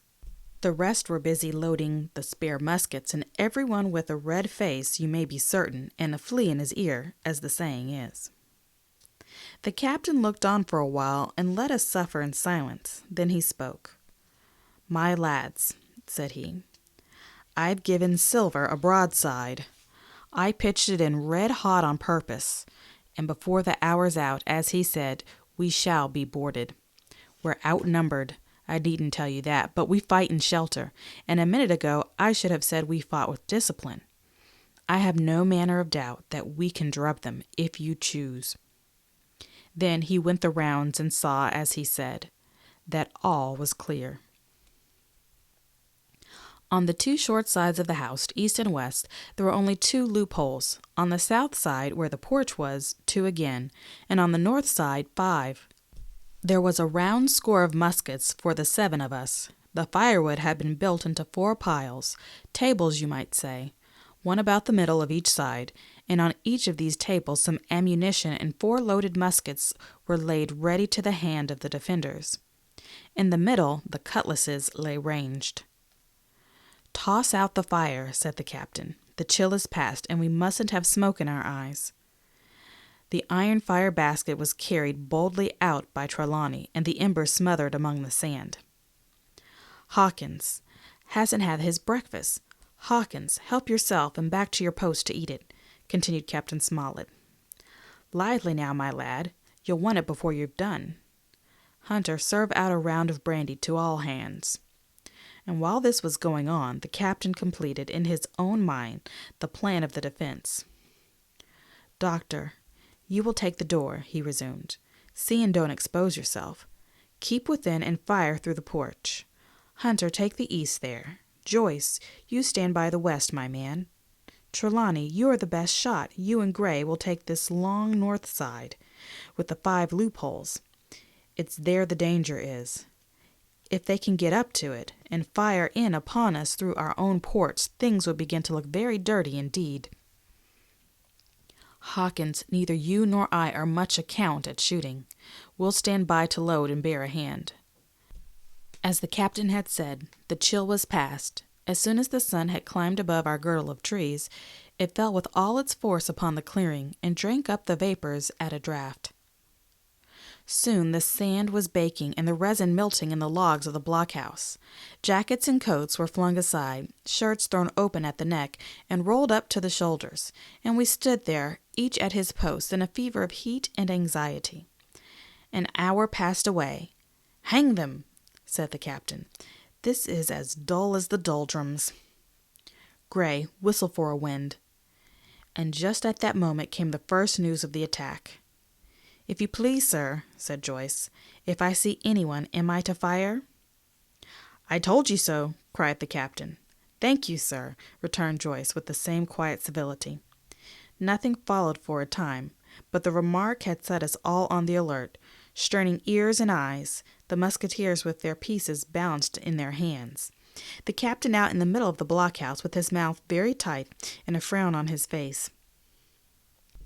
So some seconds passed, till suddenly Joyce whipped up his musket and fired. The report had scarcely died away ere it was repeated and repeated from without in a scattering volley, shot behind shot, like a string of geese from every side of the enclosure. Several bullets struck the log house, but not one entered, and as the smoke cleared away and vanished, the stockade and woods around it looked as quiet and empty as they had before. Not a bough waved, not the gleam of a musket barrel betrayed the presence of our foes. "Did you hit your man?" asked the captain. "No, sir," replied Joyce. "I believe not, sir." "Next best thing to tell the truth," muttered the Captain Smollett. "Load his gun, Hawkins. How many should you say there were on your side, Doctor?" "I know precisely," said Dr. Livesey. 3 shots were fired on this side. I saw the 3 flashes. two close together, one farther to the west. 3, repeated the captain. And how many on yours, Mr. Trelawney? But this was not so easily answered. There had come many from the north, 7 by the squire's computation, 8 or 9 according to Gray. From the east and west only a single shot had been fired. It was plain, therefore, that the attack would be developed from the north, and that on the other 3 sides we were only to be annoyed by a show of hostilities. But Captain Smollett made no change in his arrangements. If the mutineers succeeded in crossing the stockade, he argued, they would take possession of any unprotected loophole, and shoot us down like rats in our own stronghold. Nor had we much time left to us for thought. Suddenly, with a loud huzzah, a little cloud of pirates leaped from the woods on the north side and ran straight on the stockade. At the same moment, the fire was once more opened from the woods, and a rifle ball sang through the doorway and knocked the doctor's musket into bits. The boarders swarmed over the fence like monkeys. Squire and Gray fired again and yet again. 3 men fell, 1 forward into the enclosure, 2 back on the outside. But of these, 1 was evidently more frightened than hurt, for he was on his feet again in a crack and instantly disappeared among the trees. 2 had bit the dust, 1 had fled, 4 had made good their footing inside our defenses, while from the shelter of the woods 7 or 8 men, each evidently supplied with several muskets, kept up a hot though useless fire on the log house. The 4 who had boarded made straight before them for the building, shouting as they ran, and the men among the trees shouted back to encourage them. Several shots were fired, but, such as the hurry of the marksmen, that not one appeared to have taken effect. In a moment the 4 pirates had swarmed up the mound and were upon us. The head of Job Anderson, the boatswain, appeared at the middle loophole. "At 'em, all hands!" he roared, in a voice of thunder. At the same moment another pirate grasped Hunter's musket by the muzzle, wrenched it from his hands, plucked it through the loophole, with one stunning blow, laid the poor fellow senseless on the floor. Meanwhile, a third, running unharmed all round the house, appeared suddenly in the doorway, and fell with his cutlass on the doctor. Our position was utterly reversed. A moment since we were firing, under cover, at an exposed enemy. Now it was we who lay uncovered, and could not return a blow. The log house was full of smoke, to which we owed our comparative safety. Cries and confusion, the flashes and reports of pistol shots, and one loud groan rang in my ears. "Out, lads, out, and fight 'em in the open, cutlasses!" cried the captain. I snatched a cutlass from the pile, and someone at the same time snatching another gave me a cut across the knuckles, which I hardly felt. I dashed out of the door into the clear sunlight. Someone was following close behind, I knew not whom. Right in front, the doctor was pursuing his assailant down the hill, and just as my eyes fell upon him, beat down his guard and sent him sprawling on his back with a great slash across the face. "Round the house, lads! Round the house! Round the house!" cried the captain, and even in the hurly-burly I perceived a change in his voice. Mechanically I obeyed, turned eastward, and with my cutlass raised, ran round the corner of the house. Next moment I was face to face with Anderson. He roared aloud, and his hanger went up above his head, flashing in the sunlight. I had not time to be afraid, but as the blow still hung impending, leaped in a trice upon one side, and missing my foot in the soft sand, rolled headlong down the slope. When I had first sallied from the door, the other mutineers had been already swarming up the palisade to make an end of us. One man in a red nightcap, with his cutlass in his mouth, had even got upon the top and thrown a leg across. Well, so short had been the interval that when I found my feet again, all were in the same posture. The fellow with the red nightcap still halfway over, another still just showing his head above the top of the stockade, others coming up from behind, and yet in this breath of time the fight was over, and the victory was ours. Gray, following close behind me, had cut down the big boatswain ere he had time to recover from his lost blow. Another had been shot at a loophole in the very act of firing into the house, and now lay in agony, the pistol still smoking in his hand. A third, as I had seen, the doctor had disposed of at a blow. Of the 4 who had scaled the palisade, only one remained unaccounted for, and he, having left his cutlass on the field, was now clambering out again with the fear of death upon him. "Fire! Fire from the house!" cried the doctor. "And you lads, back into cover!" But his words were unheeded. No shot was fired, and the last boarder made good his escape and disappeared with the rest into the wood. In 3 seconds nothing remained of the attacking party but the 5 who had fallen, 4 on the inside and 1 on the outside of the palisade. The doctor and Gray and I ran full speed for shelter. The survivors would soon be back where they had left their muskets, and we well knew that at any moment the fire might recommence. The house was by this time somewhat cleared of smoke, and we saw at a glance the price we had paid for victory. Hunter lay beside his loophole stunned, Joyce by his shot through the head, never to move again, while right in the center the squire was supporting the captain, one as pale as the other. "The captain's wounded," said Mr. Trelawney. "Have they run?" asked Mr. Smollett. "All that could, you may be bound," returned the doctor. "But there's 5 of them will never run again." "5!" cried the captain. "Come, that's better. 5 against 3 leave us 4 to 9. "That's better odds than we had at starting. We were 7 to 19 then, or thought we were, and that's as bad to bear." The mutineers were soon only 8 in number, for the man shot by Mr. Trelawney on board the schooner died that same evening of his wound. But this was of course not known till after by the faithful party.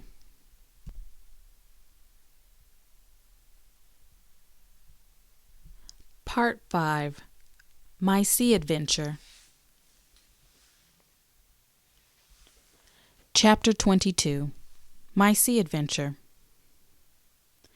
There was no return of the mutineers, not so much as another shot out of the woods. They had got their rations for that day, as the captain put it, and we had the place to ourselves and a quiet time to overhaul the wounded and get dinner. Squire and I cooked outside in spite of the danger. Out of the 8 men who had fallen in the action, only 3 still breathed. That one of the pirates who had been shot at the loophole, Hunter and Captain Smollett. And of these, the first 2 were as good as dead. The mutineer, indeed, died under the doctor's knife, and Hunter, do what we could, never recovered consciousness in this world. He lingered all day, breathing loudly like the old buccaneer at home in his apoplectic fit. But the bones of his chest had been crushed by the blow, and his skull fractured in falling, and some time in the following night, without sign or sound, he went to his Maker. As for the captain, his wounds were grievous indeed, but not dangerous. No organ was fatally injured. Anderson's ball, for it was Job that shot him first, had broken his shoulder blade and touched the lung. Not badly. The second had only torn and displaced some muscles in the calf. He was sure to recover, the doctor said, but in the meantime and for weeks to come, he must not walk nor move his arm, nor so much as speak when he could help it. My own accidental cut across the knuckles was a flea bite. Dr. Livesey patched it up with plaster. After dinner, the squire and the doctor sat by the captain's side a while in consultation, and when they had talked to their heart's content, it being then a little past noon, the doctor took up his hat and pistols, girt on a cutlass, put the chart in his pocket, and with a musket on his shoulder crossed the palisade on the north side and set off briskly through the trees. Gray and I were sitting together at the far end of the blockhouse to be out of earshot of our officers consulting, and Gray took his pipe out of his mouth and fairly forgot to put it back again. So thunderstruck he was at this occurrence. "Why in the name of Davy Jones," said he, "is Dr. Livesey mad?" "Why, no," says I. "He's about the last of this crew for that, I take it." "Well, shipmate," said Gray, "mad he may not be, but if he's not, you mark my words, I am." "I take it," replied I. "The doctor has his idea, and, if I am right, He's going now to see Ben Gunn. I was right, as appeared later, but in the meantime, the house being stifling hot and the little patch of sand inside the palisade ablaze with midday sun, I began to get another thought into my head, which was not by any means so right. What I began to do was to envy the doctor walking in the cool shadow of the woods, with the birds about him and the pleasant smells of the pines, while I sat grilling with my clothes stuck to the hot resin, and so much blood about me, and so many poor dead bodies lying all around, that I took a disgust of the place that was almost as strong as fear.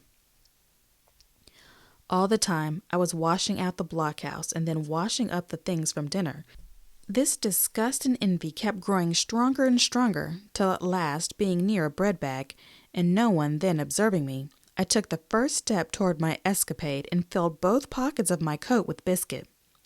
I was a fool, if you like, and certainly I was going to do a foolish, overbold act, but I was determined to do it with all the precautions in my power.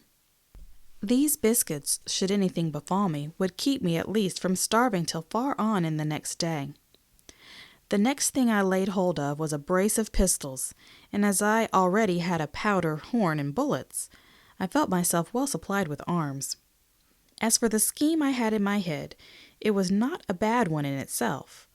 I was to go down the sandy spit that divides the anchorage on the east side from the open sea, find the white rock I had observed last evening, and ascertain whether it was there or not that Ben Gunn had hidden his boat.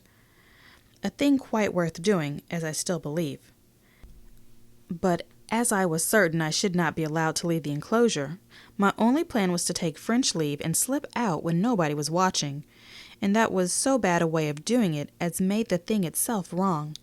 But I was only a boy, and I had made my mind up.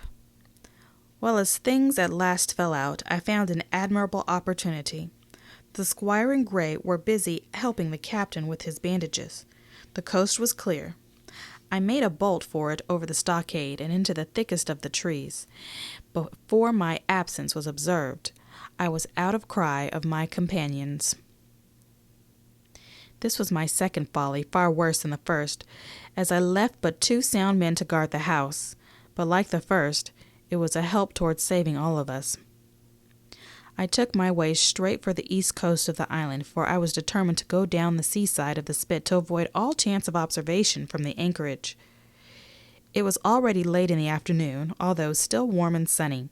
As I continued to thread the tall woods, I could hear from far before me not only the continuous thunder of the surf, but a certain tossing of foliage and grinding of boughs, which showed me the sea breeze had set in higher than usual. Soon cool draughts of air began to reach me, and a few steps farther I came forth into the open borders of the grove and saw the sea lying blue and sunny to the horizon, and the surf tumbling and tossing its foam along the beach. I have never seen the sea quiet round Treasure Island. The sun might blaze overhead, the air be without a breath, the surface smooth and blue, but still these great rollers would be running along all the external coast, thundering and thundering by day and night. And I scarce believe there is one spot on the island where a man would be out of earshot of their noise. I walked along beside the surf with great enjoyment, till thinking I was far enough to the south, I took the cover of some thick bushes and crept warily up the ridge of the spit. Behind me was the sea, in front the anchorage. The sea breeze, as though it had the sooner blown itself out by its unusual violence, was already at an end. It had been succeeded by light, variable airs from the south and southeast, carrying great banks of fog, and the anchorage, under lee of Skeleton Island, lay still and leaden as when we first entered it. The Hispaniola, in that unbroken mirror, was exactly portrayed from the truck to the waterline, the Jolly Roger hanging from her peak. Alongside lay one of the gigs, silver in the stern sheets. Him I could always recognize, while a couple of men were leaning over the stern bulwarks, one of them with a red cap, the very rogue that I had seen some hours before stride legs upon the palisade. Apparently they were talking and laughing, though at that distance, upward a mile, I could of course hear no word of what was said. All at once there began the most horrid, unearthly screaming, which at first startled me badly, though I soon remembered the voice of Captain Flint, and even thought I could make out the bird by her bright plumage as she sat perched upon her master's wrist. Soon after, the jolly boat shoved off and pulled for shore, and the man with the red cap and his comrade went below. Just about the same time, the sun had gone down behind the spyglass, and as the fog was collecting rapidly, it began to grow dark in earnest. I saw I must lose no time if I were to find the boat that evening. The white rock, visible enough above the brush, was still some 1/8 of a mile farther down the spit, and it took me a goodish while to get up with it, crawling often on all fours among the scrub. Night had almost come when I laid my head on its rough sides. Right below it there was an exceedingly small hollow of green turf, hidden by banks and a thick underwood about knee-deep, that grew there very plentifully, and in the center of the dell, sure enough, a little tent of goatskins, like what the gypsies carry about them in England. I dropped into the hollow, lifted the side of the tent, and there was Ben Gunn's boat, homemade if ever anything was homemade. A rude, lopsided framework of tough wood, and stretched upon that a covering of goatskin, with the hair inside. The thing was extremely small, even for me, and I can hardly imagine that it could have floated with a full-sized man. There was one thwart set as low as possible, a kind of stretcher in the bows, and a double paddle for propulsion. I had not then seen a coracle, such as the ancient Britons made, but I have seen one since, and I can give you no fairer idea of Ben Gunn's boat than by saying it was like the first and the worst coracle ever made by man. But the great advantage of the coracle it possessed, for it was light and portable. Well, now that I had found the boat, you would have thought I had had enough truantry for once. But in the meantime I had taken another notion, and became so obstinately fond of it that I would have carried it out, I believe, in the teeth of Captain Smollett himself. This was to slip out under cover of the night, cut the Hispaniola adrift, and let her go ashore where she fancied. I had quite made up my mind that the mutineers, after their repulse of the morning, had nothing nearer their hearts than to up anchor and away to sea. This, I thought, it would be a fine thing to prevent, and now that I had seen how they left their watchmen unprovided with the boat, I thought it might be done with little risk. Down I sat to wait for darkness, and made a hearty meal of biscuit. It was a night out of 10,000 for my purpose. The fog had now buried all heaven. As the last rays of daylight dwindled and disappeared, absolute blackness settled down on Treasure Island. And when at last I shouldered the coracle and groped my way out of the hollow where I had supped, there were but 2 points visible in the anchorage. One was the great fire on shore, by which the defeated pirates lay carousing in the swamp. The other, a mere blur of light upon the darkness, indicated the position of the anchored ship. She had swung round to the ebb. Her bow was now toward me. The only lights on board were in the cabin, and what I saw was merely a reflection on the fog of the strong rays that flowed from the stern window. The ebb had already run some time, and I had to wade through a long belt of swampy sand, where I sank several times above the ankle, before I came to the edge of the retreating water, and wading a little way in with some strength and dexterity, set my coracle, keel downward, on the surface.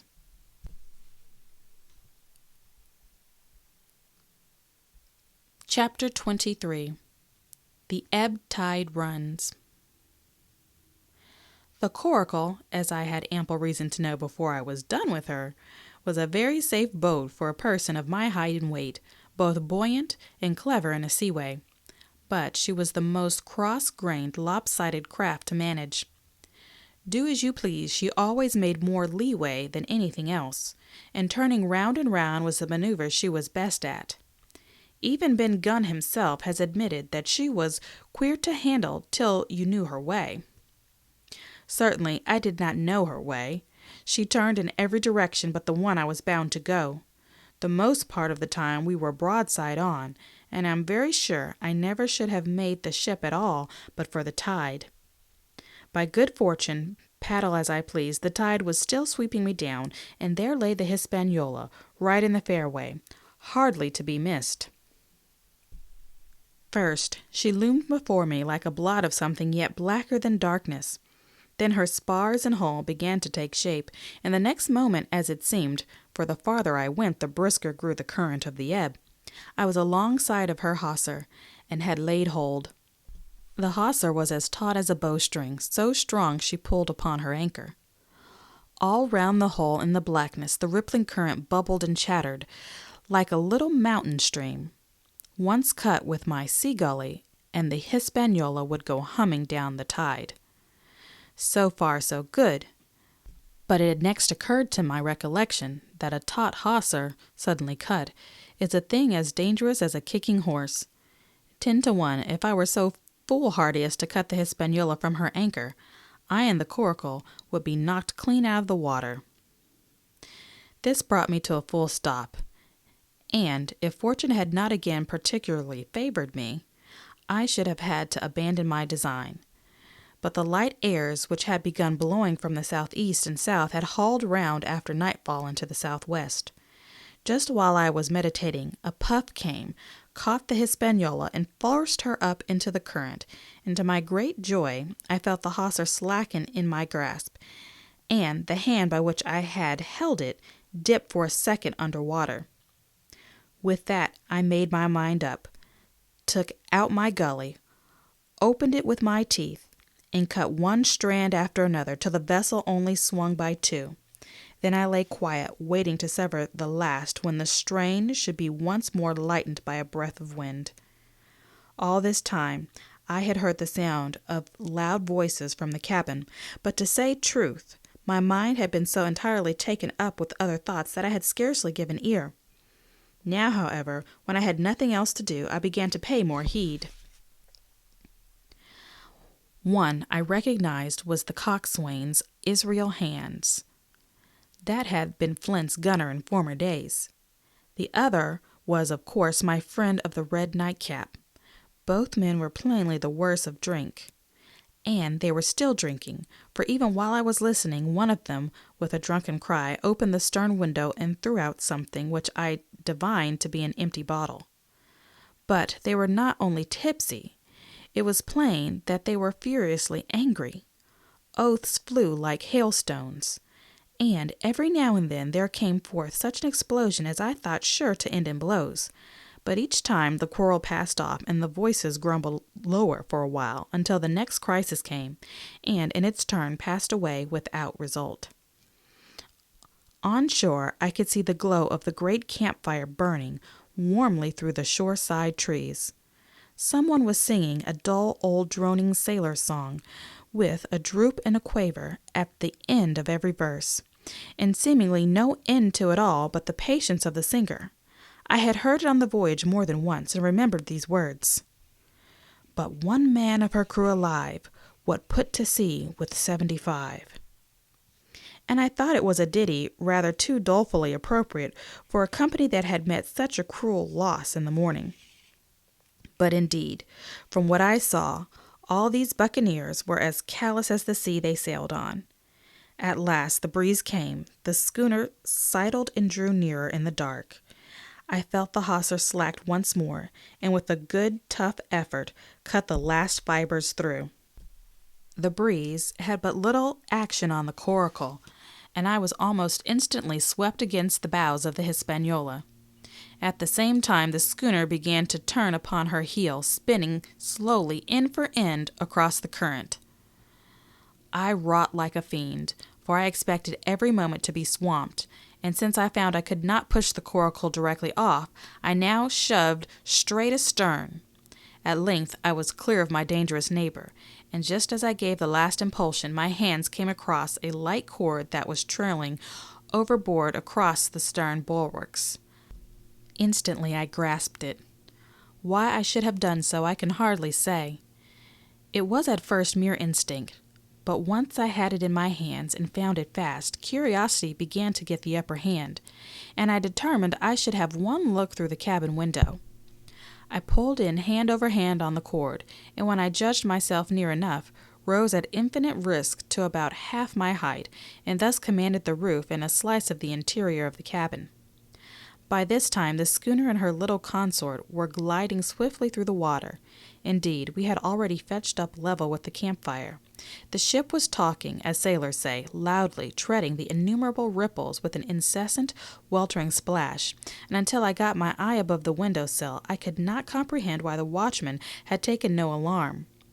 One glance, however, was sufficient, and it was only one glance that I durst take from that unsteady skiff.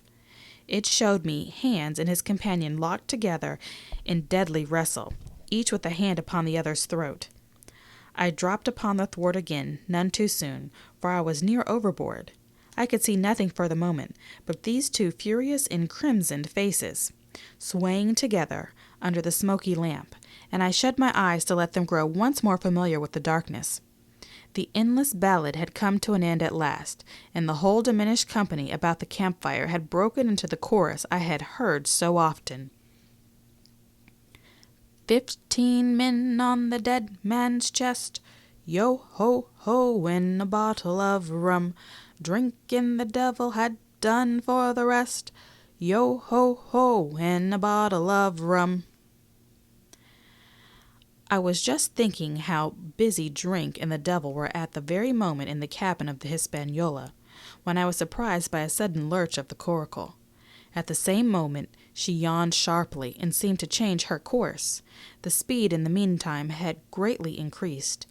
I opened my eyes at once. All around me were little ripples, combining over with a sharp, bristling sound and a slightly phosphorescent. The Hispaniola herself, a few yards, in whose wake I was still being whirled along, seemed to stagger in her course, and I saw her spars toss a little against the blackness of the night. Nay, as I looked longer, I made sure she also was wheeling to the southward.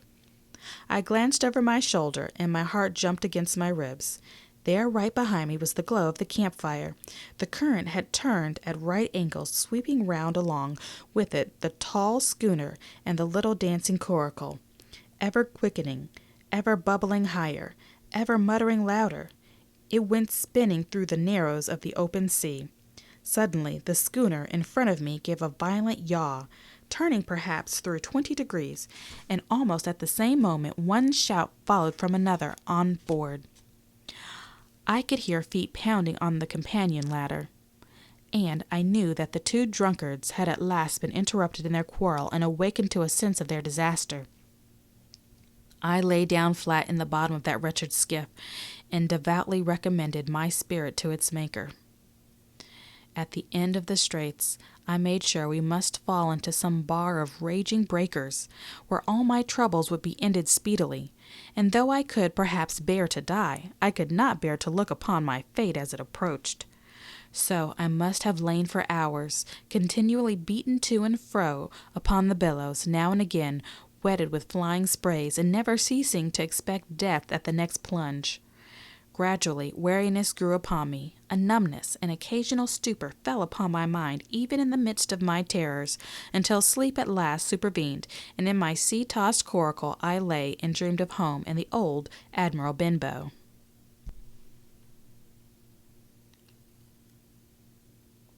Chapter 24. The Cruise of the Oracle. It was broad day when I awoke and found myself tossing at the southwest end of the Treasure Island.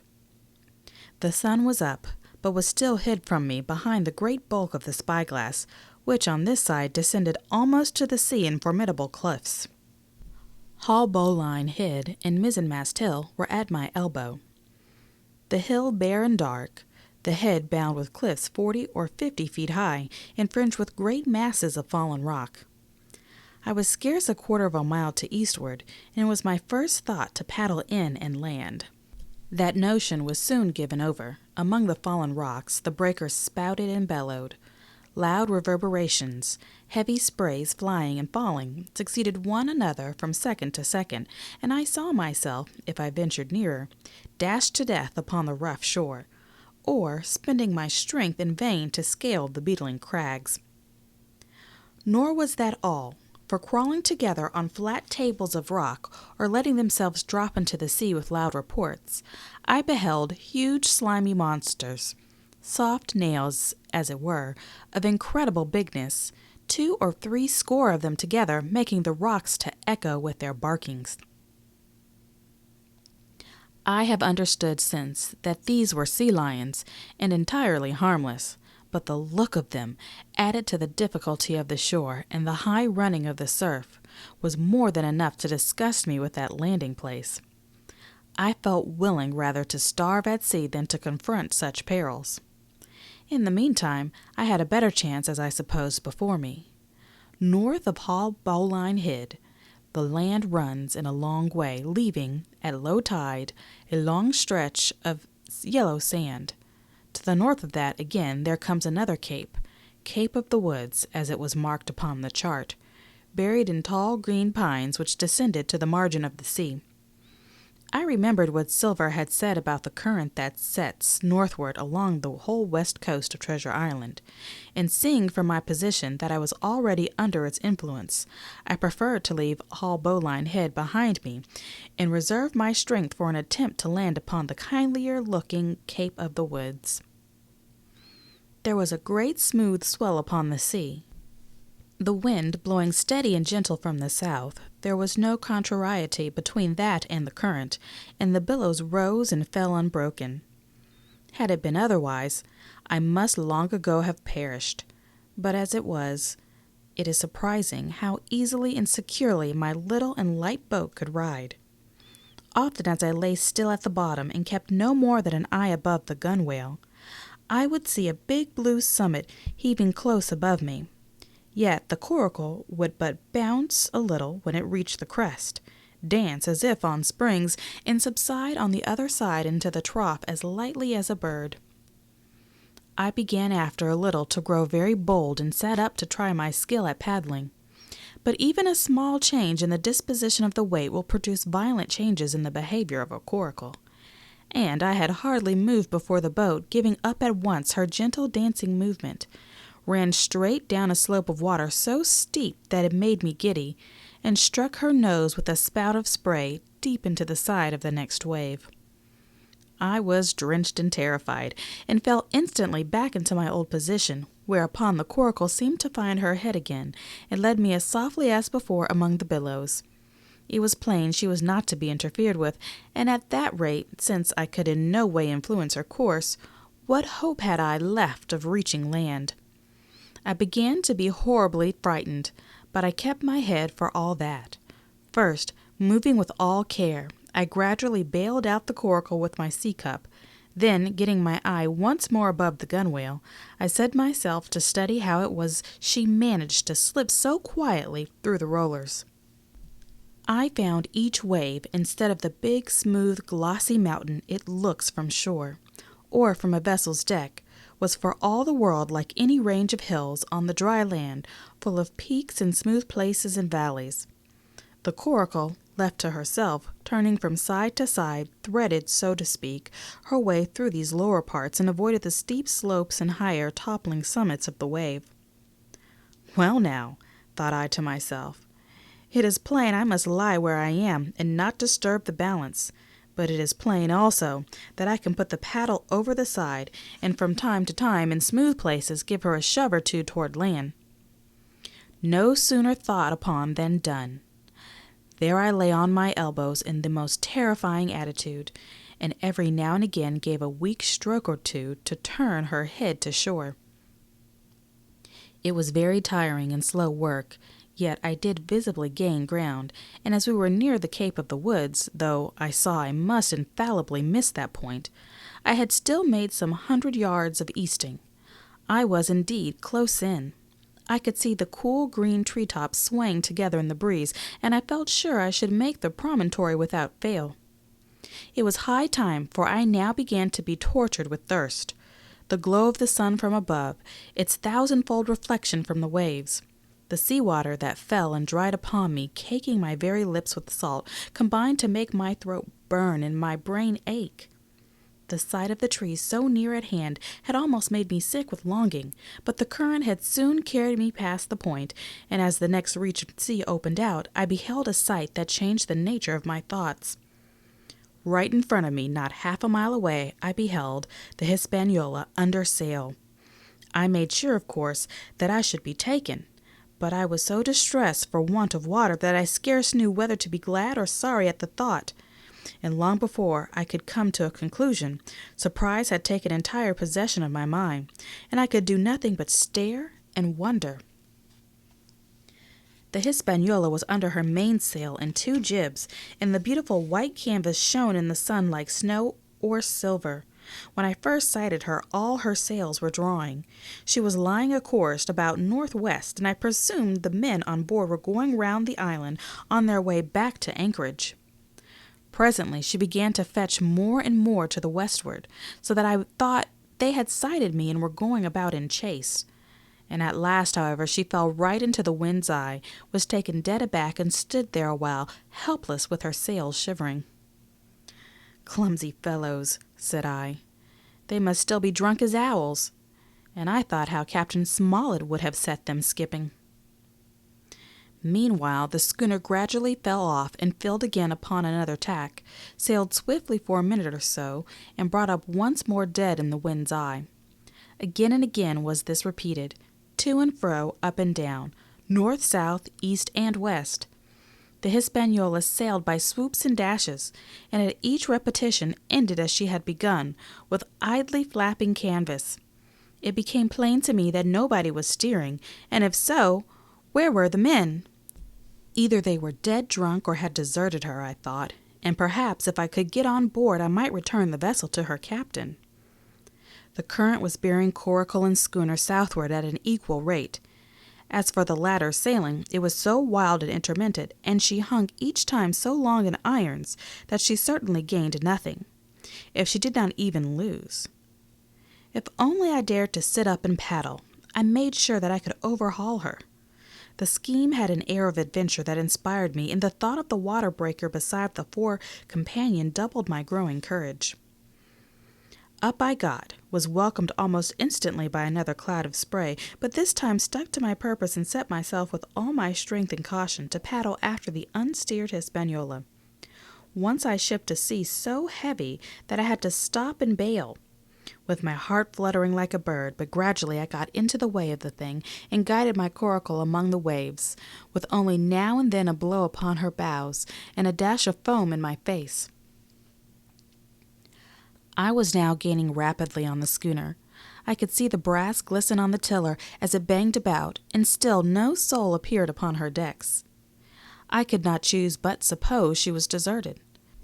If not, the men were lying drunk below, where I might batten them down, perhaps, and do what I chose with the ship. For some time she had been doing the worst thing possible for me, standing still. She headed nearly due south, yawing, of course, all the time. Each time she fell off her sails partly filled, and these brought her in a moment right to the wind again. I have said this was the worst thing possible for me, for helpless as she looked in this situation, with the canvas cracking like cannon and the blocks trundling and banging on the deck, she still continued to run away from me, not only with the speed of the current, but by the whole amount of her leeway, which was naturally great. But now at last I had my chance.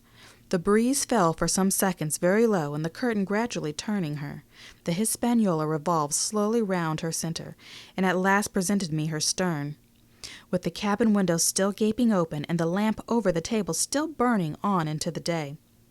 The mainsail hung drooped like a banner. She was stock still but for the current. For the last little while I had even lost, but now redoubling my efforts, I began once more to overhaul the chase. I was not 100 yards from her when the wind came again in the clap. She filled on the port tack and was off again, stooping and skimming like a swallow. My first impulse was one of despair, but my second was toward joy. Round she came till she was broadside on to me, round still till she had covered a half, then 2/3, and then 3/4 of the distance that separated us. I could see the waves boiling white under her forefoot, Immensely tall, she looked to me from my low station in the coracle. And then, of a sudden, I began to comprehend. I had scarce time to think, scarce time to act and save myself. I was on the summit of one swell when the schooner came swooping over the next.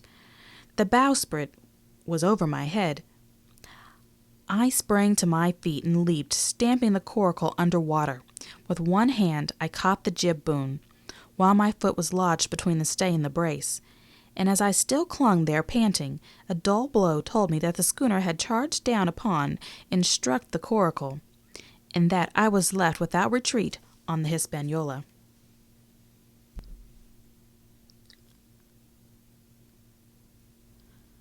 Chapter 25. I Strike the Jolly Roger. I had scarce gained a position on the bowsprit when the flying jib flapped and filled upon the other tack. With a report like a gun, the schooner trembled to her keel under the reverse, but next moment, the other sails still drawing, the jib flapped back again and hung idle. This had nearly tossed me off into the sea, and now I lost no time, crawled back along the bowsprit, and tumbled head foremost on the deck. I was on the lee side of the forecastle, and the mainsail, which was still drawing, concealed from me a certain portion of the afterdeck. Not a soul was to be seen. The planks, which had not been swabbed since the mutiny, bore the print of many feet and an empty bottle broken by the neck, tumbled to and fro like a live thing in the scuppers. Suddenly the Hispaniola came right into the wind. The jibs behind me cracked aloud. The rudder slammed to. The whole ship gave a sickening heave and shudder, and at the same moment the main boom swung inboard, the sheet groaning in the blocks, and showed me the lee afterdeck. There were 2 watchmen, sure enough. Red Cap on his back, as stiff as a handspike, with his arms stretched out like those of a crucifix, and his teeth showing through his open lips. Israel Hands propped against the bulwarks, his chin on his chest, his hand lying open before him on the deck, his face as white under its tan as a tallow candle. For a while the ship kept bucking and sliding like a vicious horse, the sails filling now on one tack, now on another, and the boom swinging to and fro till the mast groaned aloud under the strain. Now and again, too, there would come a cloud of light sprays over the bulwark, and a heavy blow of the ship's bows against the swell. So much heavier weather was made of it by this great rigged ship than by my home-made lopsided coracle, now gone to the bottom of the sea. At every jump of the schooner, Red Cap slipped to and fro, but what was ghastly to behold, neither his attitude nor his fixed teeth disclosing grin was any way disturbed by this rough usage.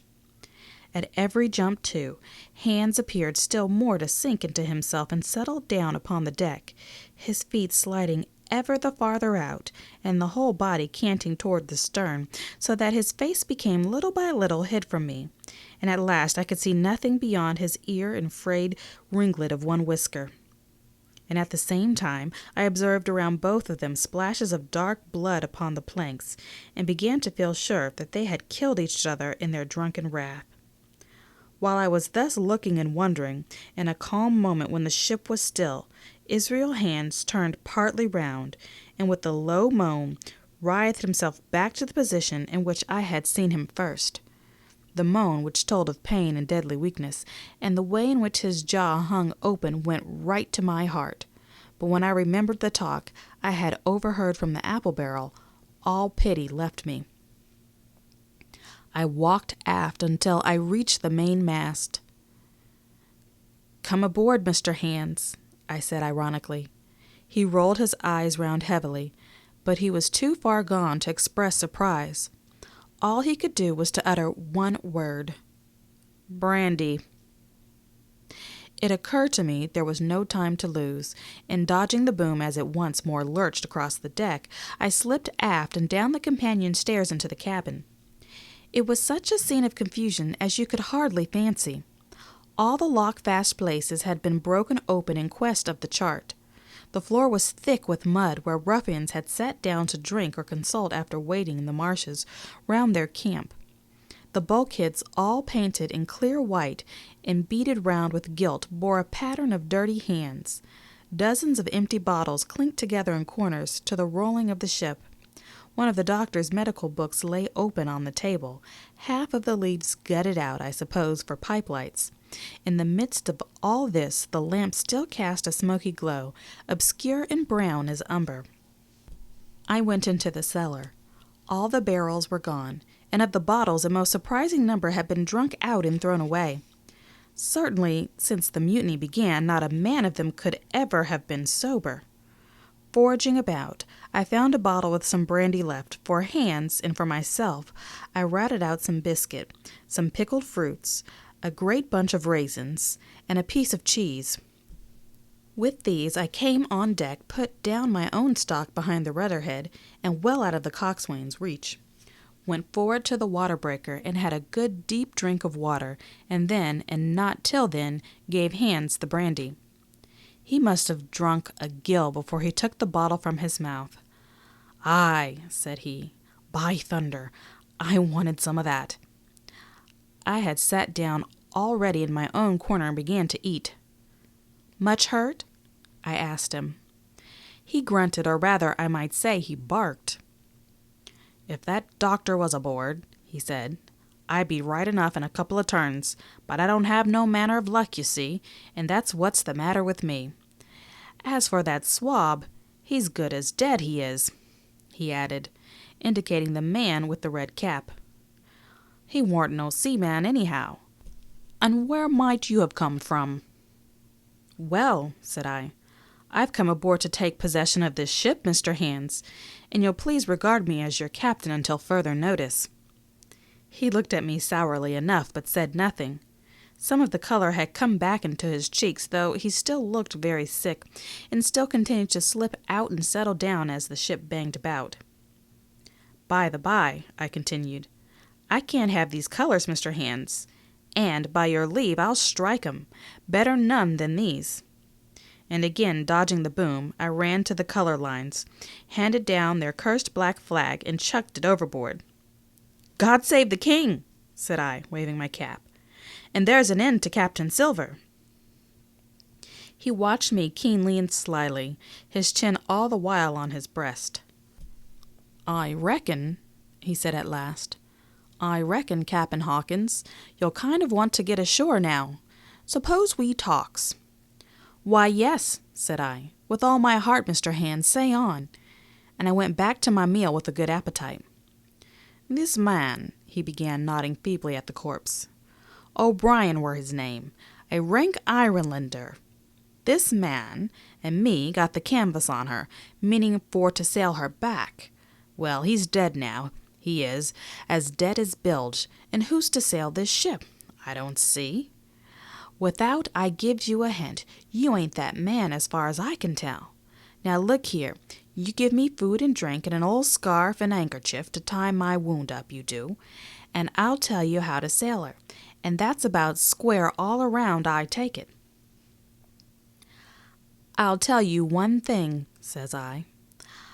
"I'm not going back to Captain Kidd's anchorage. I mean to get into North Inlet and beach her quietly there." "To be sure you did," he cried. "Why, I ain't such an infernal lubber after all. I can see, can't I? I've tried my fling, I have, and I've lost, and it's you has the wind of me. North Inlet? Why, I haven't no choice, not I.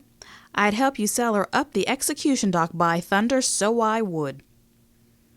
Well, as it seemed to me, there was some sense in this. We struck our bargain on the spot. In 3 minutes I had the Hispaniola sailing easily before the wind along the coast of Treasure Island, with good hopes of turning the northern point ere noon and beating down again as far as North Inlet before high water, when we might beach her safely and wait till the subsiding tide permitted us to land. Then I lashed the tiller and went below to my own chest, where I got a soft silk handkerchief of my mother's. With this, and with my aid, Hans bound up the great bleeding stab he had received in the thigh, and after he had eaten a little, and had a swallow or two more of the brandy, he began to pick up visibly, sat straighter up, spoke louder and clearer, and looked in every way another man. The breeze served us admirably. We skimmed before it like a bird, the coast of the island flashing by, and the view changing every minute. Soon we were past the high lands and the bowling beside low, sandy country, sparsely dotted with dwarf pines, and soon we were beyond that again, and had turned the corner of the rocky hill that ends the island on the north. I was greatly elated with my new command and pleased with the bright sunshiny weather and these different prospects of the coast. I had now plenty of water and good things to eat, and my conscience, which had smitten me hard for my desertion, was quieted by the great conquest I had made. I should, I think, have had nothing left me to desire but for the eyes of the coxswain as they followed me derisively about the deck, and the odd smile that appeared continually on his face. It was a smile that had in it something both of pain and weakness, a haggard old man's smile, but there was, besides that, a grain of derision, a shadow of treachery, in his expression as he craftily watched and watched and watched me at my work.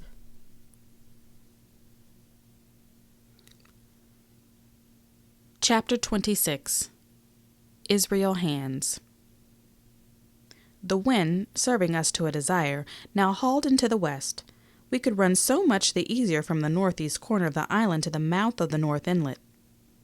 Only as we had no power to anchor, and dared not beach her till the tide had flown a good deal farther, time hung on our hands.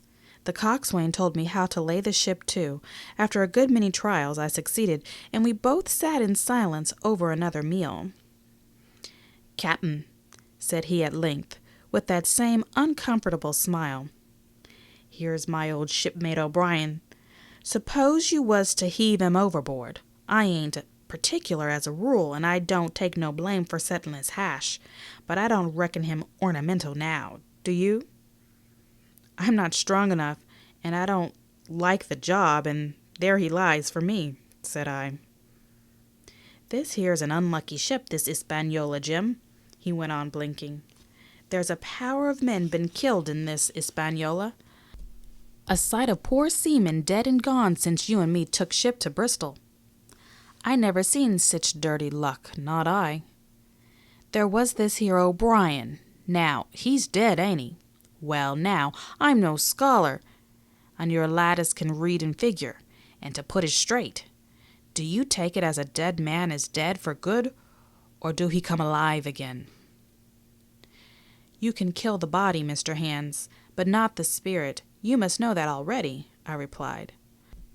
"O'Brien there is in another world, and may be watching us." "Ah," says he. "Well, that's unfortunate. Appears as if killin' parties was a waste of time, whomsoever spirits don't reckon for much.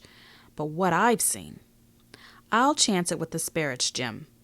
And now, you've spoke up free, and I'll take it kind if you'd step down into that there cabin and get me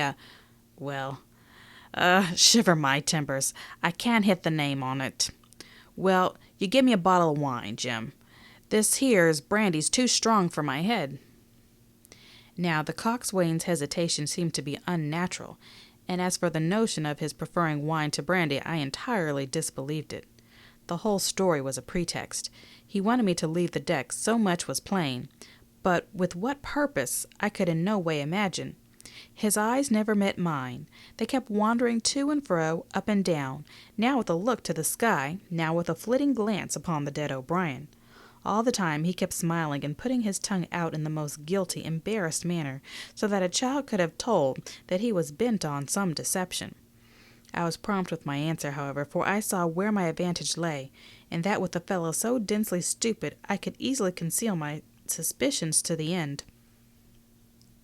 "Some wine?" I said. "Far better. White or red?" "Well, I reckon it's about the blessed same to me, shipmate," he replied. "So it's strong and plenty of it. What's the odds?" "All right," I answered.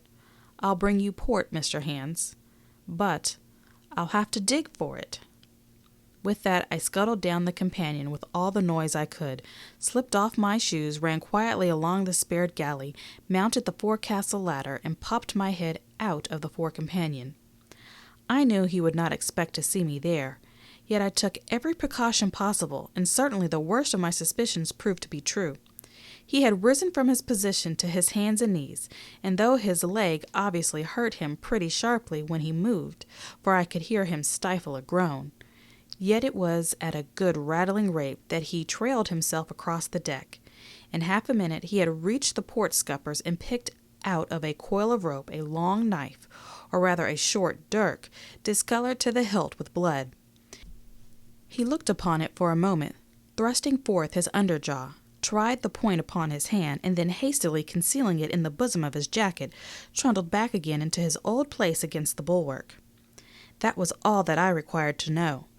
Israel could move about. He was now armed, and if he had been at so much trouble to get rid of me, it was plain that I was meant to be the victim. What he would do afterward, whether he would try to crawl right across the island from North Inlet to the camp among the swamps, or whether he would fire Long Tom, thrusting that his own comrades might come first to help him, was of course more than I could say.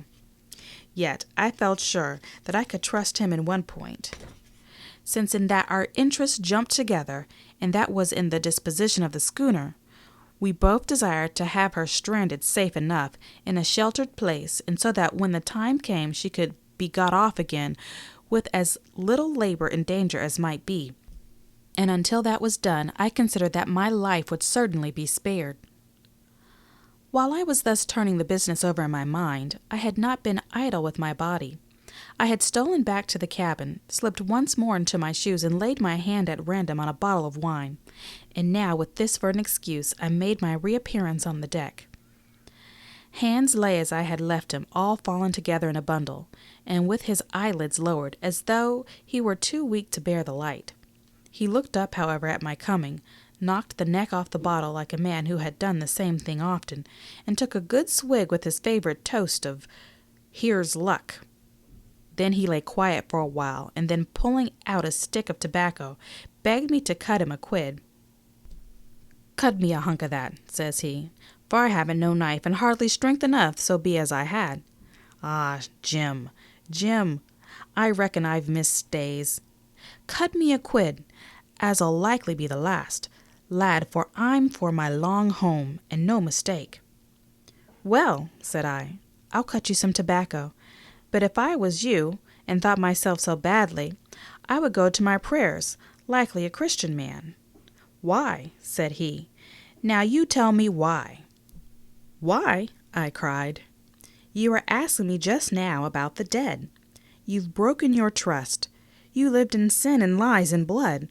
There's a man you killed lying at your feet this moment, and you ask me why? For God's mercy, Mr. Hans, that's why." I spoke with a little heat, thinking of the bloody dirk he had hidden in his pocket, and designed in his ill thoughts to end me with. He, for his part, took a great draught of the wine, and spoke for the most unusual solemnity. "For 30 years, he said, "I've sailed the seas, and seen good and bad, better and worse, fair weather and foul, provisions running out, knives going, and what not. Well, now I tell you, I never seen good come of goodness yet.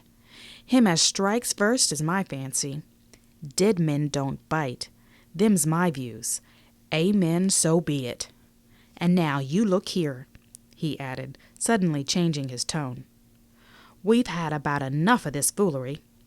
The tide's made good enough by now. You just take my orders, Captain Hawkins, and we'll sail slap in and be done with it." All told, we had scarce 2 miles to run, but the navigation was delicate. The entrance to this northern anchorage was not only narrow and shoal, but lay east and west, so that the schooner must be nicely handled to be got in. I think I was a good, prompt subaltern, and I am very sure that Hans was an excellent pilot, for we went about and dogged in, shaving the banks, with a certainty and a neatness that were a pleasure to behold. Scarcely had we passed the heads before the land closed around us. The shores of the North Inlet were as thickly wooded as those of the southern anchorage, but the space was longer and narrower, and more like, what in truth it was, the estuary of a river. Right before us at the southern end, we saw the wreck of a ship in the last stages of dilapidation. It had been a great vessel of 3 masts, but had lain so long exposed to the injuries of the weather that it was hung about with great webs of dripping seaweed, and on the deck of its shore bushes had taken root, and now flourished thick with flowers. It was a sad sight, but it showed us that the anchorage was calm. "Now," said Hans, "look there. There's a pet bit for to beach in a ship.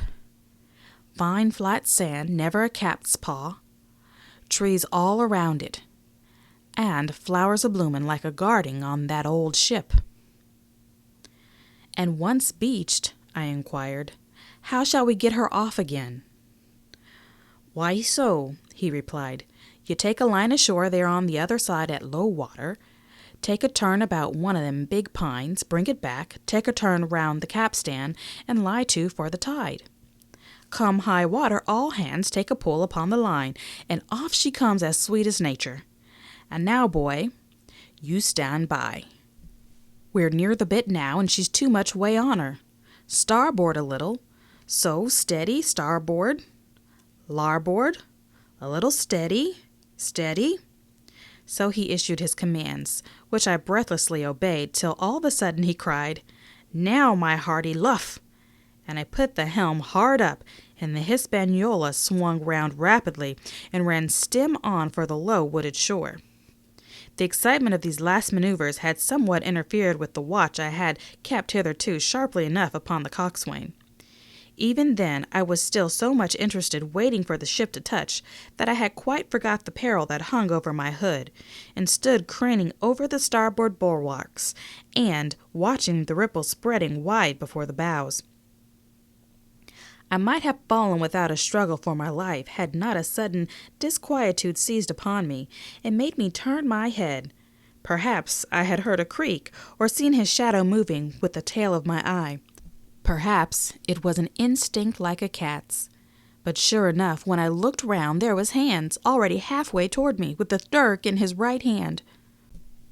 We must both have cried out aloud when our eyes met, but while mine was the shrill cry of terror, his was a roar of fury like a charging bull's. At the same instant he threw himself forward, and I leaped sideways toward the bows. As I did so, I left hold of the tiller, which sprang sharp to leeward, and I think this saved my life, for it struck Hans across the chest and stopped him, for the moment, dead. Before he could recover, I was safe out of the corner where he had me trapped, with all the deck to dodge about. Just forward of the mainmast I stopped, drew a pistol from my pocket, took a cool aim, though he had already turned and was once more coming directly after me, and drew the trigger. The hammer fell, but there followed neither flash nor sound.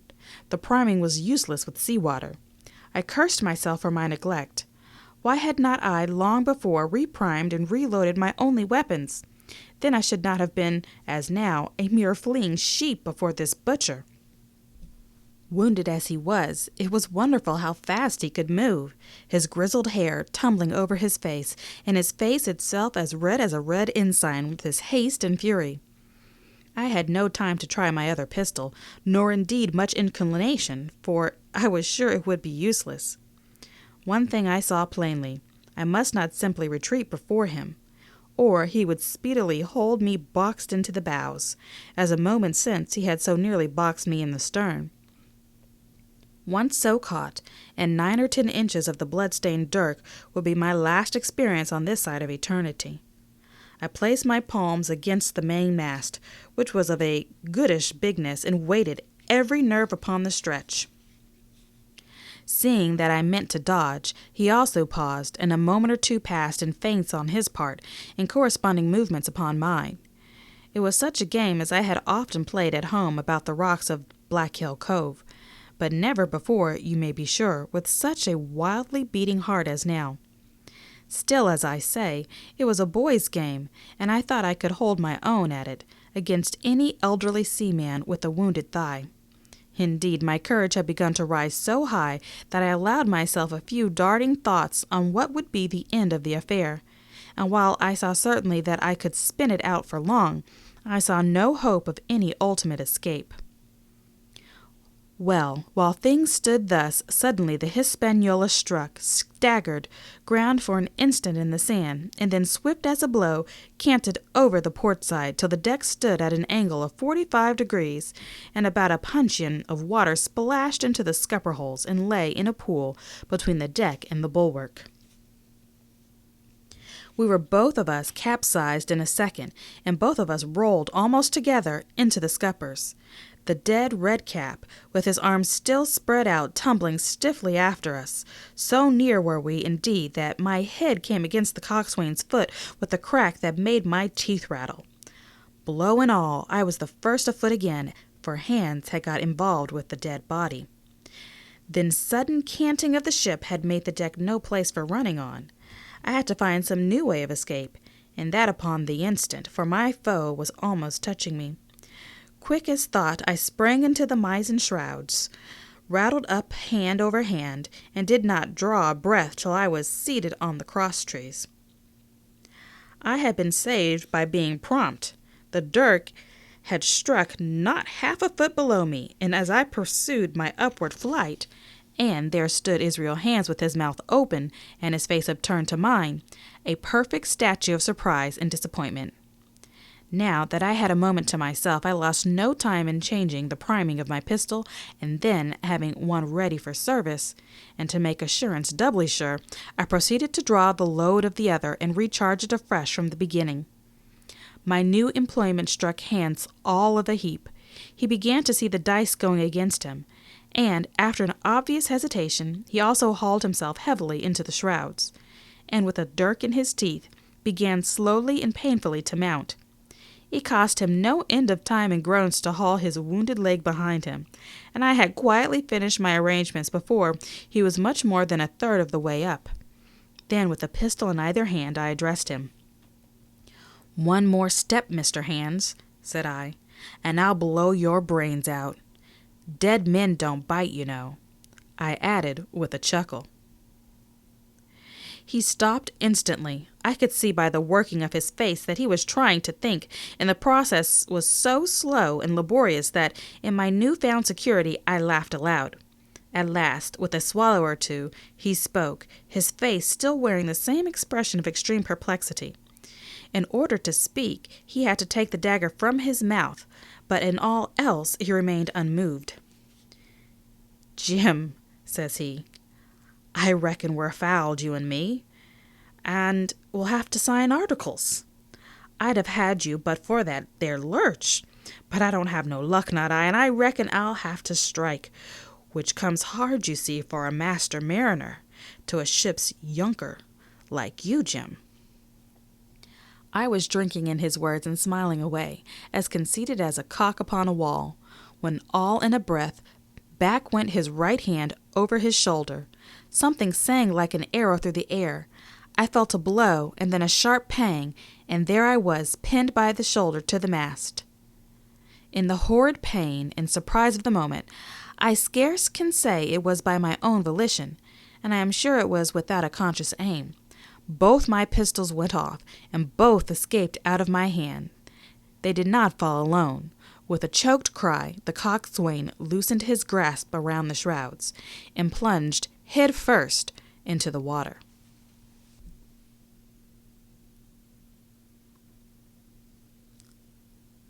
Chapter 27. Pieces of 8.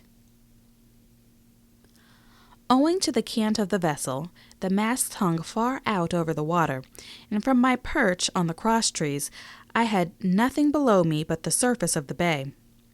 Hans, who was not so far up, was in consequence nearer to the ship, and fell between me and the bulwarks. He rose once to the surface in a lather of foam and blood, and then sank again for good. As the water settled, I could see him lying huddled together on the clean, bright sand in the shadow of the vessel's side. A fish or two whipped past his body. Sometimes by the quivering of the water he appeared to move a little, as if he were trying to rise, but he was dead enough for all that, being both shot and drowned, and was food for fish in the very place where he had designed my slaughter. I was no sooner certain of this than I began to feel sick, faint, and terrified. The hot blood was running over my back and chest. The dirk, where it had pinned my shoulder to the mast, seemed to burn like a hot iron.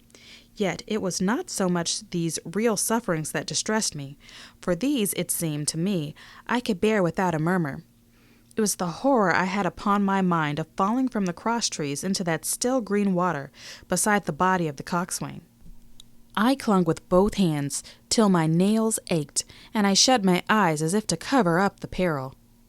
Gradually my mind came back again, my pulses quieted down to a more natural time, and I was once more in possession of myself. It was my first thought to pluck forth the dirk, but either it stuck too hard or my nerve failed me, and I desisted with a violent shudder. Oddly enough, that very shudder did the business. The knife, in fact, had come to the nearest in the world to missing me altogether. It held me by a mere pinch of skin, and this the shudder tore away. The blood ran down the faster, to be sure, but I was my own master again, and only tacked to the mast by my coat and shirt. These last I broke through with a sudden jerk, and then regained the deck by the starboard shrouds. For nothing in the world would I have again ventured, shaken as I was, upon the overhanging port shrouds from which Israel had so lately fallen. I went below and did what I could for my wound. It pained me a good deal, and still bled freely, but it was neither deep nor dangerous, nor did it greatly gall me when I used my own arm. Then I looked around me, as the ship was now in a sense my own. I began to think of clearing it from its last passenger, the dead man O'Brien. He had pitched, as I have said, against the bulwarks, where he lay like some horrible, ungainly sort of puppet, life-sized, indeed, but how different from life's color or life's comeliness. In that position, I could easily have my way with him, and, as the habit of the tragical adventures had worn off almost all my terror for the dead, I took him by the waist as if he had been a sack of bran, and with one good heave tumbled him overboard. He went in with a sounding plunge. The red cap came off and remained floating on the surface, and as soon as the splash subsided, I could see him and Israel lying side by side, both wavering with the tremulous movement of the water. O'Brien, though still quite a young man, was very bald. There he lay, with that bald head across the knees of the man who had killed him, and the quick fishes steering to and fro over both. I was now alone upon the ship. The tide had just turned. The sun was within so few degrees of setting that already the shadow of the pines upon the western shore began to reach right across the anchorage and fall in patterns on the deck. The evening breeze had sprung up, and though it was well warded off by the hill, with the two peaks upon the east, the cordage had begun to sing a little softly to itself, and the idle sails to rattle to and fro. I began to see a danger to the ship. The jibs I speedily doused, and brought tumbling to the deck, but the mainsail was a harder matter. Of course, when the schooner canted over, the boom had swung outboard, and the cap of it and a foot or two of sail hung even under water. I thought this made it still more dangerous, yet the strain was so heavy that I half feared to meddle. At last I got my knife and cut the halyards. The peak dropped instantly. A great belly of loose canvas floated broad upon the water, and since, pull as I liked, I could not budge the downhaul, that was the extent of what I could accomplish. For the rest, the Hispaniola must trust to luck, like myself. By this time the whole anchorage had fallen into shadow, the last rays, I remember, falling through a glade of the wood and shining bright as jewels on the flowery mantle of the wreck. It began to be chill. The tide was rapidly fleeting seaward, the schooner settling more and more on her beam ends. I scrambled forward and looked over. It showed shallow enough, and holding the cut hawser in both hands for a last security, I let myself drop softly overboard. The water scarcely reached my waist. The sand was firm and covered with ripple marks, and I waded ashore in great spirits, leaving the Hispaniola on her side, with her mainsail trailing wide upon the surface of the bay. About the same time the sun went fairly down and the breeze whistled low in the dusk among the tossing pines. At least, and at last, I was off the sea, nor had I returned thence empty-handed. There lay the schooner, clear at last from buccaneers and ready for our own men to board and get to sea again. I had nothing nearer my fancy than to get home to the stockade and boast of my achievements. Possibly I might be blamed a bit for my tawdry, but the recapture of the Hispaniola was a clinching answer, and I hoped that even Captain Smollett would confess I had not lost my time. So thinking, and in famous spirits, I began to set my face homeward for the blockhouse and my companions. I remembered that the most easterly of the rivers which drain into Captain Kidd's anchorage ran from the two-peaked hill upon my left, and I bent my course in that direction, that I might pass the stream while it was small.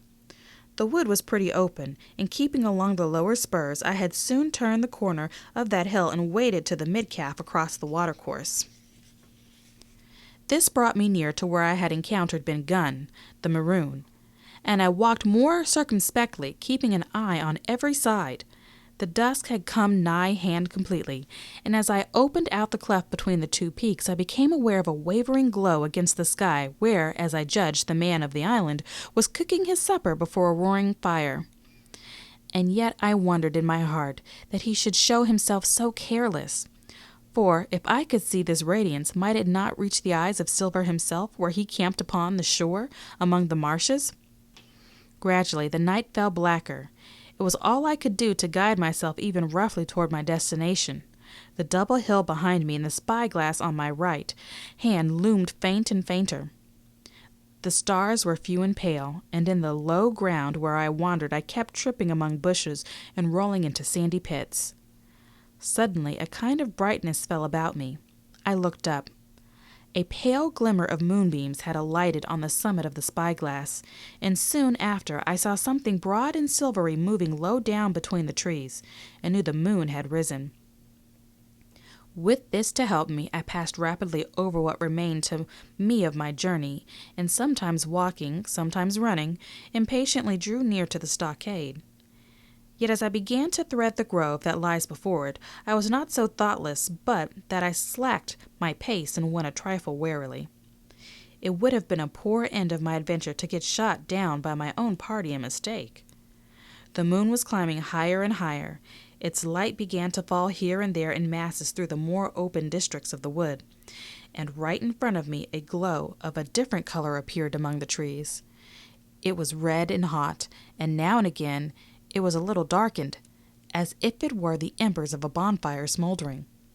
For the life of me, I could not think what it might be. At last, I came right down upon the borders of the clearing. The western end was already steeped in moonshine, the rest in the blockhouse itself still lay in a black shadow, checkered with long silvery streaks of light. On the other side of the house an immense fire had burned itself into clear embers and shed a steady red reverberation, contrasting strongly with the mellow paleness of the moon. There was not a soul stirring, nor a sound beside the noises of the breeze. I stopped, with much wonder in my heart, and perhaps little terror also. It had not been our way to build great fires. We were indeed, by the captain's orders, somewhat niggardly of firewood. And I began to fear that something had gone wrong while I was absent. I stole round by the eastern end, keeping close in shadow, and at a convenient place where the darkness was thickest crossed the palisade. To make assurance surer, I got upon my hands and knees and crawled without a sound toward the corner of the house. As I drew nearer, my heart was suddenly and greatly lightened. It is not a pleasant noise in itself, and I have often complained of it at other times, but just then it was like music to hear my friends snoring together so loud and peacefully in their sleep. The sea cry of the watch, that beautiful "All's well," never fell more reassuringly on my ear. In the meantime, there was no doubt of one thing. They had kept an infamous bad watch. If it had been Silver and his lads that were now creeping in on them, not a soul would have seen daybreak. That was what it was, thought I. To have the captain wounded, and again I blamed myself sharply for leaving them in that danger with so few to mount guard. By this time I had got to the door and stood up. All was dark within, so that I could distinguish nothing by the eye. As for sounds, there was the steady drone of the snorers, and a small occasional noise, a flickering or pecking, that I could in no way account for. With my arms before me, I walked steadily in. I should lie down in my own place, I thought with a silent chuckle, and enjoy their faces when they found me in the morning. My foot struck something yielding. It was a sleeper's leg, and he turned and groaned, but without waking. And then, all of a sudden, a shrill voice broke forth. "Pieces of 8, pieces of 8, pieces of 8, pieces of 8, pieces of 8, and so forth, without pause or change, like the clacking of a tiny mill. Silver's green parrot, Captain Flint. It was she whom I had heard pecking at a piece of bark.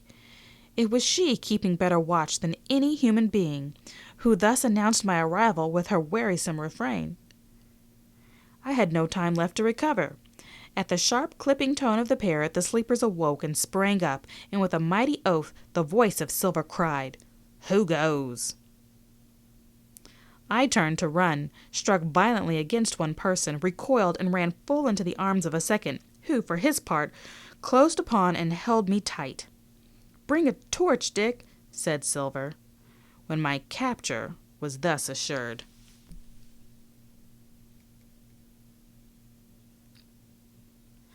Part 6. Captain Silver. Chapter 28. In the enemy's camp. The red glare of the torch, lighting up the interior of the blockhouse, showed me the worst of my apprehensions realized.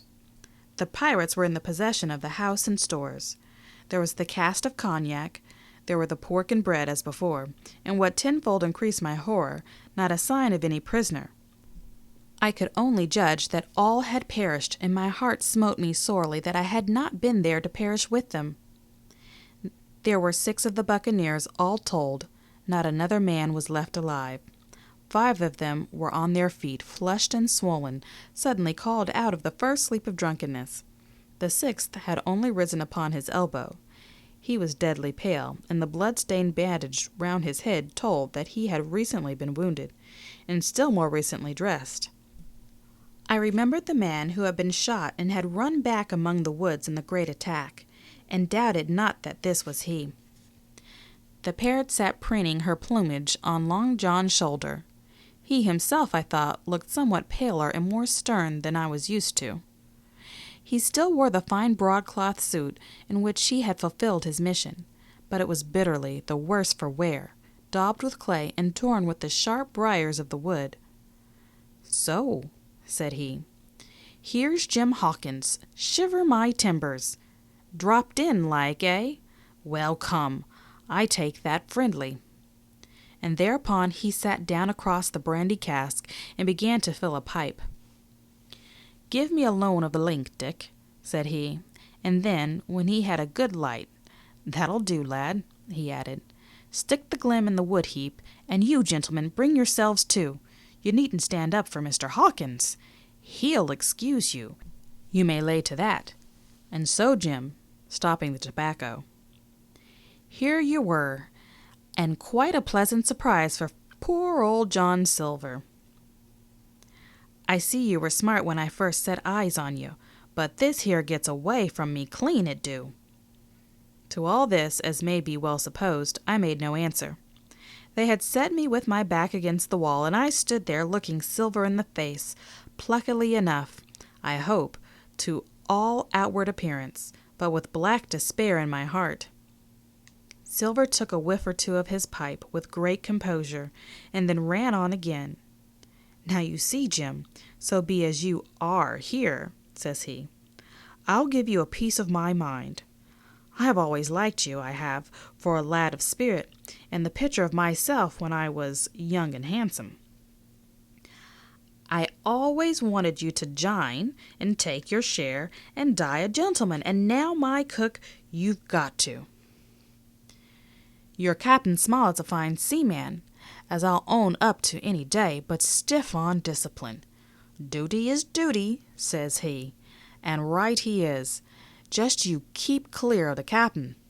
The doctor himself is gone dead again, you ungrateful scamp, was what he said, and the sort and the long of the whole story is about here.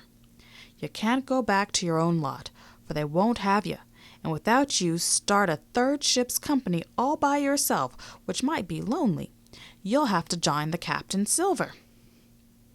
So far, so good. My friends then were still alive, and though I partly believed the truth of Silver's statement, that the cabin party were incensed at me for my desertion, I was more relieved than distressed by what I heard. I don't say nothing as to your being in our hands, continued Silver. Though, there you are, and you may lay to it. I'm all for argument. I never seen good come out of threatening. If you like the service, well, you'll join. And if you don't, Jim, why, you're free to answer no, free and welcome, shipmate, and if fairer can be said by mortal seamen, shiver my sides. Am I to answer then? I asked, with a very tremulous voice. Through all this sneering talk, I was made to feel the threat of death that overhung me, and my cheeks burned, and my heart beat painfully in my breast. Lad, said Silver, no one's oppressing you. Take your bearings. None of us won't hurt you, mate. Time goes so pleasant in your company, you see. Well, says I, growing a bit bolder, if I'm to choose, I declare I have a right to know what's what, and why you're here, and where my friends are. What's what? Repeated one of the buccaneers, in a deep growl, the most threatening note I had yet heard. Ah, he'd be a lucky one as knowed that. You'll perhaps batten down your hatches till you're spoke, my friend, cried Silver truculently to his speaker. And then, in the same gracious tones he had first used, he replied to me. Yesterday morning, Mr. Hawkins, said he, in the dog watch down came Dr. Livesey with a flag of truce. Says he, Captain Silver, you're sold out, ship's gone. Well, maybe we'd been taking a glass and a snog to help it round, I won't say no. Leastways, none of us had looked out. We looked out, and by thunder, the old ship was gone. I never seen a pack of fools look fishier, and you may lay to that, if I tells you that looked the fishiest. Well, says the doctor, let's bargain. We bargained him and I, and here we are. Stores, brandy, blockhouse, the firewood, you was thoughtful enough to cut, and in a manner of speaking, the whole blessed boat from the cross trees to Kielson. As for your friends, they've tramped. I don't know where's they are. He again drew quietly at his pipe. And lest you should take it into that head of yours, he went on, that you was included in that treaty, here's the last word that was said. How many are you, says I, to leave? 4, says he, and one of us wounded. As for that boy, I don't know where he is, confound him, says he. Nor I don't much care. We're about sick of him. That was his words. Is that all? I asked. Well, it's all that you're to hear, my son, returned Silver. And now I am to choose? And now you are to choose, and you may lay to that, said Silver. Well, said I am not such a fool, but I know pretty well what I have to look for. Let the worst come to the worst. It's little I care. I've seen too many die since I fell in with you. But there's a thing or two I have to tell you, I said, and by this time I was quite excited. And the first is this. Here you are in a bad way, ship lost, treasure lost, men lost, your whole business gone to wreck. And if you want to know who did it, it was I. I was in the apple barrel the night we sighted land, and I heard you, John and you, Dick Johnson and Hans, who is now at the bottom of the sea, and told every word you said before the hour was out. And as for the schooner, it was I who cut her cable, and it was I that killed the men you had aboard of her. and it was I who brought her where you'll never see her more, not one of you." The laugh's on my side. I've had the top of this business from the first. I no more fear you than I fear a fly. Kill me if you please, or spare me, but one thing I'll say, and no more. If you spare me, bygones are bygones, and when you fellows are in court for piracy, I'll save you all I can. It is for you to choose. Kill another and do yourselves no good, or spare me and keep a witness to save you from the gallows." I stopped, for I tell you I was out of breath, and to my wonder not a man of them moved, but all sat staring at me like as many sheep, and while they were still staring, I broke out again. "And now, Mr. Silver," I said, "I believe you're the best man here, and if things go the worst, I'll take it kind of you to let the doctor know the way I took it." "I'll bear it in mind," said Silver, with an accent so curious that I could not for the life of me decide whether he were laughing at my request or had been favorably affected by my courage. "I'll put one to that," cried the old mahogany-faced seaman, Morgan by name, whom I had seen in Long John's public house upon the quays of Bristol. "It was him that knowed Black Dog." "Well, and see here," added the sea cook, "I'll put another again to that, by thunder, for it was the same boy that faked the chart from Billy Bones, first and last we split upon, Jim Hawkins." "Then here goes," said Morgan with an oath, and he sprang up, drawing his knife as if he had been 20, and starting toward me. "Avast there!" cried Silver. "Who are you, Tom Morgan?" "Maybe you thought you was captain here, perhaps. By the powers, but I'll teach you better. Cross me, and you'll go where many a good man's gone before. First and last, these 30 year back, some to the yardarm, shiver my sides, and some by the board, and all to feed the fishes. There's never a man looked me between the eye and seen a good day afterward. Tom Morgan, you may lay to that." Morgan paused, but a hoarse murmur rose from the other buccaneers.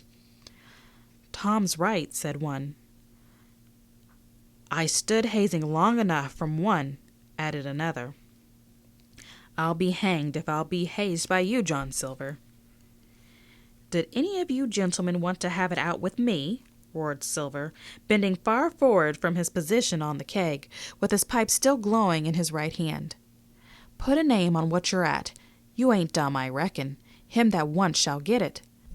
Have I lived this many years, and a son of a rum puncheon should cock his hat athwart my house at the latter end of it? You know the way. You're all gentlemen of fortune, by your account. Well, I'm ready. Take a cutlass, him at the dares, and I'll see the color of his inside, crutch and all, before the pipe's empty." Not a man stirred. Not a man answered. "That's your sort, is it?" he added, returning his pipe to his mouth. "Well, you're a gay lot to look at, anyway. Not much worth to fight, you ain't. Perhaps you can understand King George's English. I'm captain here by election. I'm captain here because I'm the best man by a long sea mile. You won't fight as gentlemen of fortune should. Then, by thunder, you'll obey. And you may lay to it, I like that boy, now. I never seen a better boy than that. He's more a man than any pair of rats of you in this here house. And what I say is this, let me see him that'll lay a hand on him. That's what I say, and you may lay to it." There was a long pause after this. I stood straight up against the wall, my heart still going like a sledgehammer, but with a ray of hope now shining in my bosom. Silver leaned back against the wall, his arms crossed, his pipe in the corner of his mouth, as calm as though he had been in church. Yet his eye kept wandering furtively, and he kept the tail of it on his unruly followers. They, on their part, drew gradually together toward the far end of the blockhouse, and the low hiss of their whispering sounded in my ear continuously like a stream. One after another they would look up, and the red light of the torch would fall for a second on their nervous faces, but it was not toward me. It was toward Silver that they turned their eyes. "You seem to have a lot to say," remarked Silver, spitting far into the air. "Pipe up and let me hear it, or lay to." "Ax your pardon, sir," returned one of the men. You're pretty free with some of the rules. Maybe you'll kindly keep an eye upon the rest. This crew's dissatisfied. This crew don't value bullying a marlinspike. This crew has its rights like other crews. I'll make so free as that, and by your own rules, I take it we can talk together. I ask your pardon, sir, acknowledging you to be captain at this present, but I claim my right and step outside for a council. And with an elaborate sea salute, this fellow, a long, ill-looking, yellow-eyed man of 35, stepped coolly toward the door and disappeared out of the house. One after another, the rest followed his example, each making a salute as he passed, each adding some apology. According to rules, said one. Forecastle council, said Morgan. And so, with one remark or another, all marched out and left Silver and me alone with the torch. The sea cook instantly removed his pipe. Now look you here, Jim Hawkins, he said in a steady whisper that was no more than audible. You're within half a plank of death, and what's alongside worse of torture. They're going to throw me off, but you mark I stand by you through thick and thin. I didn't mean to. No, not till you spoke up. I was about desperate to lose that much blunt and be hanged into the bargain. But I see you was the right sort. I says to myself, you stand by Hawkins, John, and Hawkins'll stand by you. You're his last card, and, by the living thunder, John, he's yours. Back to back, says I. You save your witness, and he'll save your neck. I began dimly to understand. You mean all's lost? I asked. Aye, by gum I do, he answered. Ship's gone, neck gone, that's the size of it. Once I looked into that bay, Jim Hawkins, and seen no schooner. Well, I'm tough, but I gave out. As for that lot and their council, mark me, they're outright fools and cowards. I'll save your life, if so be as I can from them. But, see here, Jim, tit for tat, you saved Long John Silver from swinging. I was bewildered. It seemed a thing so hopeless he was asking. He, the old buccaneer, the ringleader throughout. What can I do that I'll do? I said. It's a bargain, cried Long John. You speak up plucky, and by thunder I've a chance. He hobbled to the torch, where it stood propped among the firewood, and took a fresh light to his pipe, puffing out the smoke in great clouds. Understand me, Jim, he said, returning. I've a head on my shoulders, I have. I'm on Squire's side now. I know you've got that ship safe somewheres. How you done it, I don't know, but safe it is. I guess Hans and O'Brien turned soft. I never much believe in either of them. Now you mark me. I ask no questions, nor I won't let others. I know when a man's game's up, I do, and I know a lad that's staunch.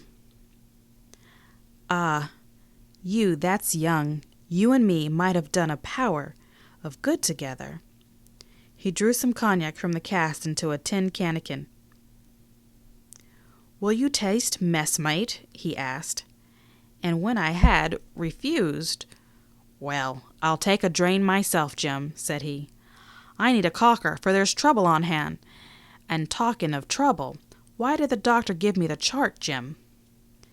My face expressed a wonder so unaffected that he saw the needlessness of further questions. Ah, well, he did, though, said he, and there's something under that, no doubt. Something surely under that, Jim, bad or good. And he took another swallow of the brandy, shaking his great fair head like a man who looks forward to the worst.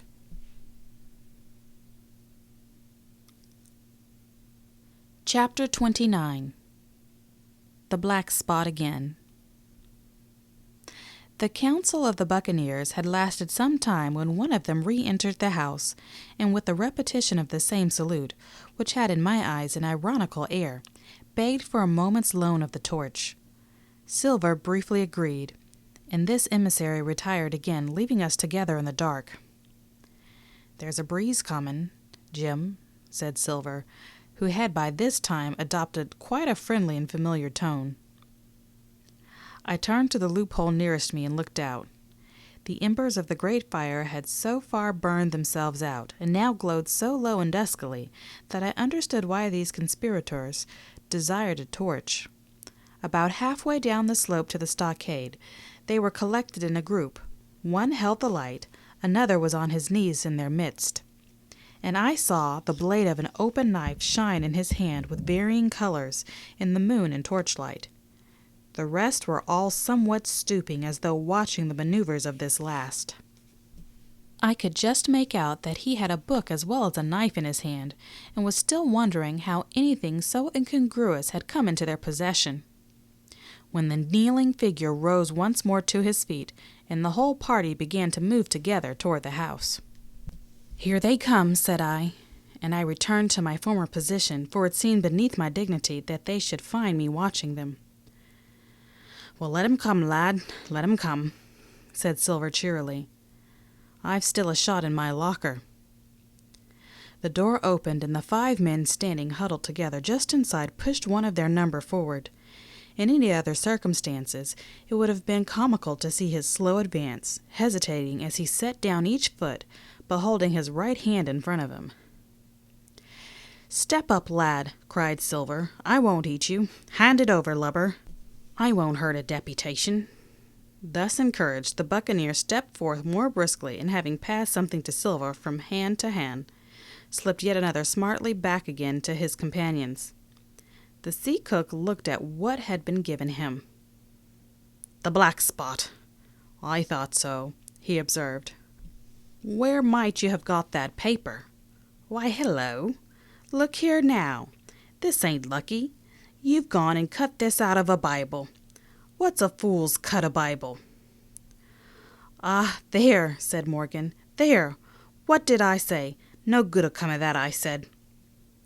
"Well, you've about fixed it now among you," continued Silver. "You'll all swing now, I reckon. What soft-head lubber had a Bible?" "It was Dick," said one.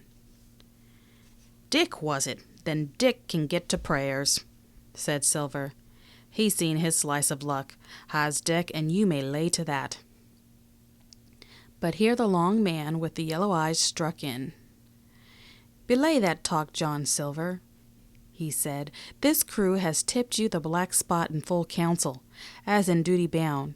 Just you turn it over, as in duty bound, and see what's wrote there. Then you can talk." "Thank ye, George," replied the sea cook. "You always was brisk for business, and has the rules by heart, George, as I'm pleased to see. Well, what is it anyway? Ah, deposed. That's it, is it? Very pretty wrote, to be sure, like print, I swear. Your hand all right, George? Why, you was getting quite a leading man in this here crew. You'll be captain next, I shouldn't wonder. Just oblige me with that torch again, will you? This pipe don't draw." "Come now," said George. "You don't fool this crew no more. You're a funny man by your account, but you're over now, and you'll maybe step down off that barrel and help vote." "I thought you said you knowed the rules," returned Silver contemptuously. "Leastways, if you don't, I do, and I wait here, and I'm still your captain, mind, till you're outs with your grievances, and I reply, in the meantime, your black spot ain't worth a biscuit. After that, we'll see." "Oh," replied George, "you don't be under no kind of apprehension. We're all square, we are. First, you've made a hash of this cruise. You'll be a bold man to say no to that. Second, you let the enemy out of this here trap for nothing. Why did they want out? I don't know, but it's pretty plain they wanted it. Third, you wouldn't let us go at them upon the march. Oh, we see through you, John Silver. You want to play booty. That's what's wrong with you. And then fourth, there's this here Hawkins boy." "Is that all?" asked Silver quietly. "Enough, too," retorted George. "We'll all swing and sundry for your bungling." "Well, now, look here. I'll answer these pints." "One after another, and I'll answer 'em. I made a hash of this cruise, did I? Well, now, you all know what I wanted, and you all know, if that had been done, that we'd a been aboard the Hispaniola this night as ever was, every man of us alive and fit and full of good plum duff, and the treasure in the hold of her, by thunder." Well, who crossed me? Who forced my hand as was the lawful captain? Who tipped me the black spot the day we landed and began this dance? Ah, it's a fine dance. I'm with you there. And looks mighty like a hornpipe in a rope's end, that execution dock by London town, it does. But who done it? Why, it was Anderson and Hands and you, George, Mary. And you're the last above the board of that same meddling crew. And you have the Davy Jones insolence to up and stand for captain over me. You that sank the lot of us. By the powers, and this tops the stiffest yarn to nothing. Silver paused, and I could see by the faces of George and his late comrades that these words had not been said in vain. That's for number one, cried the accused, wiping the sweat from his brow, for he had been talking with a vehemence that shook the house. Why, I give you my word, I'm sick to speak to you. You've neither sense nor memory, and I leave it to fancy where your mother's was that let you come to sea. See, gentlemen of fortune, I reckon tailors is your trade. Go on, John, said Morgan. Speak up to the others. Ah, the others, returned John. They're a nice lot, ain't they? You say this cruise is bungled? Ah, by gum, if you could understand how bad it's bungled, you would see. We're that near the gibbet that my neck's stiff with thinking on it.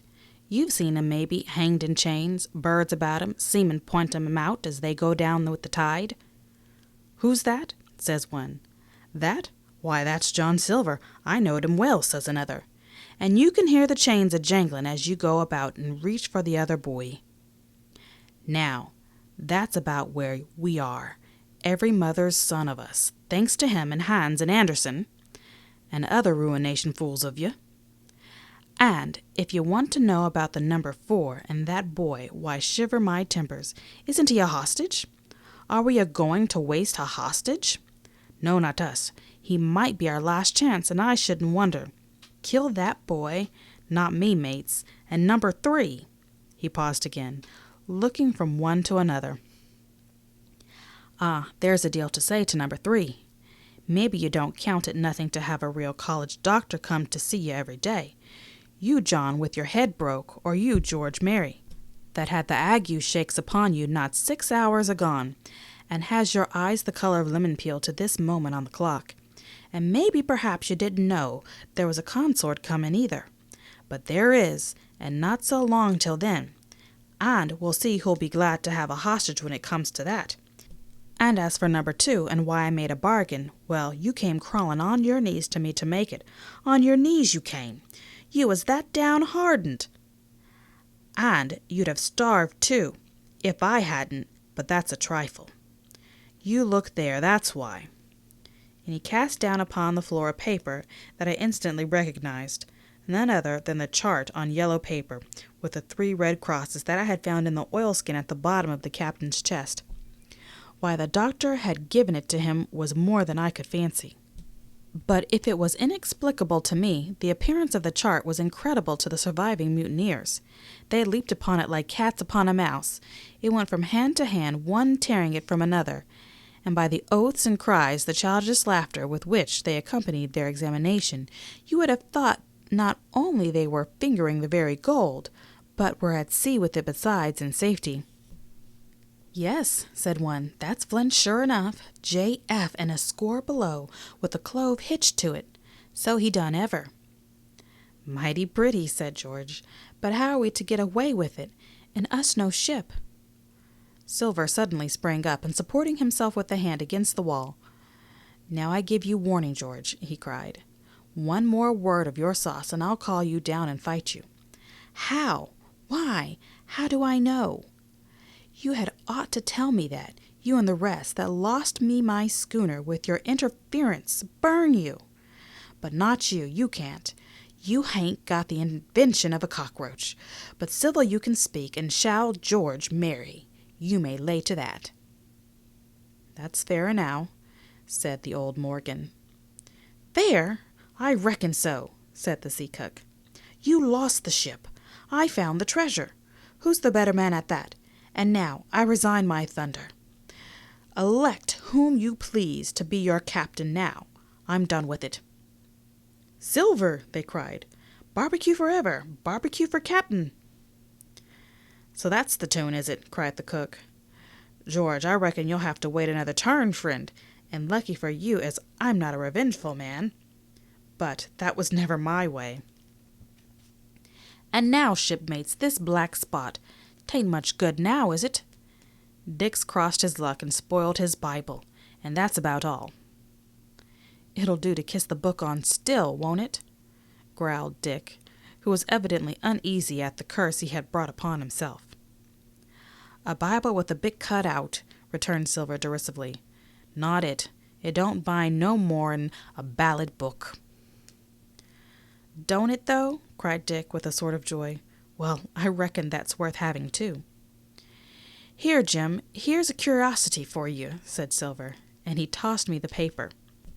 It was a round, about the size of a crown piece. One side was blank, for it had been the last leaf.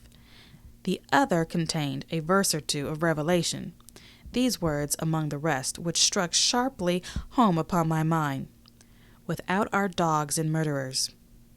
The printed side had been blackened with wood ash, which already began to come off and soil my fingers. On the blank side had been written with the same material the one word, "deposed." I have that curiosity beside me at this moment, but not a trace of writing now remains beyond a single scratch such a man might make with his thumbnail. That was the end of the night's business.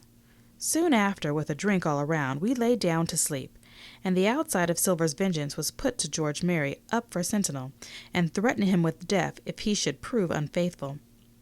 It was long ere I could close an eye, and heaven knows I had matter enough for thought in the man whom I had slain that afternoon, in my own most perilous position, and above all, in the remarkable game that I saw Silver now engaged upon. Keeping the mutineers together with one hand, and grasping with the other after every means possible and impossible to make his peace and save his miserable life. He himself slept peacefully and snored aloud. Yet my heart was sore for him, wicked as he was, to think on the dark perils that environed, and the shameful gibbet that awaited him.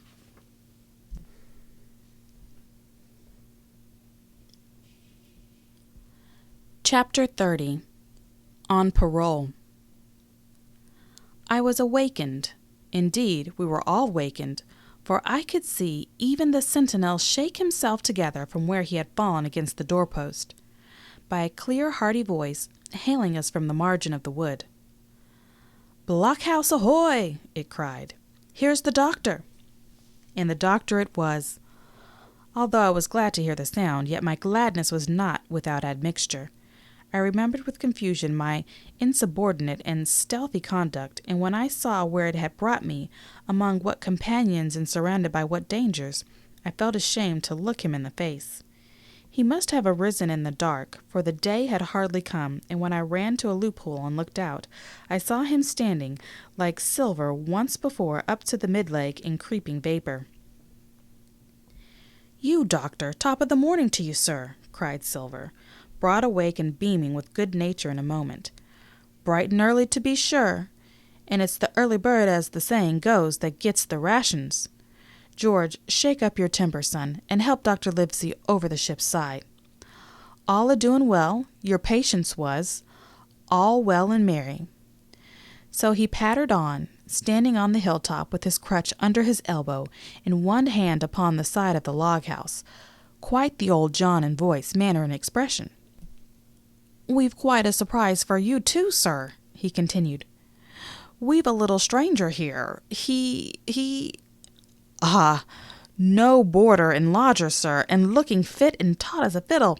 Slept like a supercargo, he did. Right alongside of John, stem to stem we was all night." Dr. Livesey was by this time across the stockade and pretty near the cook, and I could hear the alteration in his voice as he said, "Not Jim." "The very same Jim as ever was," says Silver. The doctor stopped outright, although he did not speak, and it was some seconds before he seemed able to move on.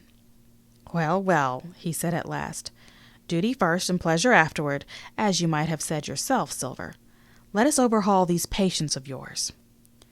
A moment afterward, he had entered the blockhouse, and with one grim nod to me, proceeded with his work among the sick. He seemed under no apprehension, though he must have known that his life among these treacherous demons depended on a hair, and rattled on to his patients as if he were paying an ordinary professional visit in a quiet English family back home. His manner, I suppose, reacted on the men. They behaved to him as if nothing had occurred, as if he were still the ship's doctor, and they still faithful hands before the mast. "You're doing well, my friend," he said to the fellow with the bandaged head, "and if ever any person had a close shave, it was you. Your head must be as hard as iron. Well, George, how goes it? You're a pretty color, certainly. Why, your liver, man, is upside down. Did you take that medicine? Did he take that medicine, men?" "Aye, aye, sir, he took it sure enough," returned Morgan. "Because, you see, since I am mutineer's doctor, or prison doctor, as I prefer to call it," said Dr. Livesey, in his pleasantest way, "I make it a point of honor not to lose a man for King George, God bless him, and the gallows." The rogues looked at each other, but swallowed the home thrust in silence. "Dick don't feel well," said one. "Don't he?" replied the doctor. "Well, step up here, Dick, and let me see your tongue." "No, I should be surprised if he did. The man's tongue is fit to frighten the French. Another fever." "Ah, there," said Morgan, "that comed of spilin' Bibles." "That comed, as you call it, of being errant asses," retorted the doctor, "and not having sense enough to know honest air from poison, and the dry land from a vial. Pestiferous slough. I think it most probable, though of course it's only an opinion, that you'll all have the deuce to pay before you get the malaria out of your systems. Camp in a bog, would you? Silver, I'm surprised at you. You're less of a fool than many. Take you all round, but you don't appear to me to have the rudiments of a notion of the rules of health. Well," he added, after he had dosed them round, and they had taken his prescriptions, with really laughable humility, more like charity school children than blood-guilty mutineers and pirates.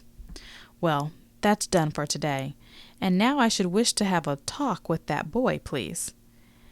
And he nodded his head in my direction carelessly. George Merry was at the door spitting and spluttering over some bad-tasted medicine, but at the first word of the doctor's proposal he swung round with a deep flush and cried, "No!" and swore. Silver struck the barrel with his open hand. "Silence!" he roared, and looked about him positively like a lion.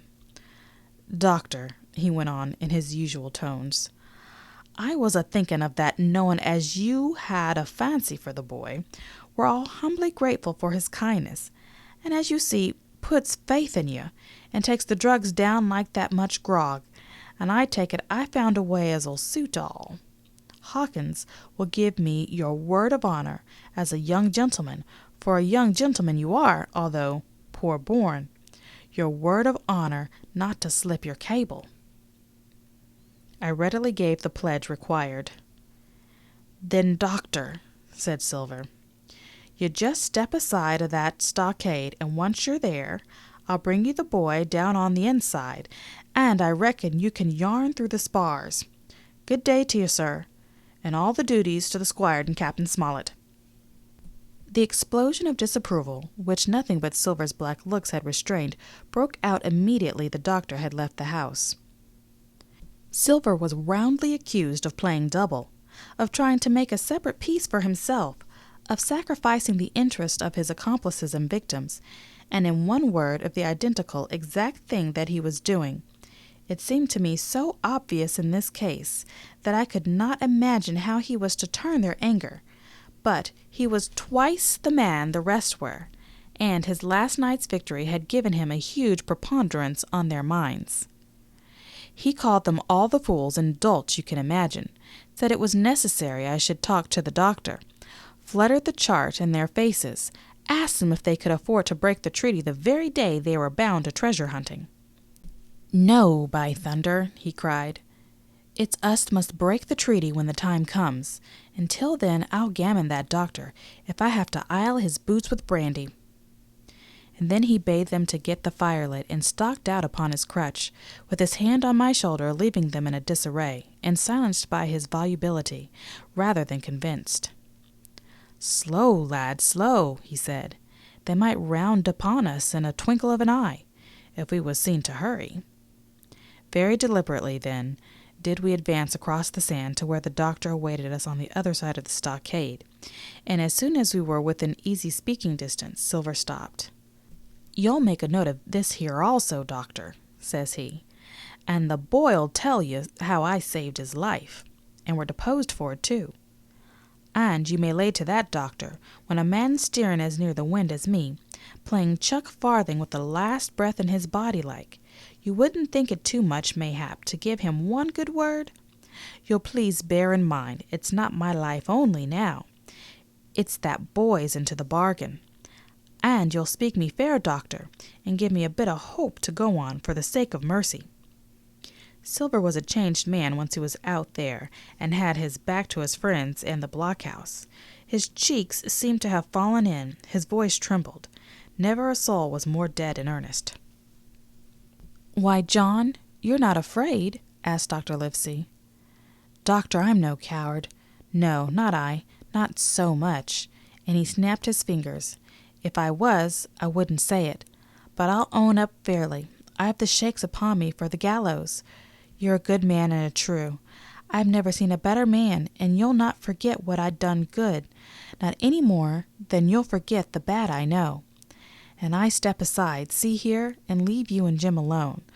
And you'll put that down for me too, for it's a long stretch is that."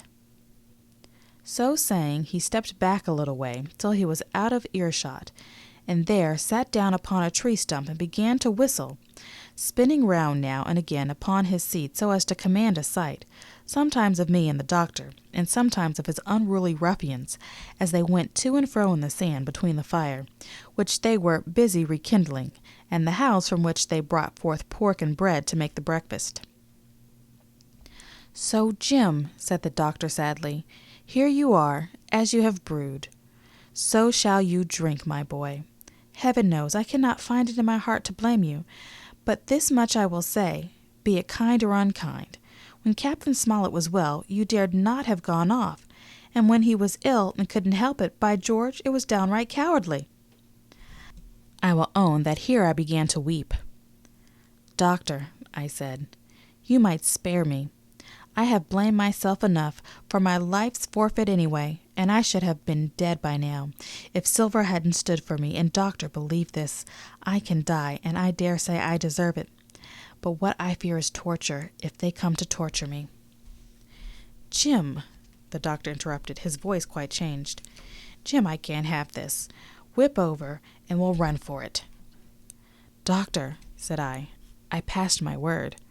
I know," he cried. "We can't help that, Jim, now. I'll take it on my shoulders. Holus bolus, blame and shame, my boy, but stay here I cannot let you. Jump, one jump, and you're out, and we'll run for it like antelopes." "No," I replied. "You know right well you wouldn't do the thing yourself, neither you nor Squire nor Captain, and nor more will I. Silver trusted me. I passed my word, and back I go. But, doctor, you did not let me finish. If they come to torture me, I might let slip a word where the ship is, for I got the ship, part by luck and part by risking, and she lies in North Inlet on the southern beach. And just below high water, at half tide, she must be high and dry." "The ship!" exclaimed the doctor. Rapidly I described to him my adventures, and he heard me out in silence. "There is a kind of fate in this," he observed, when I had done. "Every step it's you that saves our lives, and do you suppose by any chance that we are going to let you lose yours?" "That would be a poor return, my boy. You found out the plot. You found Ben Gunn, the best deed that you ever did or will do, though you live to 90. Oh, by Jupiter, and talking of Ben Gunn, why, this is the mischief in person, Silver." He cried, "Silver! I'll give you a piece of advice," he continued, as the cook drew near again. "Don't you be in any great hurry after that treasure." "Why, sir, I do my possible, which that ain't," said Silver. I can only, asking your pardon, save my life and the boy's by seeking for that treasure, and you may lay to that."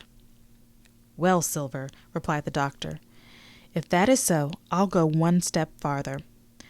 Look out for squalls when you find it." "Sir," said Silver, "as between man and man, that's too much and too little. What you're after, why you left the blockhouse, why you've given me that there chart, I don't know now, do I? And yet I done your bidding with my eyes and shut, never a word of hope. But no, this here's too much. If you won't tell me what you mean plain out, say so, and I'll leave the helm." "No," said the doctor musingly, "I've no right to say more. It's not my secret, you see, Silver, or I give you my word I tell it to you. But I'll go as far with you as I dare go, and a step beyond, for I'll have my wig sorted by the captain, or I'm mistaken. And first, I'll give you a bit of hope. Silver, if we both get out alive of this wolf trap, I'll do my best to save you short of perjury." Silver's face was radiant. "You couldn't say more, I'm sure, sir, if you was my mother," he cried. "Well, that's my first concession," added the doctor. "My second is a piece of advice. Keep the boy close beside you, and when you need help, halloo. I'm off to seek it for you, and that itself will show you if I speak at random. Goodbye, Jim." Dr. Livesey shook hands with me through the stockade, nodded to Silver, and set off at a brisk pace into the wood.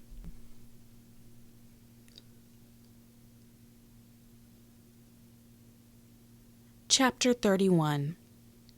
The Treasure Hunt. "Jim," said Silver, when we were alone, "if I saved your life, you saved mine, and I'll not forget it. I seen the doctor waving you to run for it. With the tail of my eye I did, and I seen you say no as plain as hearing. Jim, that's one to you. This is the first glint of hope I had since the attack failed, and I owe it to you. And now, Jim, we're to go in for this here treasure hunting, with sealed orders, too, and I don't like it. And you and me must stick close, back to back like, and we'll save our necks in spite of fate and fortune." Just then a man hailed us from the fire that breakfast was ready, and we were soon seated here and there about the sand over biscuit and fried junk. They had lit a fire to roast an ox, and it was now grown so hot that they could only approach it from the windward, and even there not without precaution. In the same wasteful spirit they had cooked, I suppose, 3 times more than we could eat, and one of them, with an empty laugh, threw what was left into the fire, which blazed and roared again over this unusual fuel. I never in my life saw men so careless on the morrow. Hand to mouth is the only word that could describe their way of doing, and what with wasted food and sleeping sentries, though they were bold enough for a brush and be done with it, I could see their entire unfitness for anything like a prolonged campaign. Even Silver, eating away with Captain Flint upon his shoulder, had not a word of blame for their recklessness, and this the more surprised me, for I thought he had never shown himself so cunning as he did then. "Aye, mates," said he, "it's lucky you have barbecue to think for you with this here head. I got what I wanted, I did, sure enough. They have the ship. Where they have it I don't know yet, but once we hit the treasure, we'll have to jump about and find out.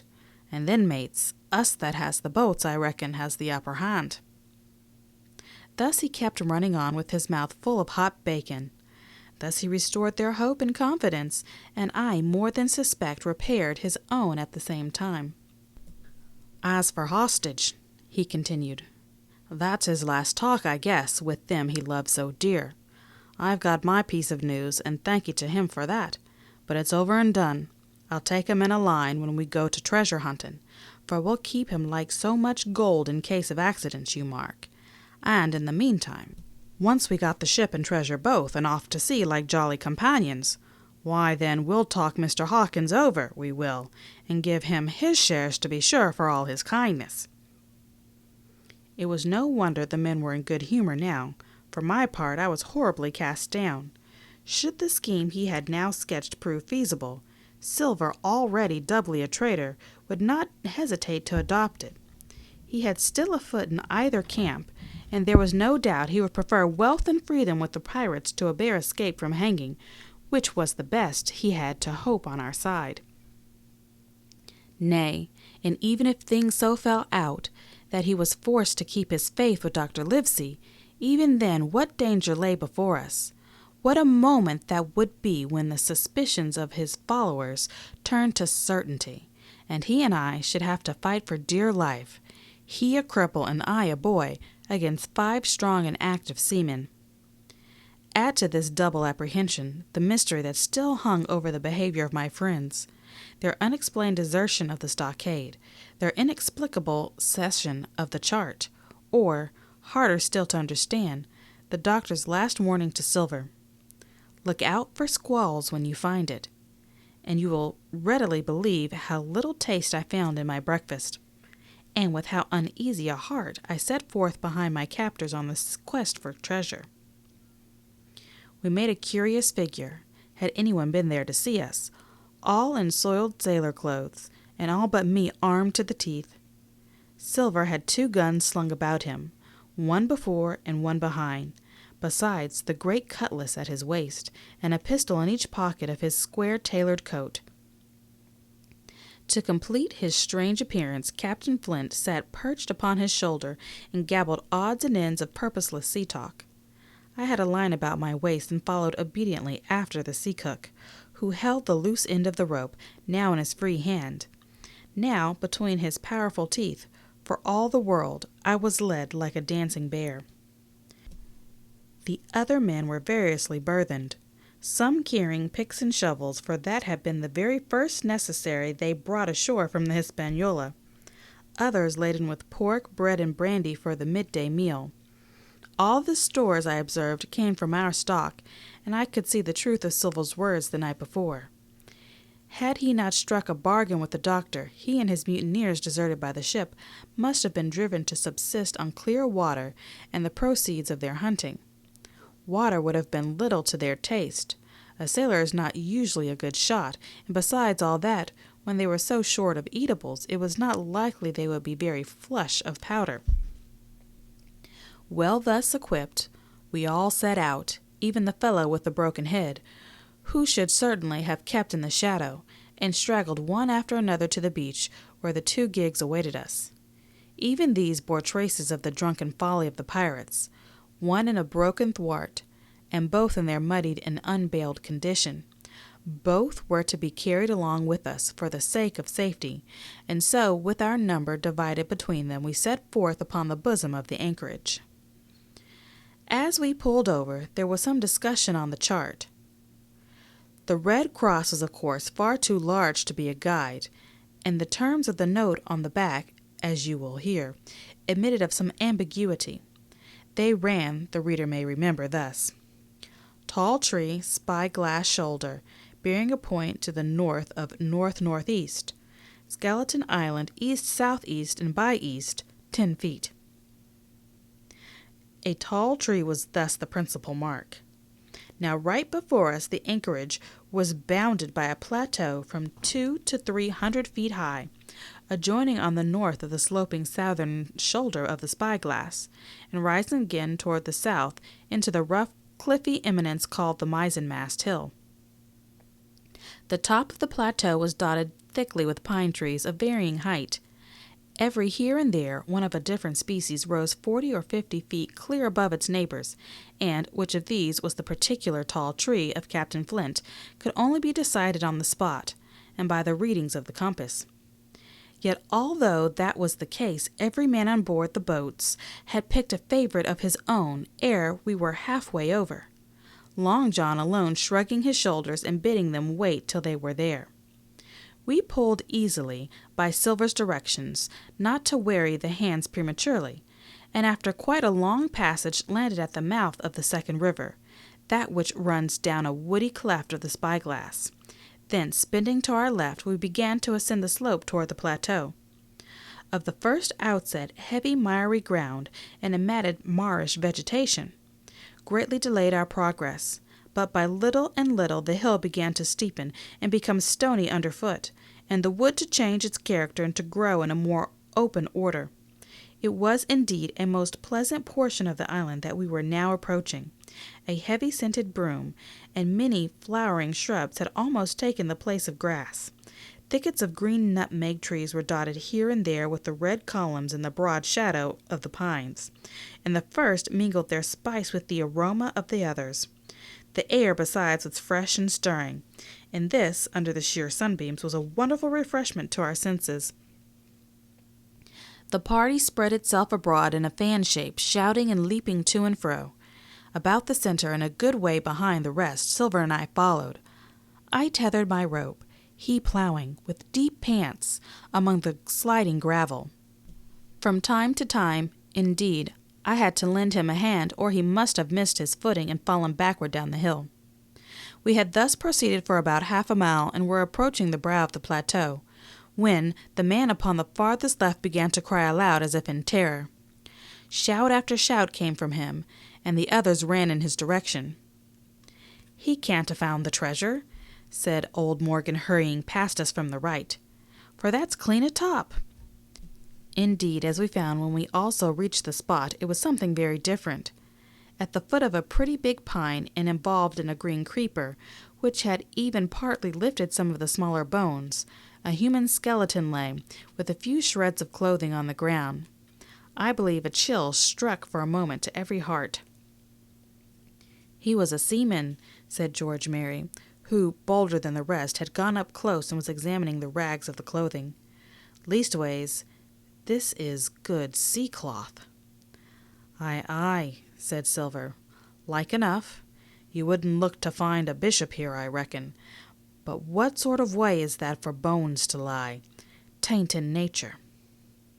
Indeed, on a second glance, it seemed impossible to fancy that the body was in a natural position, but for some disarray, the work perhaps of the birds that had fed upon him, or of the slow-growing creeper that had gradually enveloped his remains, the man lay perfectly straight, his feet pointing in one direction, his hands raised above his head like a diver's, pointing directly in the opposite.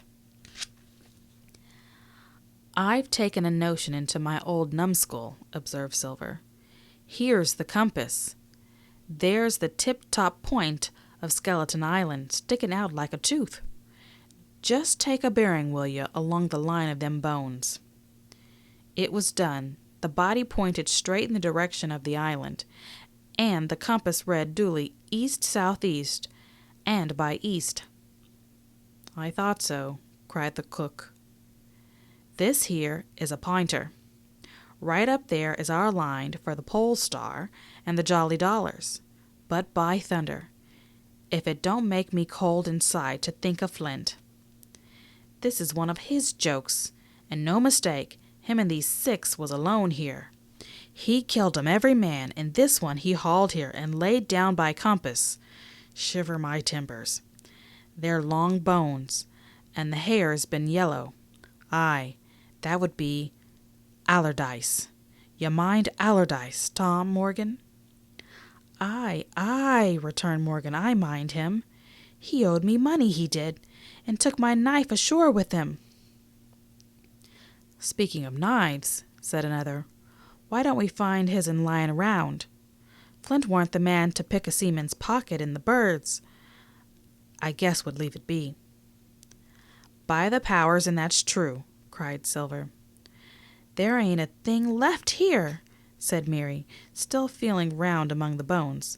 "Not a copper doit, nor a botchy box. It don't look natural to me." "No, by gun, it don't," agreed Silver. "Not natural, nor not nice, says you. Great guns, messmate. But if Flint was livin', this would be a hot spot for you and me. 6 they were, and 6 we are, and bones is what they are now." "I saw him dead with these here deadlights," said Morgan. "Billy took me in. There he laid, with penny pieces on his eyes." "Dead, aye, sure enough he's dead and gone below," said the fellow with the bandage. "But if ever spirit walked, it would be Flint's. Dear heart, but he died bad, did Flint." "Aye, that he did," observed another. Now he raged, and now he hollered for the rum, and now he sang 15 men were his only song mates, and I tell you true, I never rightly liked to hear it since. It was main hot, and the windy was open, and I hear that old song comin' out as clear, and the death howl on the man already.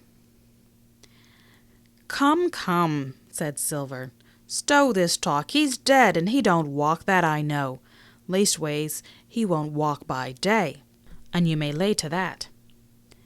Care killed a cat. Fetch a head for the doubloons. We started certainly, but in spite of the hot sun and the staring daylight, the pirates no longer ran separate and shouting through the wood, but kept side by side and spoke with bated breath. The terror of the dead buccaneer had fallen on their spirit.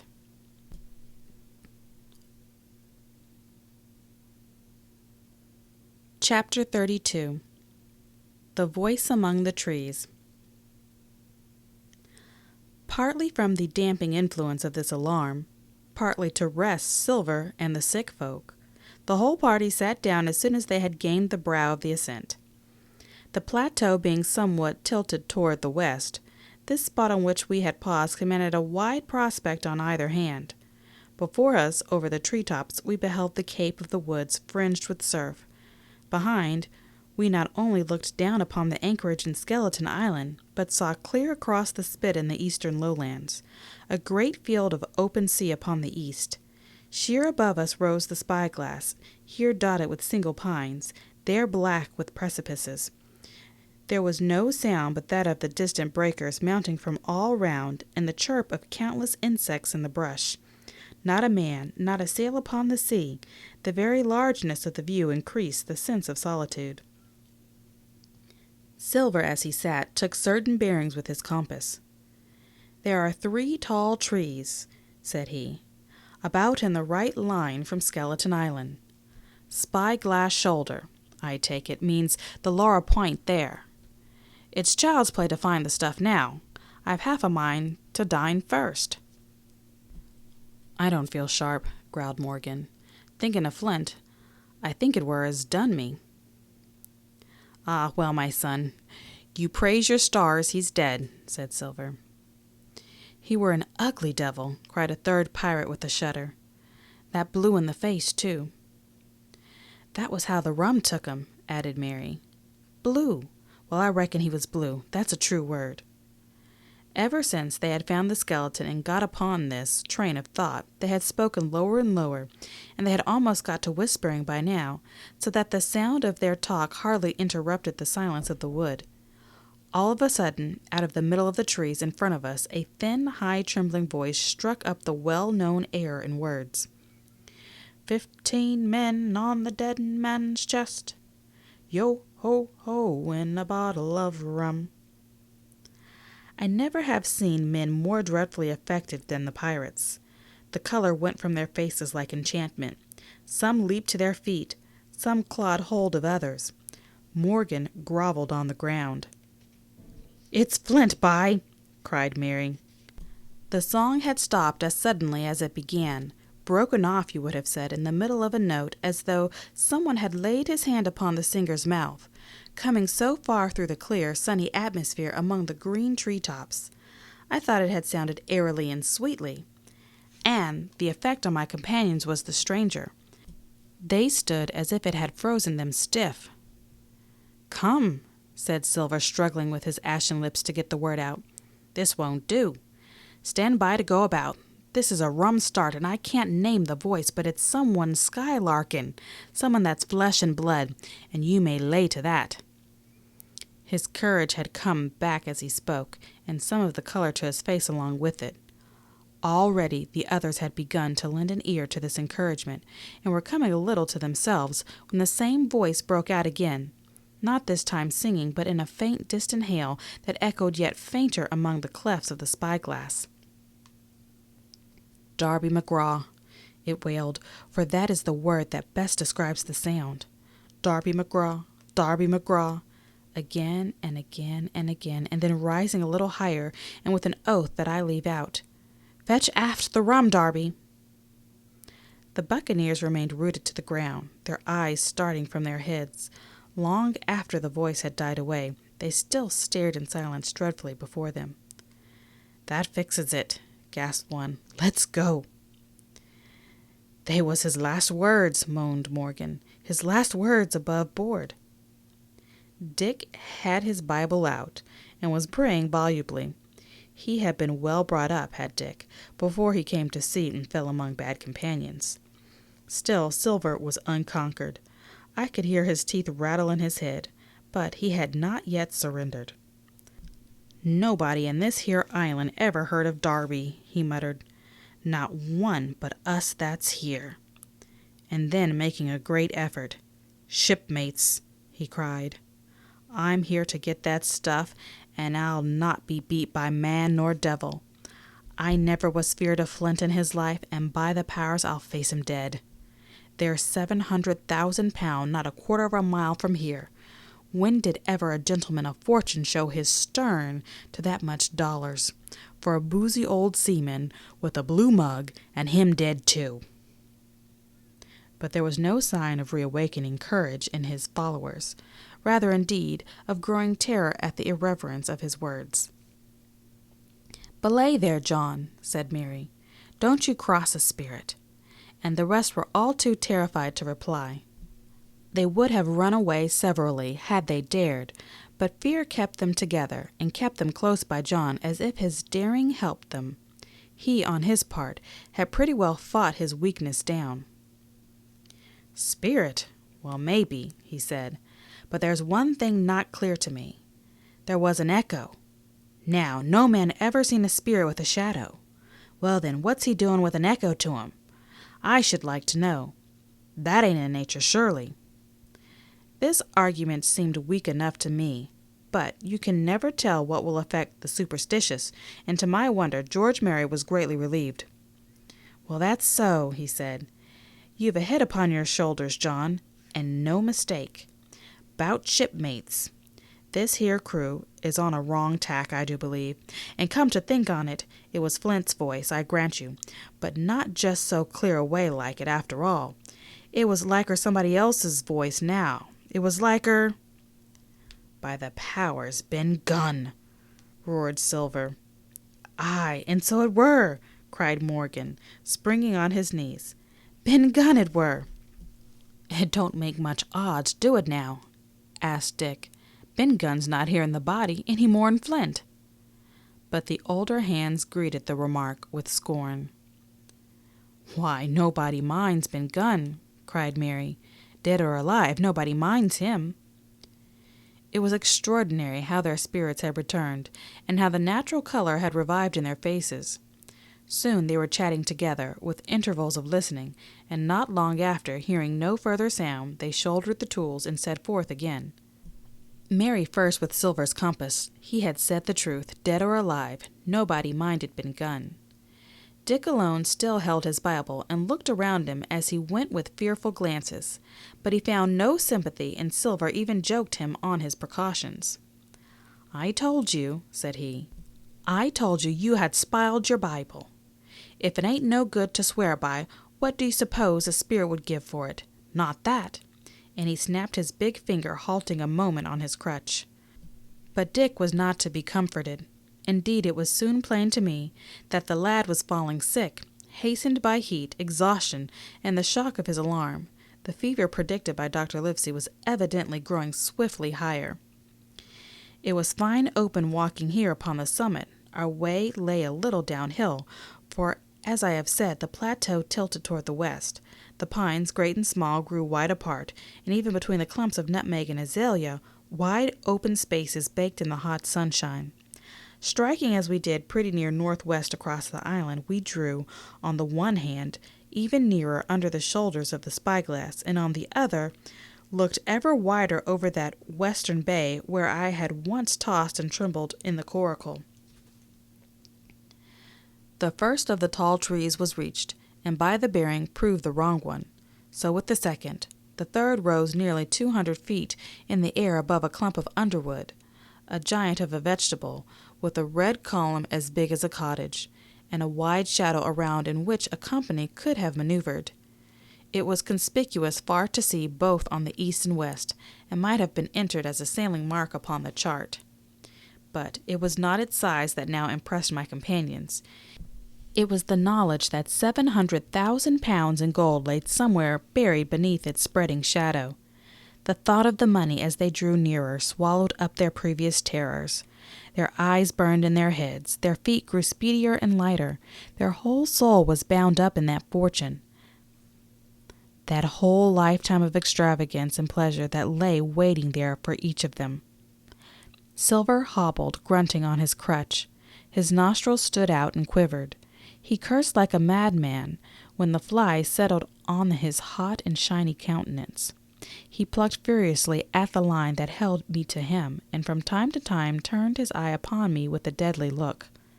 Certainly he took no pains to hide his thoughts, and certainly I read them like print. In the immediate nearness of the gold, all else had been forgotten. His promise and the doctor's warnings were both things of the past, and I could not doubt that he hoped to seize upon the treasure, find and board the Hispaniola under cover of night, cut every honest throat about that island, and sail away as he had at first intended, laden with crimes and riches. Shaken as I was with these alarms, it was hard for me to keep up with the rapid pace of the treasure hunters. Now and again I stumbled, and it was then that Silver plucked so roughly at the rope and launched at me his murderous glances. Dick, who had dropped behind us and now brought up the rear, was babbling to himself both prayers and curses as his fever kept rising. This all added to my wretchedness, and to crown all, I was haunted by the thought of the tragedy that had once been acted on that plateau, when that ungodly buccaneer with the blue face, he who died at Savannah, singing and shouting for drink, had there with his own hand cut down his 6 accomplices. This grove that was now so peaceful must then have rung with cries, I thought, and even with the thought I could believe I heard it ringing still. We were now at the margin of the thicket. "Huzzah, mates, all together!" shouted Mary, and the foremost broke into a run. And suddenly, not 10 yards farther, we beheld them stop. A low cry arose. Silver doubled his pace, digging away with his foot of his crutch like one possessed, and next moment he and I had come also to a dead halt. Before us was a great excavation, not very recent, for the sides had fallen in, and grass had sprouted on the bottom. In this were the shaft of a pick broken in two, and the boards of several packing cases strewn around. On one of these boards I saw branded with a hot iron the name Walrus, the name of Flint's ship. All was clear to probation. The cachet had been found and rifled. The 700,000 pounds were gone.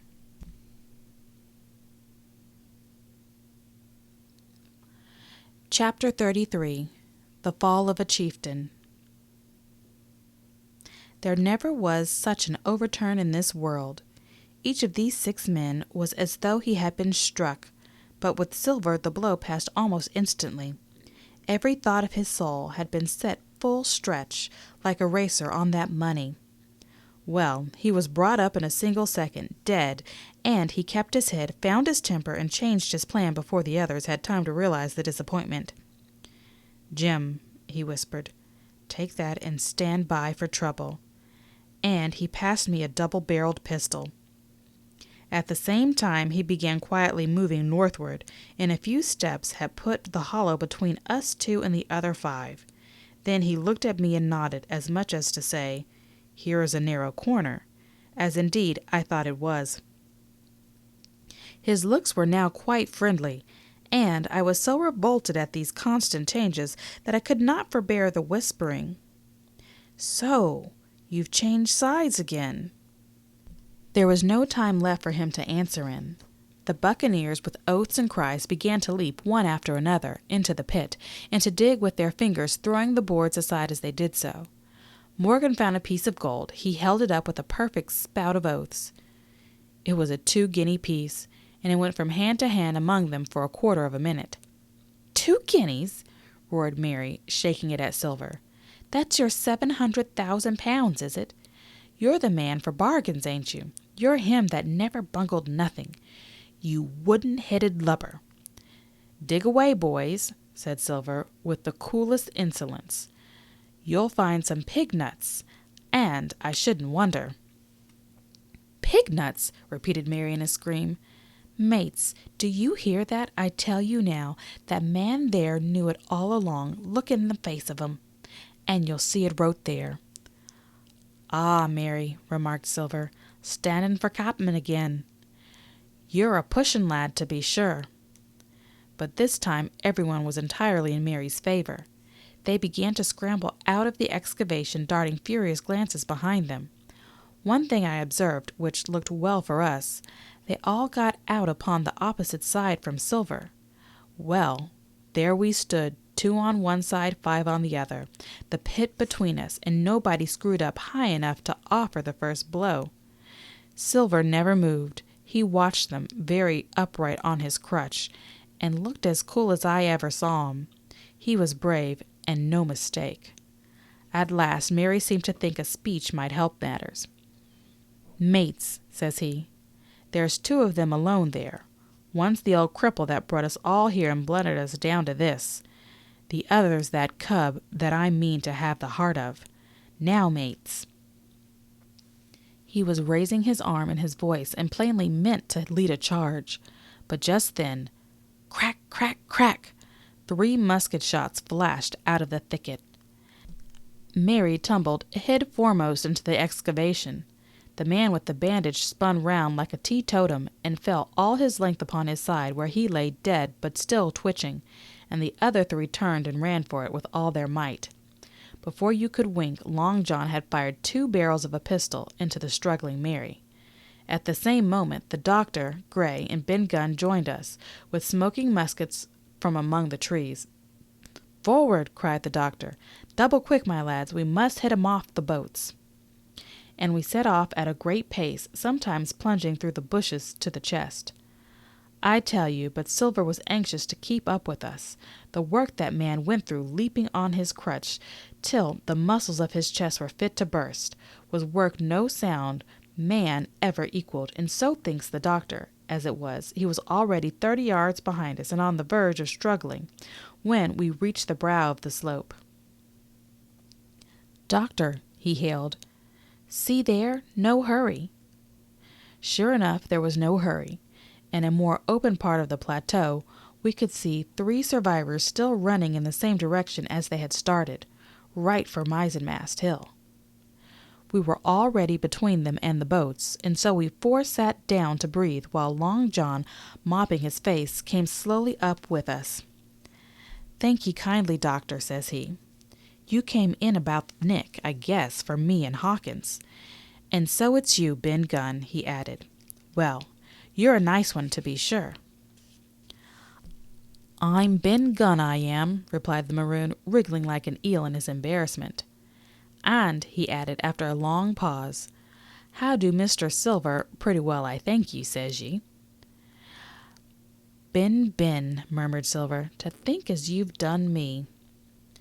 The doctor sent back Gray for one of the pickaxes, deserted in their flight by the mutineers, and then, as we proceeded leisurely downhill to where the boats were lying, related in a few words what had taken place.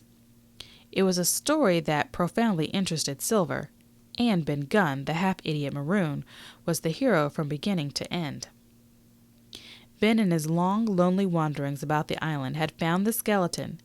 It was he that had rifled it. He had found the treasure. He had dug it up. It was the haft of his pickaxe that lay broken in the excavation. He had carried it on his back in many weary journeys from the foot of a tall pine to a cave he had on the 2-pointed hill at the northeast angle of the island, and there it had lain stored in safety since 2 months before the arrival of the Hispaniola. When the doctor had wormed this secret from him on the afternoon of the attack, and when next morning he saw the anchorage deserted, he had gone to Silver, given him the chart, which was now useless, given him the stores, for Ben Gunn's cave was well supplied with goat's meat salted by himself, given anything and everything to get a chance of moving in safety from the stockade to the two-pointed hill, there to be clear of malaria, and keep a guard upon the money. As for you, Jim, he said, it went against my heart, but I did what I thought best for those who had stood by their duty. And if you are not one of those, whose fault was it?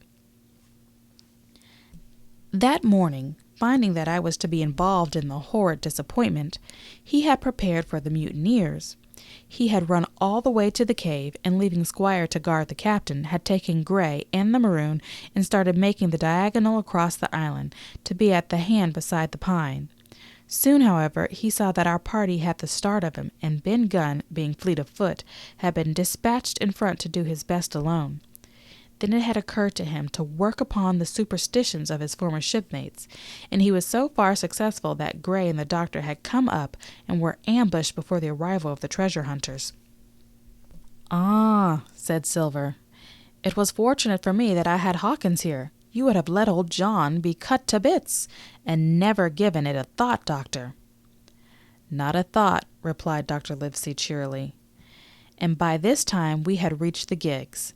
The doctor, with the pickaxe, demolished one of them, and then we all got aboard the other and set out to go round by sea for North Inlet. This was a run of 8 or 9 miles. Silver, though he was almost killed already with fatigue, was set to an oar like the rest of us, and we were soon skimming swiftly over a smooth sea. Soon we passed out of the straits and doubled the southeast corner of the island, round which 4 days ago we had towed the Hispaniola. As we passed the two-pointed hill, we could see the black mouth of Ben Gunn's cave and a figure standing by it, leaning on a musket. It was the Squire, and we waved a handkerchief and gave him 3 cheers, in which the voice of Silver joined as heartily as any. 3 miles farther, just inside the mouth of the North Inlet, what should we meet but the Hispaniola cruising by herself? The last flood had lifted her, and there had been much wind, or a strong tide current, as in the southern anchorage. We should never have found her more, or found her stranded beyond help.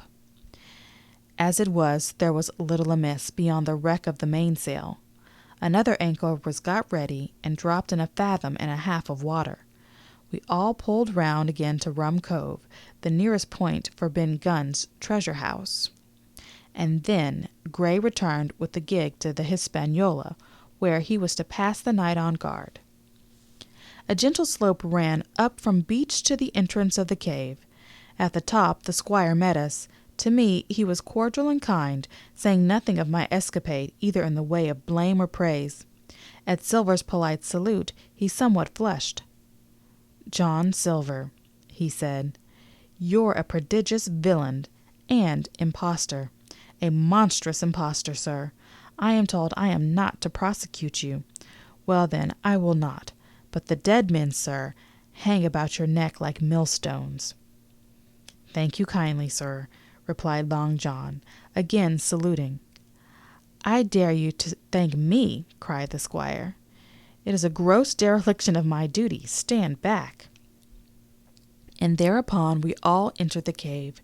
It was a large airy place, with a little spring and a pool of clear water overhung with ferns. The floor was sand. Before a big fire lay Captain Smollett, and in a far corner, only duskily flickered over by the blaze, I beheld great heaps of coin in quadrilaterals, built of bars of gold. That was Flint's treasure that we had come so far to seek, and that had cost already the lives of 17 men from the Hispaniola. How many it had cost in the amassing! What blood and sorrow! What good ships scuttled on the deep! What brave men walking the plank blindfold! What shot of cannon! What shame and lies and cruelty! Perhaps no man alive could tell.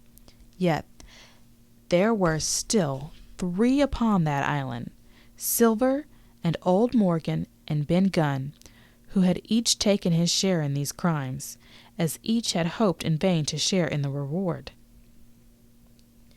"Come in, Jim," said the captain. "You're a good boy in your line, Jim, but I don't think you and me'll go to sea again." You're too much of the born favorite for me. Is that you, John Silver? What brings you here, man?" "Come back to my duty, sir," returned Silver. "Ah," said the captain, and that was all he said. What a supper I had of it that night with all my friends around me, and what a meal it was, with Ben Gunn's salted goat and some delicacies and a bottle of old wine from the Hispaniola. Never, I am sure, were people gayer or happier, and there was Silver sitting back almost out of the firelight, but eating heartily, prompt to spring forward when anything was wanted, even joining quietly in our laughter, the same bland, polite, obsequious seaman of the voyage out.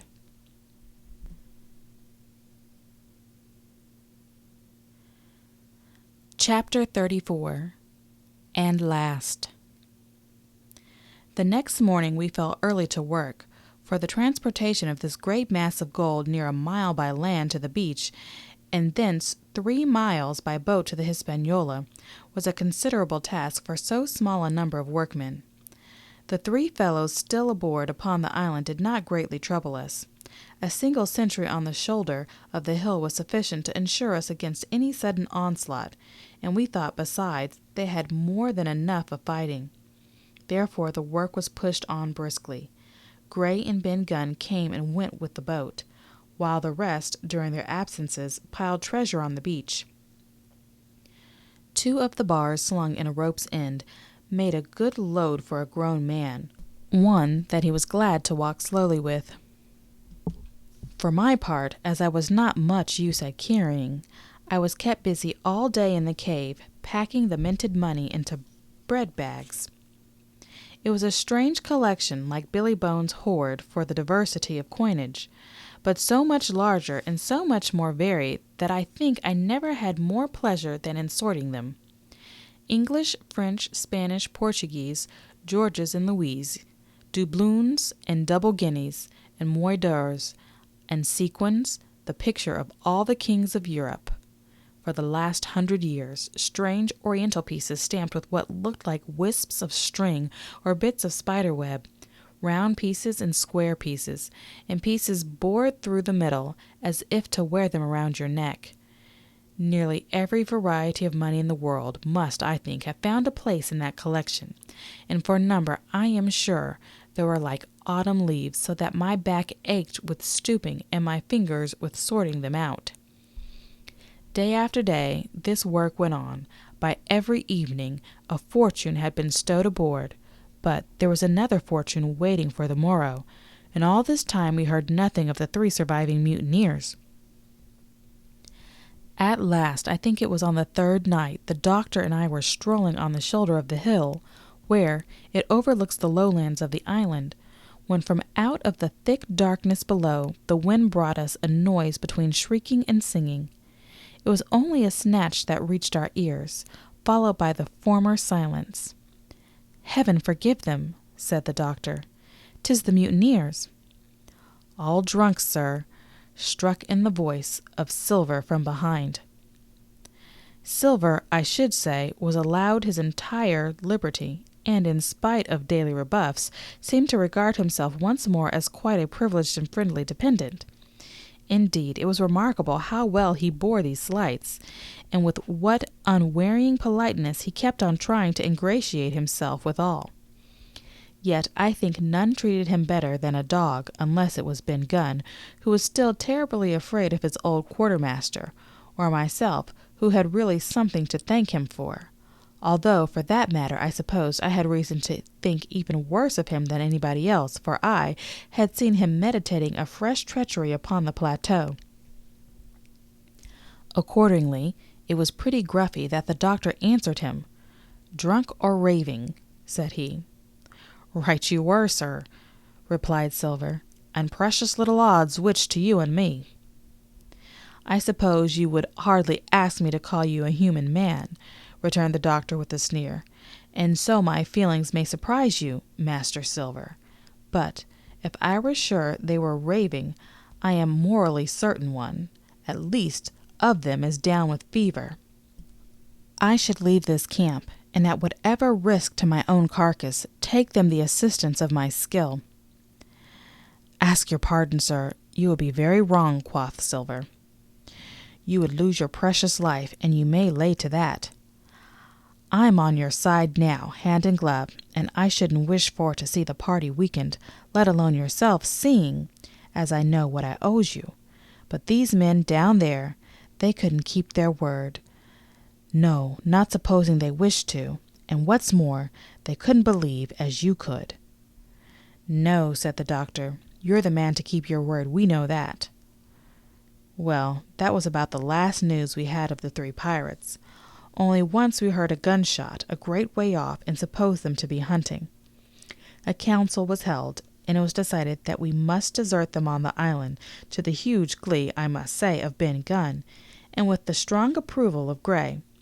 We left a good stock of powder and shot, the bulk of the salt goat, a few medicines and some other necessaries, tools, clothing, a spare sail, a fathom or 2 of rope, and by the particular desire of the doctor, a handsome present of tobacco. That was about our last doing on the island.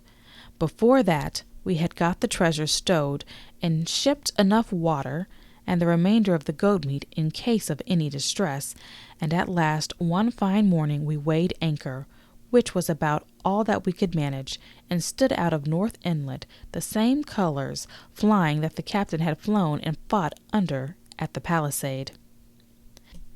The 3 fellows must have been watching us closer than we thought, for as we soon had proved. For coming through the Narrows, we had to lie very near the southern point, and there we saw all 3 of them kneeling together on a spit of sand, with their arms raised in supplication. It went to all our hearts, I think, to leave them in that wretched state, but we could not risk another mutiny, and to take them home for the gibbet would have been a cruel sort of kindness. The doctor held them, and told them of the stores we had left, and where they were to find them. But they continued to call us by name, and to appeal to us, for God's sake, to be merciful, and not leave them to die in such a place. At last, seeing the ship still bore on her course, and was now swiftly drawing out of earshot, one of them, I know not which it was, leaped to his feet with a hoarse cry, whipped his musket to his shoulder, and sent a shot whistling over Silver's head and through the mainsail. After that we kept under cover of the bulwarks, and when next I looked out they had disappeared from the spit, and the spit itself had almost melted out of sight in the growing distance. That was at least the end of that, and before noon, to my inexpressible joy, the highest rock of Treasure Island had sunk into the blue round of sea. We were so short of men that everyone on board had to bear a hand, only the captain lying on a mattress in the stern and giving his orders, for, though greatly recovered, he was still in want of quiet. We laid her head for the nearest port in Spanish America, for we could not risk the voyage home without fresh hands as it was. What with baffling winds and a couple of fresh gales, we were all worn out before we reached it. It was just at sundown when we cast anchor in a most beautiful landlocked gulf, and were immediately surrounded by shore boats full of Negroes and Mexican Indians, and half-bloods selling fruits and vegetables, and offering to die for bits of money. The sight of so many good-humored faces, especially the blacks, the taste of the tropical fruits, and above all the lights that began to shine in the town, made a most charming contrast to our dark and bloody sojourn on the island, and the doctor and the squire, taking me along with them, went ashore to pass the early part of the night. Here they met the captain of an English man-of-war, fell in talk with him, went on board his ship, and, in short, had so agreeable a time that day was breaking when we came alongside the Hispaniola. Ben Gunn was on deck alone, and as soon as we came on board he began with wonderful contortions to make us a confession. Silver was gone. The maroon had connived at his escape in a shore boat some hours ago, and he now assured us he had only done so to preserve our lives, which would certainly have been forfeit if that man with the one leg had stayed aboard. But this was not all. The sea cook had not gone empty-handed. He had cut through a bulkhead unobserved and had removed one sack of coins, worth perhaps 300 or 400 guineas, to help him on his further wanderings. I think we were all pleased to be so cheaply quit of him. Well, to make a long story short, we got a few hands on board, made a good cruise home, and the Hispaniola reached Bristol just as Mr. Blandley was beginning to think of fitting out her consort. 5 men only of those who had sailed returned with her. Drink and the devil had done for the rest, with a vengeance, although, to be sure, we were not quite in so bad a case as that the other ship they sang about. With 1 man of her crew alive, what put to sea? The 75. All of us had an ample share of the treasure, and used it wisely or foolishly according to our natures. Captain Smollett is now retired from the sea. Gray not only saved his money, but being suddenly smit with the desire to rise, also studied his profession. And he is now mate and part owner of a fine full-rigged ship, married besides, and father of a family. As for Ben Gunn, he got £1,000, which he spent or lost in 3 weeks, or, to be more exact, in 19 days, for he was back begging on the 20th. Then he was given a lodge to keep exactly as he had feared upon the island, and he still lives a great favourite, though something of a butt with the country boys and a notable singer in church. Of Silver we have heard no more. That formidable seafaring man with 1 leg has at last gone clean out of my life, but I dare say he met his old negress, and perhaps still lives in comfort with her and Captain Flint. It is to be hoped so, for his chances of comfort in another world are very small. The bar silver and the arms still lie, for all that I know, where Flint buried them, and certainly they shall lie there for me. Oxen and wain ropes would not bring me back again to that accursed island, and the worst dreams that ever I have are when I hear the surf booming about its coasts, or start upright in bed, with the sharp voice of Captain Flint still ringing in my ears. Pieces of 8, pieces of 8,